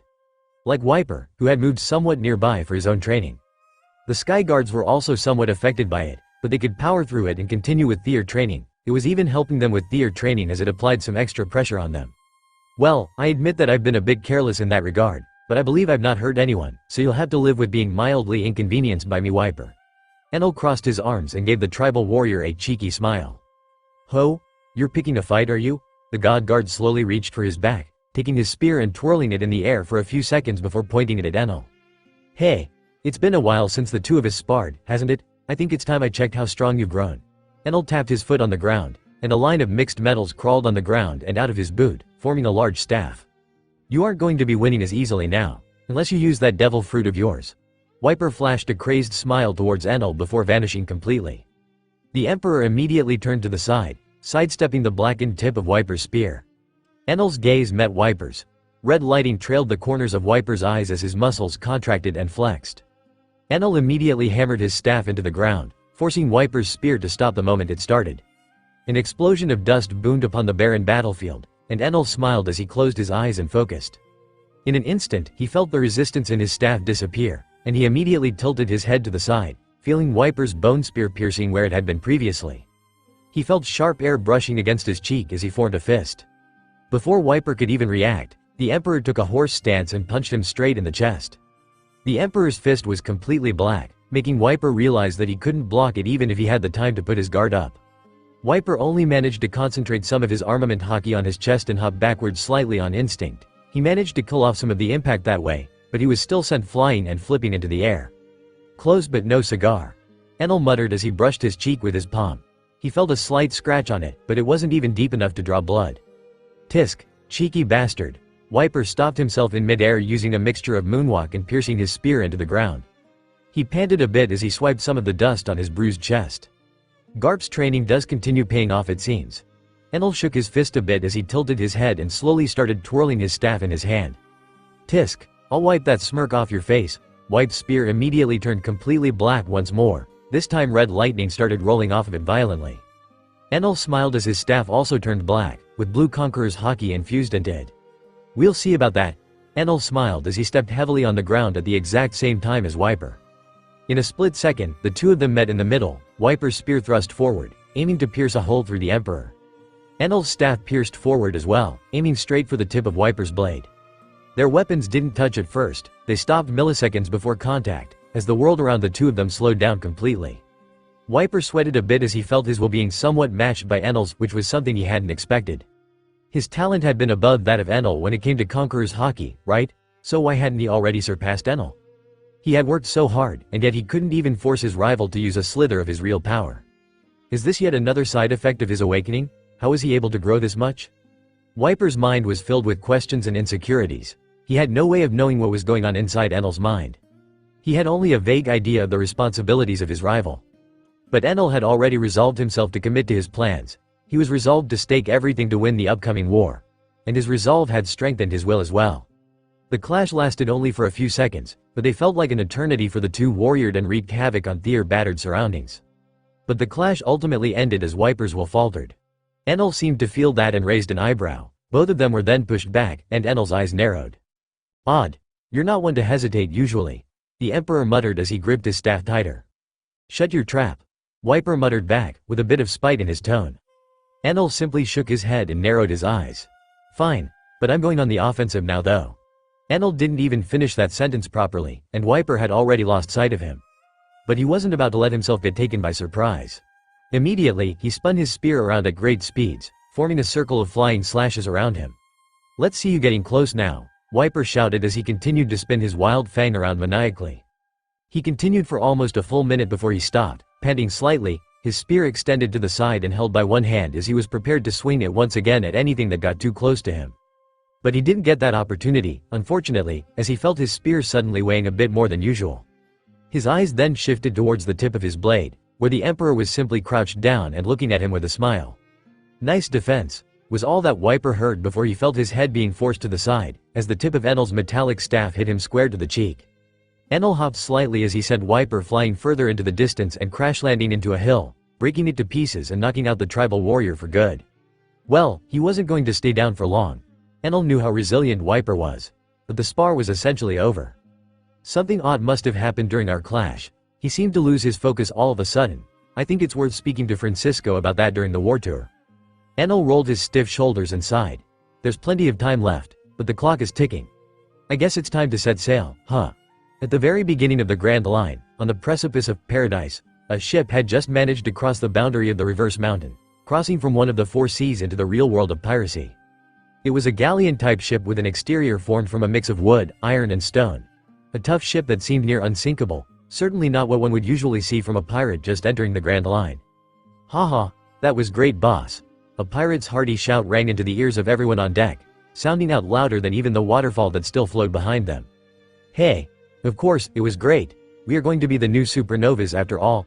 The captain crossed his arms and gave everyone a boisterous laugh. The big dreams of a pirate who was just taking his first steps into the greatest adventure that a man could go on. Their goals were rather simple. They had great dreams and aspirations of stealing, finding great treasure, plundering as many villages as they could, and finding the pirate king's valuables, or the One Piece. It was essentially the basic dream of most pirates. Nothing too complex, but certainly ambitious. But this ship's captain was different from the rest. He wasn't some unprepared fool, no, he was already assured of his success. His name was Cobb Stone, and he was sure that he would have gotten a large bounty before entering the Grand Line had the government still paid attention to such things. Ha, that's right, boss.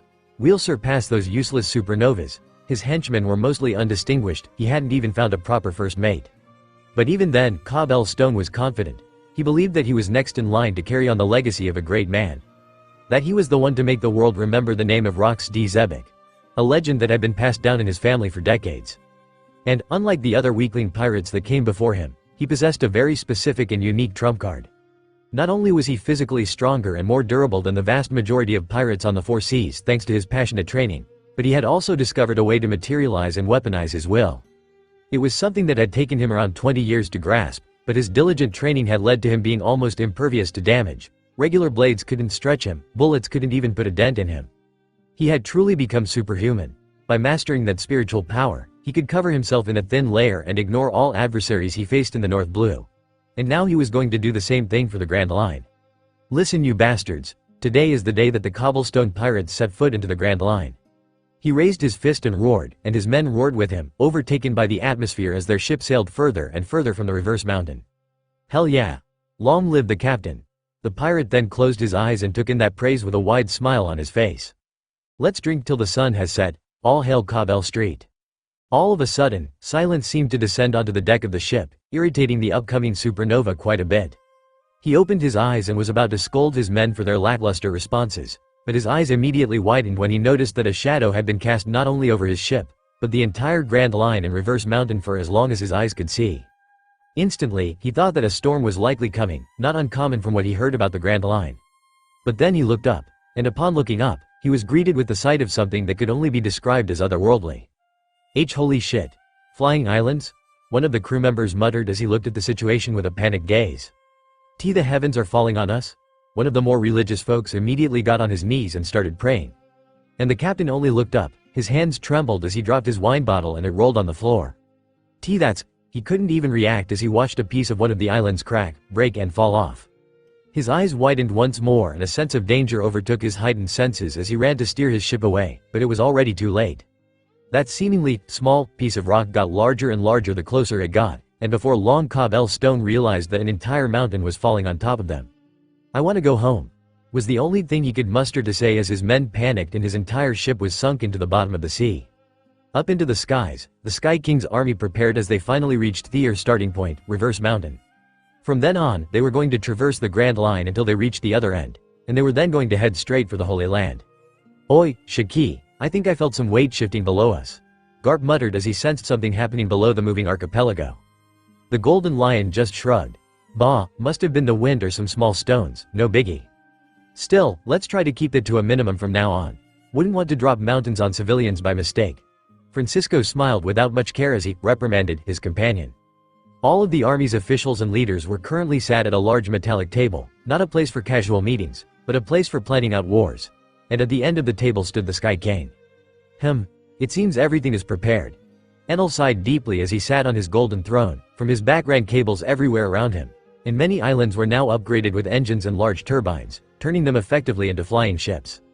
It took a bit of preparation, but with this at least I won't be dead tired by the time we reach our enemy. Shiki muttered as he smiled. His task was mostly to float all of the islands and fly around half of them. Meanwhile, Enel's task was to power the engines and turbines to keep the other islands afloat. As measures of safety, they also had plenty of cloud dials prepared to create a cushion underneath the islands. The robots that Enel had brought from the moon were very useful in setting up all of the engines and turbines. They worked as essentially factory workers, and they were happy to earn their keep.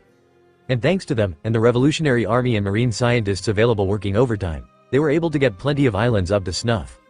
They had obviously left some of them behind. Shiki left plenty of men guarding them, but they were mostly the islands of unrelated civilians, either from Skype or from other islands Shiki had grabbed at some point. I believe it's time. Sound the drums. Enel smiled widely as his back sparkled with electricity. Immediately, the entire room, and then the island lit up with light. The electricity traveled through lines of metal and wires, and each turbine seemed to turn on one after the other. As soon as that happened, thousands of revolutionaries and marines on each island marched to the edge of the island. With mufflers in their ears, they all walked over to strange devices and pressed on special record dials. Each dial sounded out with the drums of war, forming a symphony that could only be described as majestic and stressful. Instantly, the entire sea was filled with only that, the sound of rhythmic drumming. Ah, music to my ears. Zephyr smiled widely while Suru covered her ears and sighed in frustration. Brutes like you might enjoy this, but we'll be sleeping with earmuffs from now. She and Gion didn't seem to be enjoying the new orchestral music. You'll get used to it. Sengoku scowled and shrugged, knowing that there was no helping it. None of us should be having any issues. And the weaker soldiers were stationed as far away from the drums as possible, so it's going to be fine. Francisco also shrugged and slowly swayed on his chair, his saber resting on the table as he looked at his captain. Immediately, the first mate clapped wit. In an instant, some soldiers entered the room carrying barrels of sake and cups of varying sizes. They immediately placed a cup in front of everyone present and started pouring them the finest alcohol available. Let us toast. The first mate raised his glass, smiling as he did so. And everyone joined in, even the marines, although they were doing it out of respect. In the end, everyone looked at Enel, who was the last one to lift his cup, but before he did so, he took a look at everyone present in the room, his gaze cold and calculating. Gion and Tokikaki seemed to be quite solemn and brooding, knowing that a bloody affair was in front of them. Momonga and Bonnie both gave the Sky King a warm smile. Suru and Fujitora seemed to be stoic and ready. Kizaru and Aokiji were both exhaling slightly, also seemingly prepared. Akainu and Sengoku were both uncharacteristically silent, seemingly deep in contemplation, mentally preparing for what was to come. Garp and Zephyr seemed a lot less bothered as if they were starting to go on an exciting road trip. Francisco and Shiki were much the same, unafraid and eager. Wiper was similar to them, he was also uncharacteristically silent now. But there was a determination in his eyes that few could match in intensity. As for the revolutionaries, Dragon, Sabo, Ivankov, Kuma and all of the others, they were excited. To them, it was as if they were finally succeeding in their mission. It was finally their chance to take down the celestial dragons that had done so much harm to them and their loved ones. Upon seeing all of them, feeling their emotions, expectations, resolve, Enel couldn't help but smile widely as he raised his cup in the air. To a journey's start, yes. This is it. The beginning of the end. Thunder bellowed in the sky above the kingdom of Alabasta. Things had mostly calmed down, only the occasional pirate would sometimes encroach on their territory, but the guards in Alabasta were already prepared for them. Despite the chaos in the world, piracy was not really that much more prominent than before. It was safer to say that the world had yet to see the effects of the world government oppression for now at least. But Nefertari Cobra was confident that things would end favorably with time. He trusted that Enel, the emperor who provided them with protection, would win at the end of the day. He already knew of the Sky King's overwhelming strength. Even the likes of Crocodile were nothing to the wayward emperor. Surely he'd be able to stand up to the government, right? Well, at least the sickly king liked to hope so. He sat down in his wheelchair, on the balcony overlooking the capital, his palace and his people. His calm gaze pierced through the walls of the castle and beyond. His subjects were the main thing he saw, and the main thing he wanted to protect. Father. But they weren't the only ones that he hoped to be able to protect. His daughter, the blue-haired Princess Nefertari Vivi, was walking up behind him, gently and with a concerned look in her eyes. Please be careful with your health. Come inside, the air is cold, and a storm is brewing. The princess slowly wrapped a blanket around her sickly father. Cobra gave her an appreciative gaze, but remained unmoved, turning his head and looking up at the sky. Vivi raised an eyebrow, and also looked up, only to see angry clouds and constant flashes of light. Thunder bellowed, making the princess slightly uncomfortable as she looked up with a tinge of fear. It's rare that we get storms this powerful. Her voice was merely a whisper in the middle of a tornado of thunder, but the king still heard his daughter's words clearly. There is no need to fear it, our kingdom had withstood greater adversity. Cobra's eyes narrowed. Father, let's go inside already. Vivi grabbed the handles on her father's wheelchair and prepared to bring him away, but the king stopped her by putting his hands on the wheels. Through the flash of lightning, he caught the figure of something large in the distance. His eyes widened immediately and his ears perked up. Immediately the sound of thunder was overshadowed by the sound of a rhythmic beat, one both familiar and unknown, a symphony that he recognized. Drums of war. No, I want to bear witness to it. The king flashed the princess a wide toothy smile. And the princess's gaze wandered upwards as well, only for her eyes to widen in shock. A scene almost out of fairy tales. A cluster of flying islands, dazzling waterfalls and forests, snowy mountains, and grand jungles. It was as if an entire world had spawned from the sky. The moving cluster covered the sky for as long as the princess's eyes could see and pushed every storm cloud away. The sound of the drums thundered louder than anything the princess had heard, and it was clear that their subjects below had also heard it.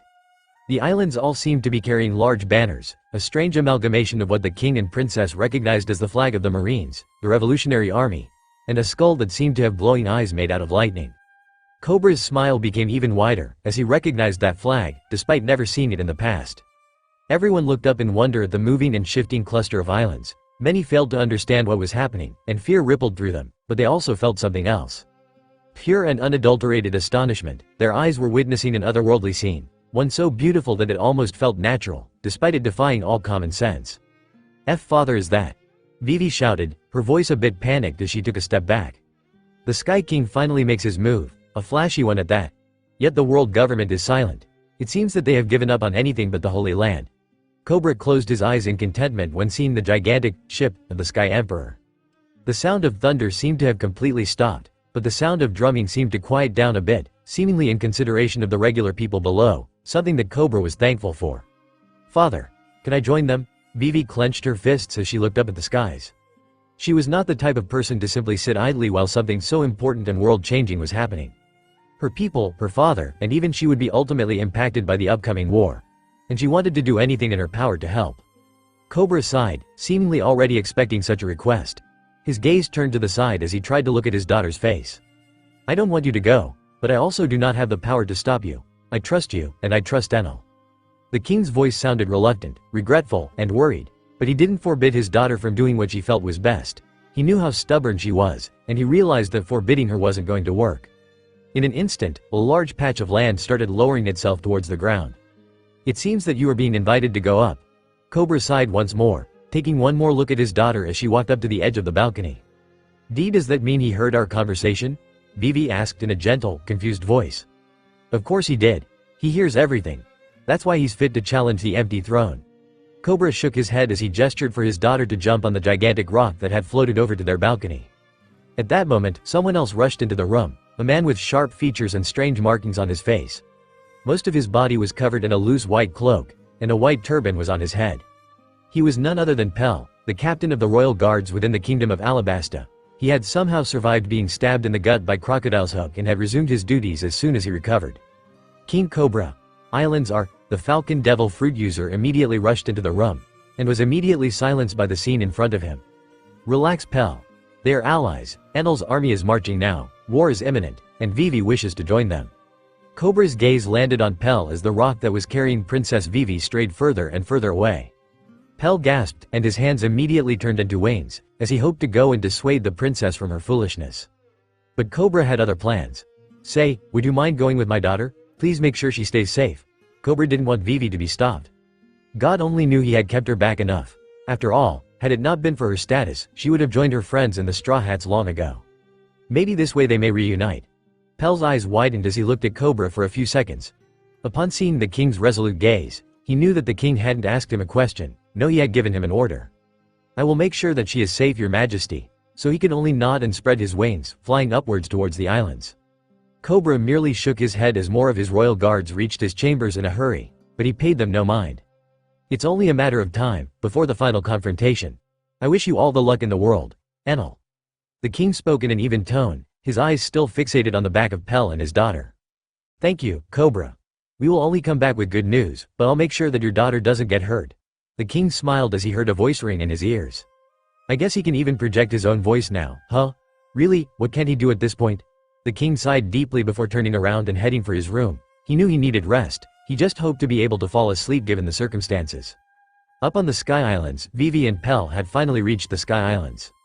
Shiki had floated TRS, but he ended up just sending them to one of his original islands, filled with pirates, as it was the closest one. "Ho, fresh meat?" said pirates were less than friendly, and they immediately crowded around the newcomers, getting rowdy and quite boisterous. Vivi looked a bit uncomfortable, and Pell immediately spread his wings and stood in front of her, his gaze resolute and quite worried. "Haha, they look pretty weak. I wonder if they're meant to be food or relief." The gloating pirate was interrupted by a slight quake, and his eyes widened as the ground opened up underneath him.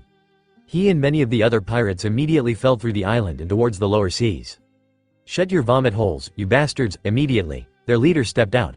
His voice thundered through the island and made everyone present to cover their ears in discomfort. The Golden Lion scowled as he floated out of his residence and towards the newcomers. His bladed legs stood on the ground without even scratching it, as he crossed his arms and greeted Pell and Vivi accordingly. "Princess Vivi and guest. Well, at least he tried. I am Shiki, the Golden Lion." At the very least he introduced himself. Thank you for the help." The princess spoke with a bit of fear in her voice, her gaze wandering around at all of the men who had been accosting them previously. They seemed to have shrunk back in absolute terror at just the sight of the man in front of them. My name is Pell. I am the princess's guard." The falcon-human hybrid sweated a bit as he spoke out. He recognized Shiki's name, he remembered having heard of it in the past. An infamous pirate said to be on par with the ruling emperors of the world. A man who had once challenged Gold Roger on the daily. "Welcome to the Sky Islands, let us go to a more friendly place." Shiki clapped his hands and the ground underneath the three of them started moving once more, this time heading for one of the other islands.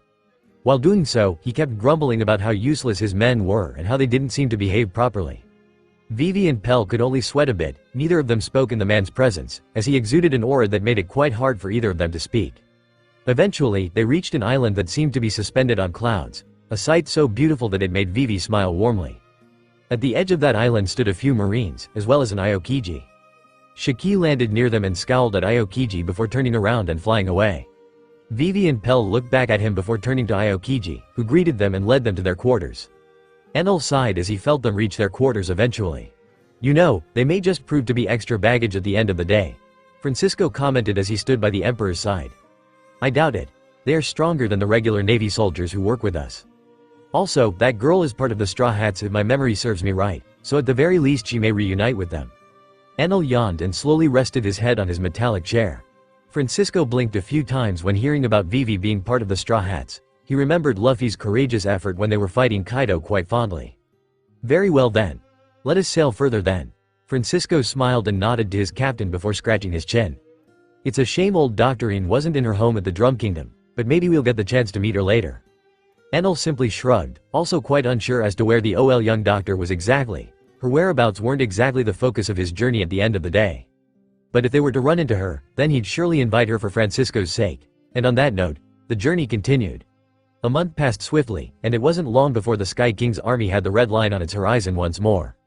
They were on the cusp of floating over the Sabodi archipelago, a cluster of islands with tall trees and air bubbles constantly floating to the sky. On their way through paradise, the first half of the Grand Line, they had not gathered all many allies as one might expect. In fact, except for recruiting Vivi and Pell, they had mostly just passed over the island whilst announcing their presence and the start of the war to the world. Enal, as promised, also took that opportunity to strike down any government agent or pacifista that was unfortunate enough to not have been called back to the Holy Land.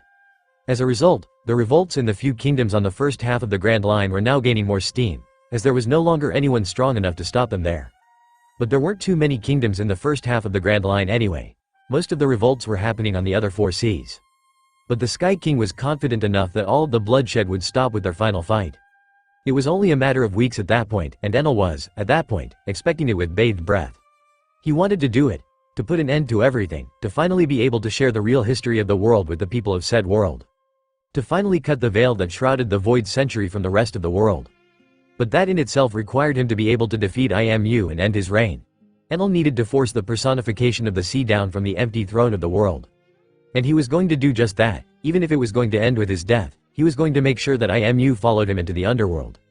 But before that, he still had quite a few people to reach out to and gather. Most of his allies resided within the New World, so things were bound to get busier as he started traversing it. There was also another growing concern. That the world government was going to try and pull something funny now that they were close to Sabodi. The archipelago was, at the end of the day, relatively close to the Holy Land. They were bound to hear the drums of war as their army passed by.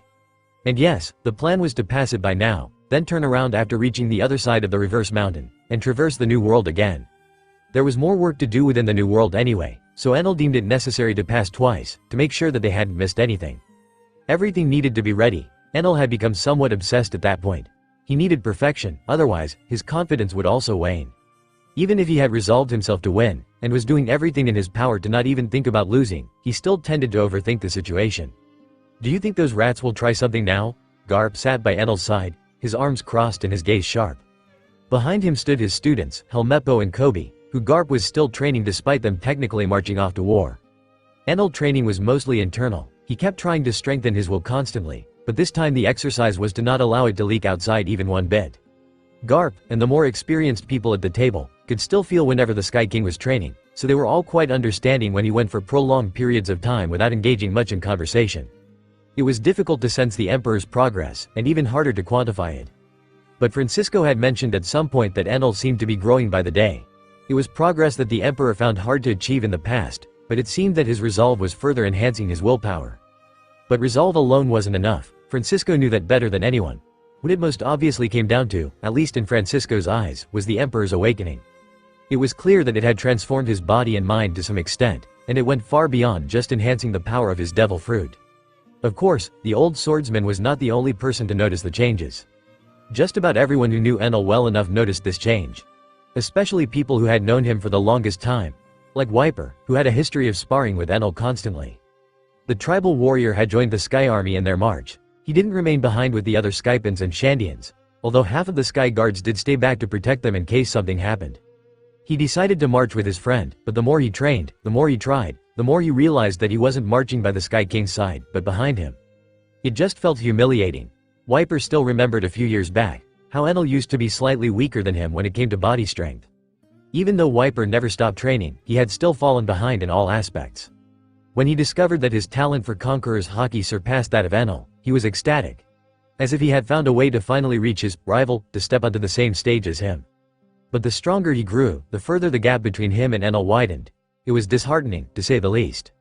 It had all culminated during their last spar, where Wiper had once again lost, not even able to force the Emperor to put his devil fruit to use properly. It was shameful. Even now, as he did his best and trained alongside Francisco on one of the islands in the extremities of the flying cluster, he knew that his chances of catching up to Enel were infinitesimal. His brows furrowed once more as he remembered how swiftly he had been defeated, the ease with which Enel had done so. His frustration was so great that it was almost impossible for Francisco not to notice it. "What's wrong, Wiper?" The old swordman's voice rang out, forcing the tribal warrior to pry his eyes open and heave a sigh of frustration. "I think you know what's wrong." Wiper shook his head towards his master. Wiper knew that Francisco's question was more of a formality if anything. The Sky King's right-hand man was quite perceptive, and he knew of his captain's history with the Shandians and Wiper. "I may have an inkling, but I want to hear it directly from you." The young-looking old swordsman responded in an understanding tone, almost as if he was anticipating the tribal warrior's words. "Fine. It's about Enel. I just can't seem to wrap my head around it. The gap between him and everyone else keeps growing wider, and I am stuck here walking whilst he is sprinting." Wiper's tone was laced with frustration. His eyes seemed to almost become bloodshot. Francisco simply shook his head in disappointment. "I guess he's been up at night constantly thinking about this. I can somewhat relate. Well, it is my task to guide him as his master."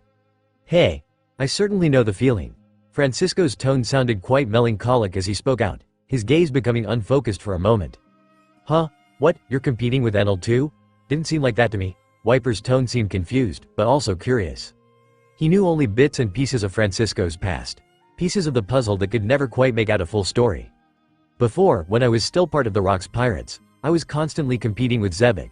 The two of us butted heads in many situations despite my loyalty to him. I like to think that I was as strong as him, but that was never the case. No matter how much I grew, he only seemed to become stronger as time passed." The old swordsman just shook his head with a wry smile on his face. Many memories were rushing through his head, but in essence, he could remember the distinct feeling of falling behind, and constantly being surpassed by Zebek. Now it went without even needing to be said that their situations were vastly different. At no point was Francisco stronger than Zebek, as was the case for Wiper and Enel. But they were at a similar level at some point. And Zebek had proven himself to be the two, especially when it came to Haki. Zebek's haki was so powerful that he had turned the blade he had held occasionally into a dark blade. But Francisco hadn't managed to turn Griffin into a black blade despite holding onto it for decades. It was simply absurd. To the point where Francisco took years in captivity to train his willpower to match rocks. Even if the conditions weren't optimal, he had still trained as best he could whilst trying to preserve his strength and not starve to death. Even then, Francisco realized that he had at most matched his captain at the moment of death, and that, had Zebek survived, he would have grown much more over the years. And it wasn't just in terms of haki. Were it not for God Valley, he would have eaten a devil fruit, and he would have become even stronger, and I would have fallen behind even further. Francisco still remembered Zebek gaining a sudden interest in devil fruits. It was only a matter of time before he chose and ate one. Shiki had gone to try and find a god fruit, but Zebek would have likely eaten a mythical zone too, if he had the opportunity. Huh. I didn't know you were the competing type. The corners of Wiper's mouth rose slightly as he took whatever he deemed most important from his master's words. Maybe when I was younger. Francisco flashed his student a cheeky smile before he continued speaking. The point is, I understand how you feel. It feels almost as if your efforts are not being rewarded in a way. You have set yourself an impossible goal to reach. Enal is not someone anyone can touch at this point. Even Zebek, the one I idolized, would likely be a toy in front of Enal. The old swordsman sighed as he thought more and more about the situation both in the past and in the present. In his eyes, Enal had long since surpassed Zebek, even before his awakening. Just the power of his non-awakened devil fruit was absurd enough to the point where it almost made Enal unmatched. The only ones who stood a chance against Francisco's new captain were those who could also be called gods at that point. And of course, the so-called personification of the sea. So, in a sense, Wiper had it quite a bit worse than Francisco did. But I can't help it, you know, I feel that, at one point, he was actually within reach. Wiper sighed and shook his head, still quite inconsolable. Hey, I felt that too at one point. Honestly, there ain't much I can say at this point besides the fact that those feelings fade with time. Right now, focus on what's in front of you and the road that you yourself have to walk on. Francisco laughed heartily at first, but his tone became rather serious as he urged Wiper to continue with his training. It was clear that the tribal warrior still had plenty of words to say, but he also knew that he had work to do as well. He had already fallen far behind Enal, but maybe there was hope for him to be of help during the upcoming war. It was going to be a long journey still, but that didn't mean they had the time to sit down and relax. Every moment they needed to spend in preparation. Francisco knew that, and he trained his students the best he could. Garp also knew that, and he, much like Francisco, alternated between being by Enal's side and drilling the Marines. Enal's senses spread across the entirety of Sabadi as their ship passed over it. His lightning made quick work of any stragglers once more, clearing up the streets of Sabadi swiftly before continuing on with his journey. The government had also seemingly decided to keep its silence for the time being, which was all the better for Enal, who now only had to look forward to his journey into the new world. Let's see. The first stop in the new world should be Fizman Island. But I think we'll have a slight detour and go on the Calm Belt. And so, Enal clapped his hands and shouted out an order, giving Shiki a call to steer their flying archipelago towards the Amazonas kingdom. No one questioned him in doing so, and he had a rather clear goal. Rayleigh wasn't on Sabodi where you'd expect him to be, so this is my best guess. Enal yawned as his expansive army approached the island of Amazon Lily. It was still far into the horizon, not quite close enough for his observation haki or radar to reach, but they were getting closer. And by then, Enal was almost sure that Rayleigh was on the island. And even better, Shiki had confirmed that they would be able to find an old member of the Rock's pirates there as well. The Golden Lion did claim that it was highly unlikely for her to join the army, but at least they were going to attempt some sort of late-term recruitment. Rayleigh was still the main reason why Enal was going there. Having someone else comparable to a Yonko was always a good thing. Even if he was actually weaker than Shanks and Whitebeard. Upon being returned to his prime, he was going to at least be a useful fighter. But as he got closer to the island, he seemed to remember another resident of that island. One that he had not gotten along with too well at all. Shit. I hope to never run into Hancock again, but it seems that Rayleigh is with her. They had spent some odd weeks traveling before the Marineford War, and Enal remembered her being quite the annoying young lady. He just hoped that she had matured a bit in the meantime and that she wouldn't bother him anymore. Well, how bad can it be anyway? She's a grown woman, I'm sure she's got other things to worry about. I doubt she'll even remember me. You dirty miser, what are you doing here and what gave you the right to step into my palace? Was the phrase that the Snake Princess used to greet the Sky Emperor. So, I see you're doing well. Enal nodded towards her with a smile. Accompanying him were Shiki and Francisco, one floating in the air and the other sitting on a rock with a curious expression.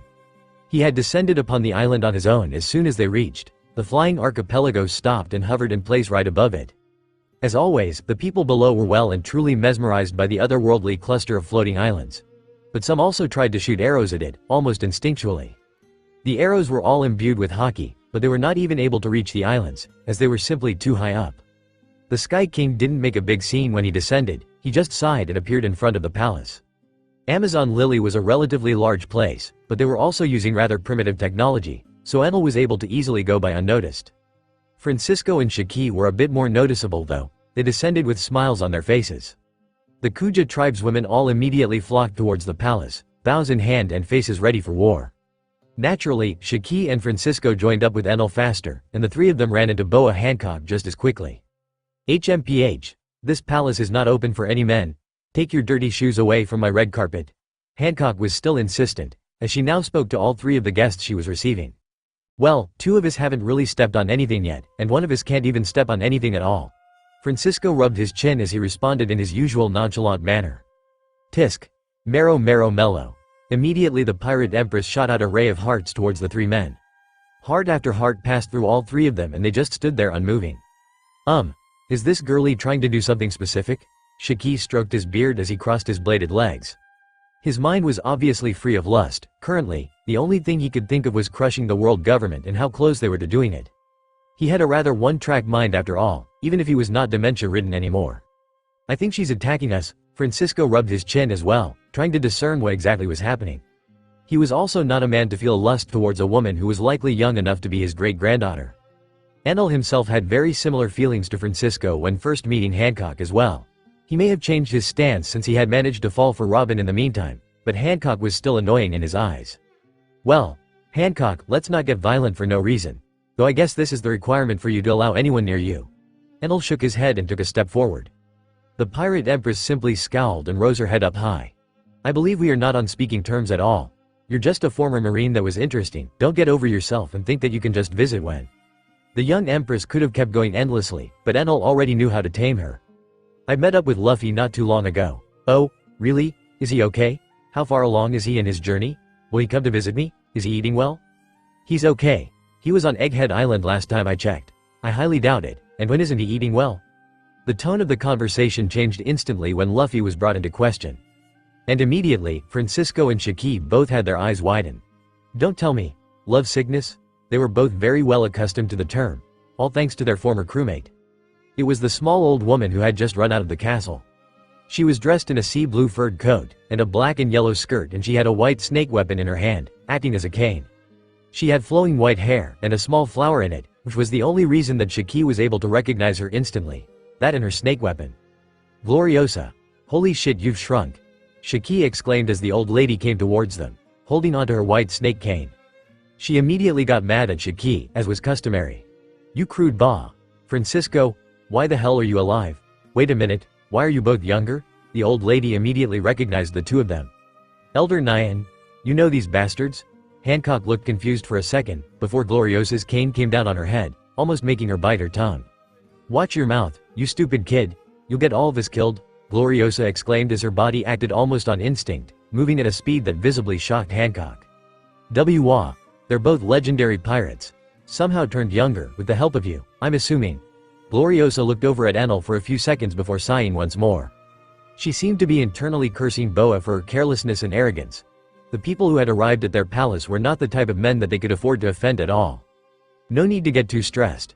We're not here with any bad intentions. Enel seemed to have noticed her concerns and waved them off with a smile on his face.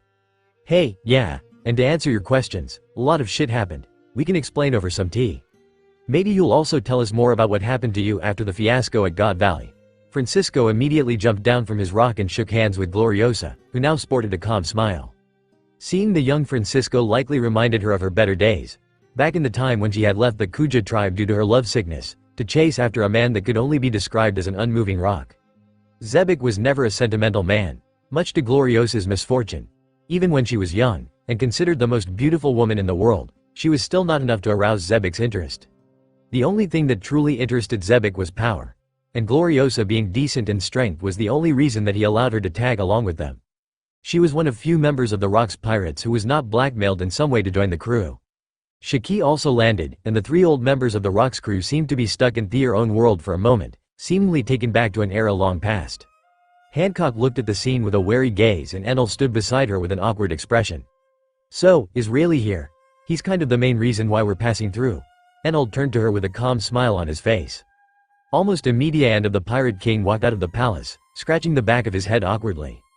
Haha, I guess I wasn't able to hide properly. The old man had some worn-out clothes on him. He had long white hair and a thick beard. Most of his body was covered by a white coat, but he was wearing sandals and had a blade strapped to his waist as well. Rayleigh, I've heard plenty about you. Enal smiled as he greeted the old man. Old man Rayleigh. Hancock sighed as she realized that she failed to defend him.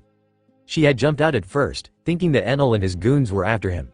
Rayleigh did claim to be expecting them, and she didn't have much content beyond that. I guess it's starting, huh? Rayleigh took a deep breath as his ears took in the thundering sound of drums. Yep. Are you ready to join us? Shanks did claim to have filled you in on the details. Enal extended his arm towards the Dark King, keeping the same smile plastered onto his face. That he did. I guess you're never truly ready for it, huh? Rayleigh looked into the horizon for a moment, shaking his head as he steeled himself and shook the Emperor's hand. I'll happily join you. I had wanted a bit more time to explain things to Hancock properly, but I guess this will do. The Dark King then walked over to Hancock, who was getting frustrated at being ignored by most people present. You see, Hancock. A war is starting, the fall of the world nobles is imminent at this point, and I'm joining in. The old man smiled at the Pirate Empress, whose eyes seemed to widen, darting back to Enal and then to the sky. Then that. She looked at the sky and gulped for a second. Is the army of the Sky King. Their march has begun, and the world nobles are unlikely to survive regardless of the way this war ends. But I want you to be safe. Rayleigh patted the Pirate Empress's shoulders as he gave her a warm smile. Safe, of course, I'll be safe. I'll be right beside you. Hancock immediately shook off the Dark King's arms and looked back at Enal. She walked up to him and looked him square in the eyes, her gaze as serious as could be. Tell me, is Luffy also going to? Yes, as a matter of fact, Luffy will be fighting by my side. Enal smiled as he recalled Luffy's awakened form and his strength. He then noticed the rather shocked look in the eyes of Rayleigh and decided to continue. He's grown a lot since the two of you have seen him. He is now more than strong enough to be called an emperor. HMPH, of course. My Luffy is the most talented. Hancock immediately crossed her arms and exhaled a proud sigh. Enal just stared at her, blinking a few times. But if he's going, then I am too. There's nothing you can do to stop me. Hancock immediately pushed out her chest and scowled. The Sky King just stared at her blankly. Who said anything about stopping you? If you want on the ride, then get on. You're a big girl. You make your own decisions. Just don't annoy me too much. Enal crossed his gauntleted arms and pointed one of his earlobes at her. Boa's eyes seemed to shine at that. She clenched her fists and smiled brightly. Rayleigh seemed to have a few objections, but he didn't voice them. Deep down, he knew that Enal was right and that there was no point in stopping the Pirate Empress. Although he still felt weird since he felt that the Kuja tribe needed her protection in those trying times. But then his gaze hovered over to Gloriosa, who was beating Shiki over the head with her snake cane. Well, I guess history repeats itself, doesn't it? It seemed to almost be a trend at that point. The empress of every generation of the Kuja tribe seemed to fall for an outsider and leave the island to chase after them. Gloriosa with Rox D. Zebek, Shikayaku with him, and now Boa Hancock with Luffy. Each time, the tribe was left to be managed by the elders of that generation. Rayleigh realized that it was now Gloriosa's turn to fill that role. Well then. Rayleigh, Hancock, the two of you can go and get ready. We'll take off as soon as you're ready. To the new world. Boa and Rayleigh didn't take as long as Enal expected, and in the end, they left the island within 30 minutes. Francisco and Shiki did try to invite Gloriosa abroad, but she obviously refused. She didn't seem to want anything to do with the war at all. She only really cared about the safety of the Kuja tribe, and she was going to ensure that they stayed safe through it. At the very least, they were in good hands. Shaki was also there on the island. All that Rayleigh did when Boa prepared for the journey was to hug her one last time before heading off to war and speak to her. Enal decided explicitly not to eavesdrop on their conversation, however, as he felt it would have been quite rude. He tended not to do so during tender moments anyway. It was quite clear that Shaki was concerned for Rayleigh's safety, but Enal didn't have that many worries regarding that. Especially since he knew that Rayleigh returned to his prime and was easily going to be able to hold his own during the war. As long as he did his job properly and held back IMU, everything was going to go smoothly. For now, however, the journey continued. The new world had quite a lot to offer, and the very first stop that Enal would make was going to be, of course, Dressrosa. The very first allies he made within the first half of the new world. All the way from back when he was a Marine. Oh, how the days passed by. Enal slowly stretched on his throne, happy at not being bothered by others for a short few minutes. They had passed by plenty of kingdoms, and Enal had already gotten the chance to fry plenty of agents to sat his boredom. But currently, boredom was not really at the forefront of his mind. As his flying archipelago approached Dressrosa, his mind was mostly clouded by one thing: confusion. But the thing that unnerved him the most was that Casa, the old shrine maiden of Radiant Island, was not there. He hadn't told that to anybody, but plenty had noticed his unease. The fact of the matter was that the old god's tomb was missing in its entirety. It looked like it had been plucked right out of the ground, and a gigantic tree grew in its place. The Sky King was concerned that it was the doing of the world government for a second, but at the same time, it didn't make sense for them to make a move on Radiant Island. Not only had he already awakened, a fact that they were surely already well aware of, but the island itself housed nothing that the world government might have been interested in. Unless, are they planning to use Casa to threaten me or something? They shouldn't be aware of anything relating to the Shrine Maidens though. They also shouldn't even have known of her existence. There were very few explanations for how Casa could have vanished. The last time he had used his awakened he had felt her there, and the shrine tomb was still untouched. But the truth Enel had to face was that the world government had somehow gotten to her. They certainly took the tomb. Enel knew for a fact that wherever the tomb was, Casa would also be there. After all, that giant tree could only have been done by one person that Enel knew of, Aramaki. And the current fleet admiral was still very much within the world government's control. Akainu did tell Enel at some point that Aramaki was loyal to him, but the Sky King hadn't gotten the chance to verify those claims. If true, it could prove very useful during the war. But for now, Enel just had to face the fact that he had one more thing to worry about during the war. Well, it's not the end of the world. If anything, Casa would sooner kill herself than allow herself to be used as a chip against me. I guess I'll have to see about the tomb when I get to the Holy Land. I wanted to grab some gold from it, but I can easily do that as the fight starts or during it. The gold from the tomb was enhanced by the old god's haki over centuries. Enel had not taken it out of respect before and had somewhat forgotten about it afterwards due to being too busy with other things. But he needed a good weapon for the war, and what better weapon to skewer IMU besides one made of gold enhanced by Radiant's own haki? It was the best way to honor the old lighting god's legacy since he completely despised IMU. Enel also didn't have any other ideas for what weapons he could use. His gear and staff were currently made mostly out of gold and aluminium. He hoped to get some more sea stone dust from Egghead when he got there, but that was still further into their journey. For now, he needed to focus on what was in front of him, and that was, of course, the island that housed the kingdom of Dressrosa. The revolutionaries had set up a rather intricate cave system underneath the city.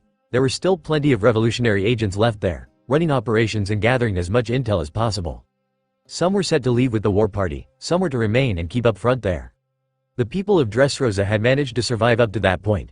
Through the rise of piracy as the world government and marines stopped holding them back, through the various revolts that were likely incited by government agents in the first place. Still, the people were tired, and when they started hearing the drums of war, many seemed to break down. King Riku Doldo III looked up at the sky with a smile, and as the drums got a bit quieter as they approached the island, he couldn't help but slowly get out of his throne and walk out of his palace. His family followed him, and Kairos's gaze also turned to the smaller patches of dirt that lowered towards their kingdom. So did Rebecca's and Viola's. The two princesses stood hand in hand as they watched the cluster of islands slowly shifting and unveiling itself to them. Then, the royal family watched with curiosity as hundreds of people proceeded to start jumping and climbing onto the patches of dirt, which acted as a makeshift staircase. The brave watched as men climbed up to the heavens. To many it felt as if those soldiers were leaving their world completely. King Doldo, Riku family, it's a pleasure to finally sense you all again. In an instant, a figure formed in front of them, one that towered over all of them. A man wearing a formal royal blue suit, paired with a pair of golden gauntlets and greaves. His long earlobes were also adorned with white earrings. He was almost twice the height of normal men, and he smiled warmly at them. There was none amongst the royal family that didn't recognize him instantly. Enel. The king responded with a smile of his own. I was expecting something of this magnitude to be your work. He sounded beyond impressed with the sight, and he wasn't the only one, of course. It was about time you showed up again. The Tantata kingdom has missed you quite a lot. Enel Land. Viola smiled mischievously as she remembered the emperor's nickname among the dwarves that lived within Dressrosa. Rebecca also smiled and nodded, recounting a few tales of how the dwarves had been patiently awaiting their return and even preparing to join the war. Princess Mancheri had also ultimately decided to join the war, and many other dwarves were joining in just to guard her. Her healing abilities were still going to prove quite useful, especially since there were quite a lot of people to heal. Chopper, Marco and any other doctors that Enel was going to be able to gain weren't going to be quite enough to cut it, just due to the sheer number of people in the army. And the numbers were constantly increasing it seemed, as Kairos seemed to want in on the action. I can't exactly stand idly by while you and everyone else go off to war, now can I? That was his reasoning. Rebecca was obviously against it, stating that she was either joining her father or he wasn't allowed to go. But her cries did fall on deaf ears, as Doldo was strongly against Rebecca going off to fight in a war. In the end, the one-legged father grabbed his daughter's hand and smiled at her. "I wouldn't want you to be put in harm's way either. Things that a man must do. If I can help move the tide even by a hair's width, then I must join, to help build a better future for you." It was a heartwarming speech, and with that, the one-legged warrior departed, jumping off to join the revolutionaries and dwarves that climbed the ladder towards the Sky Archipelago. Enal didn't stick much longer after that. He merely shook Doldo's hand one last time, and then waved goodbye to the two princesses with a smile. Whether or not that was going to be their last goodbye had yet to be discovered, but only time could answer that question. And for now, Enal set his sights on the next stop in his journey, Karai Bari Island, where Enal was to find out whether or not Cross Guild had actually come into existence.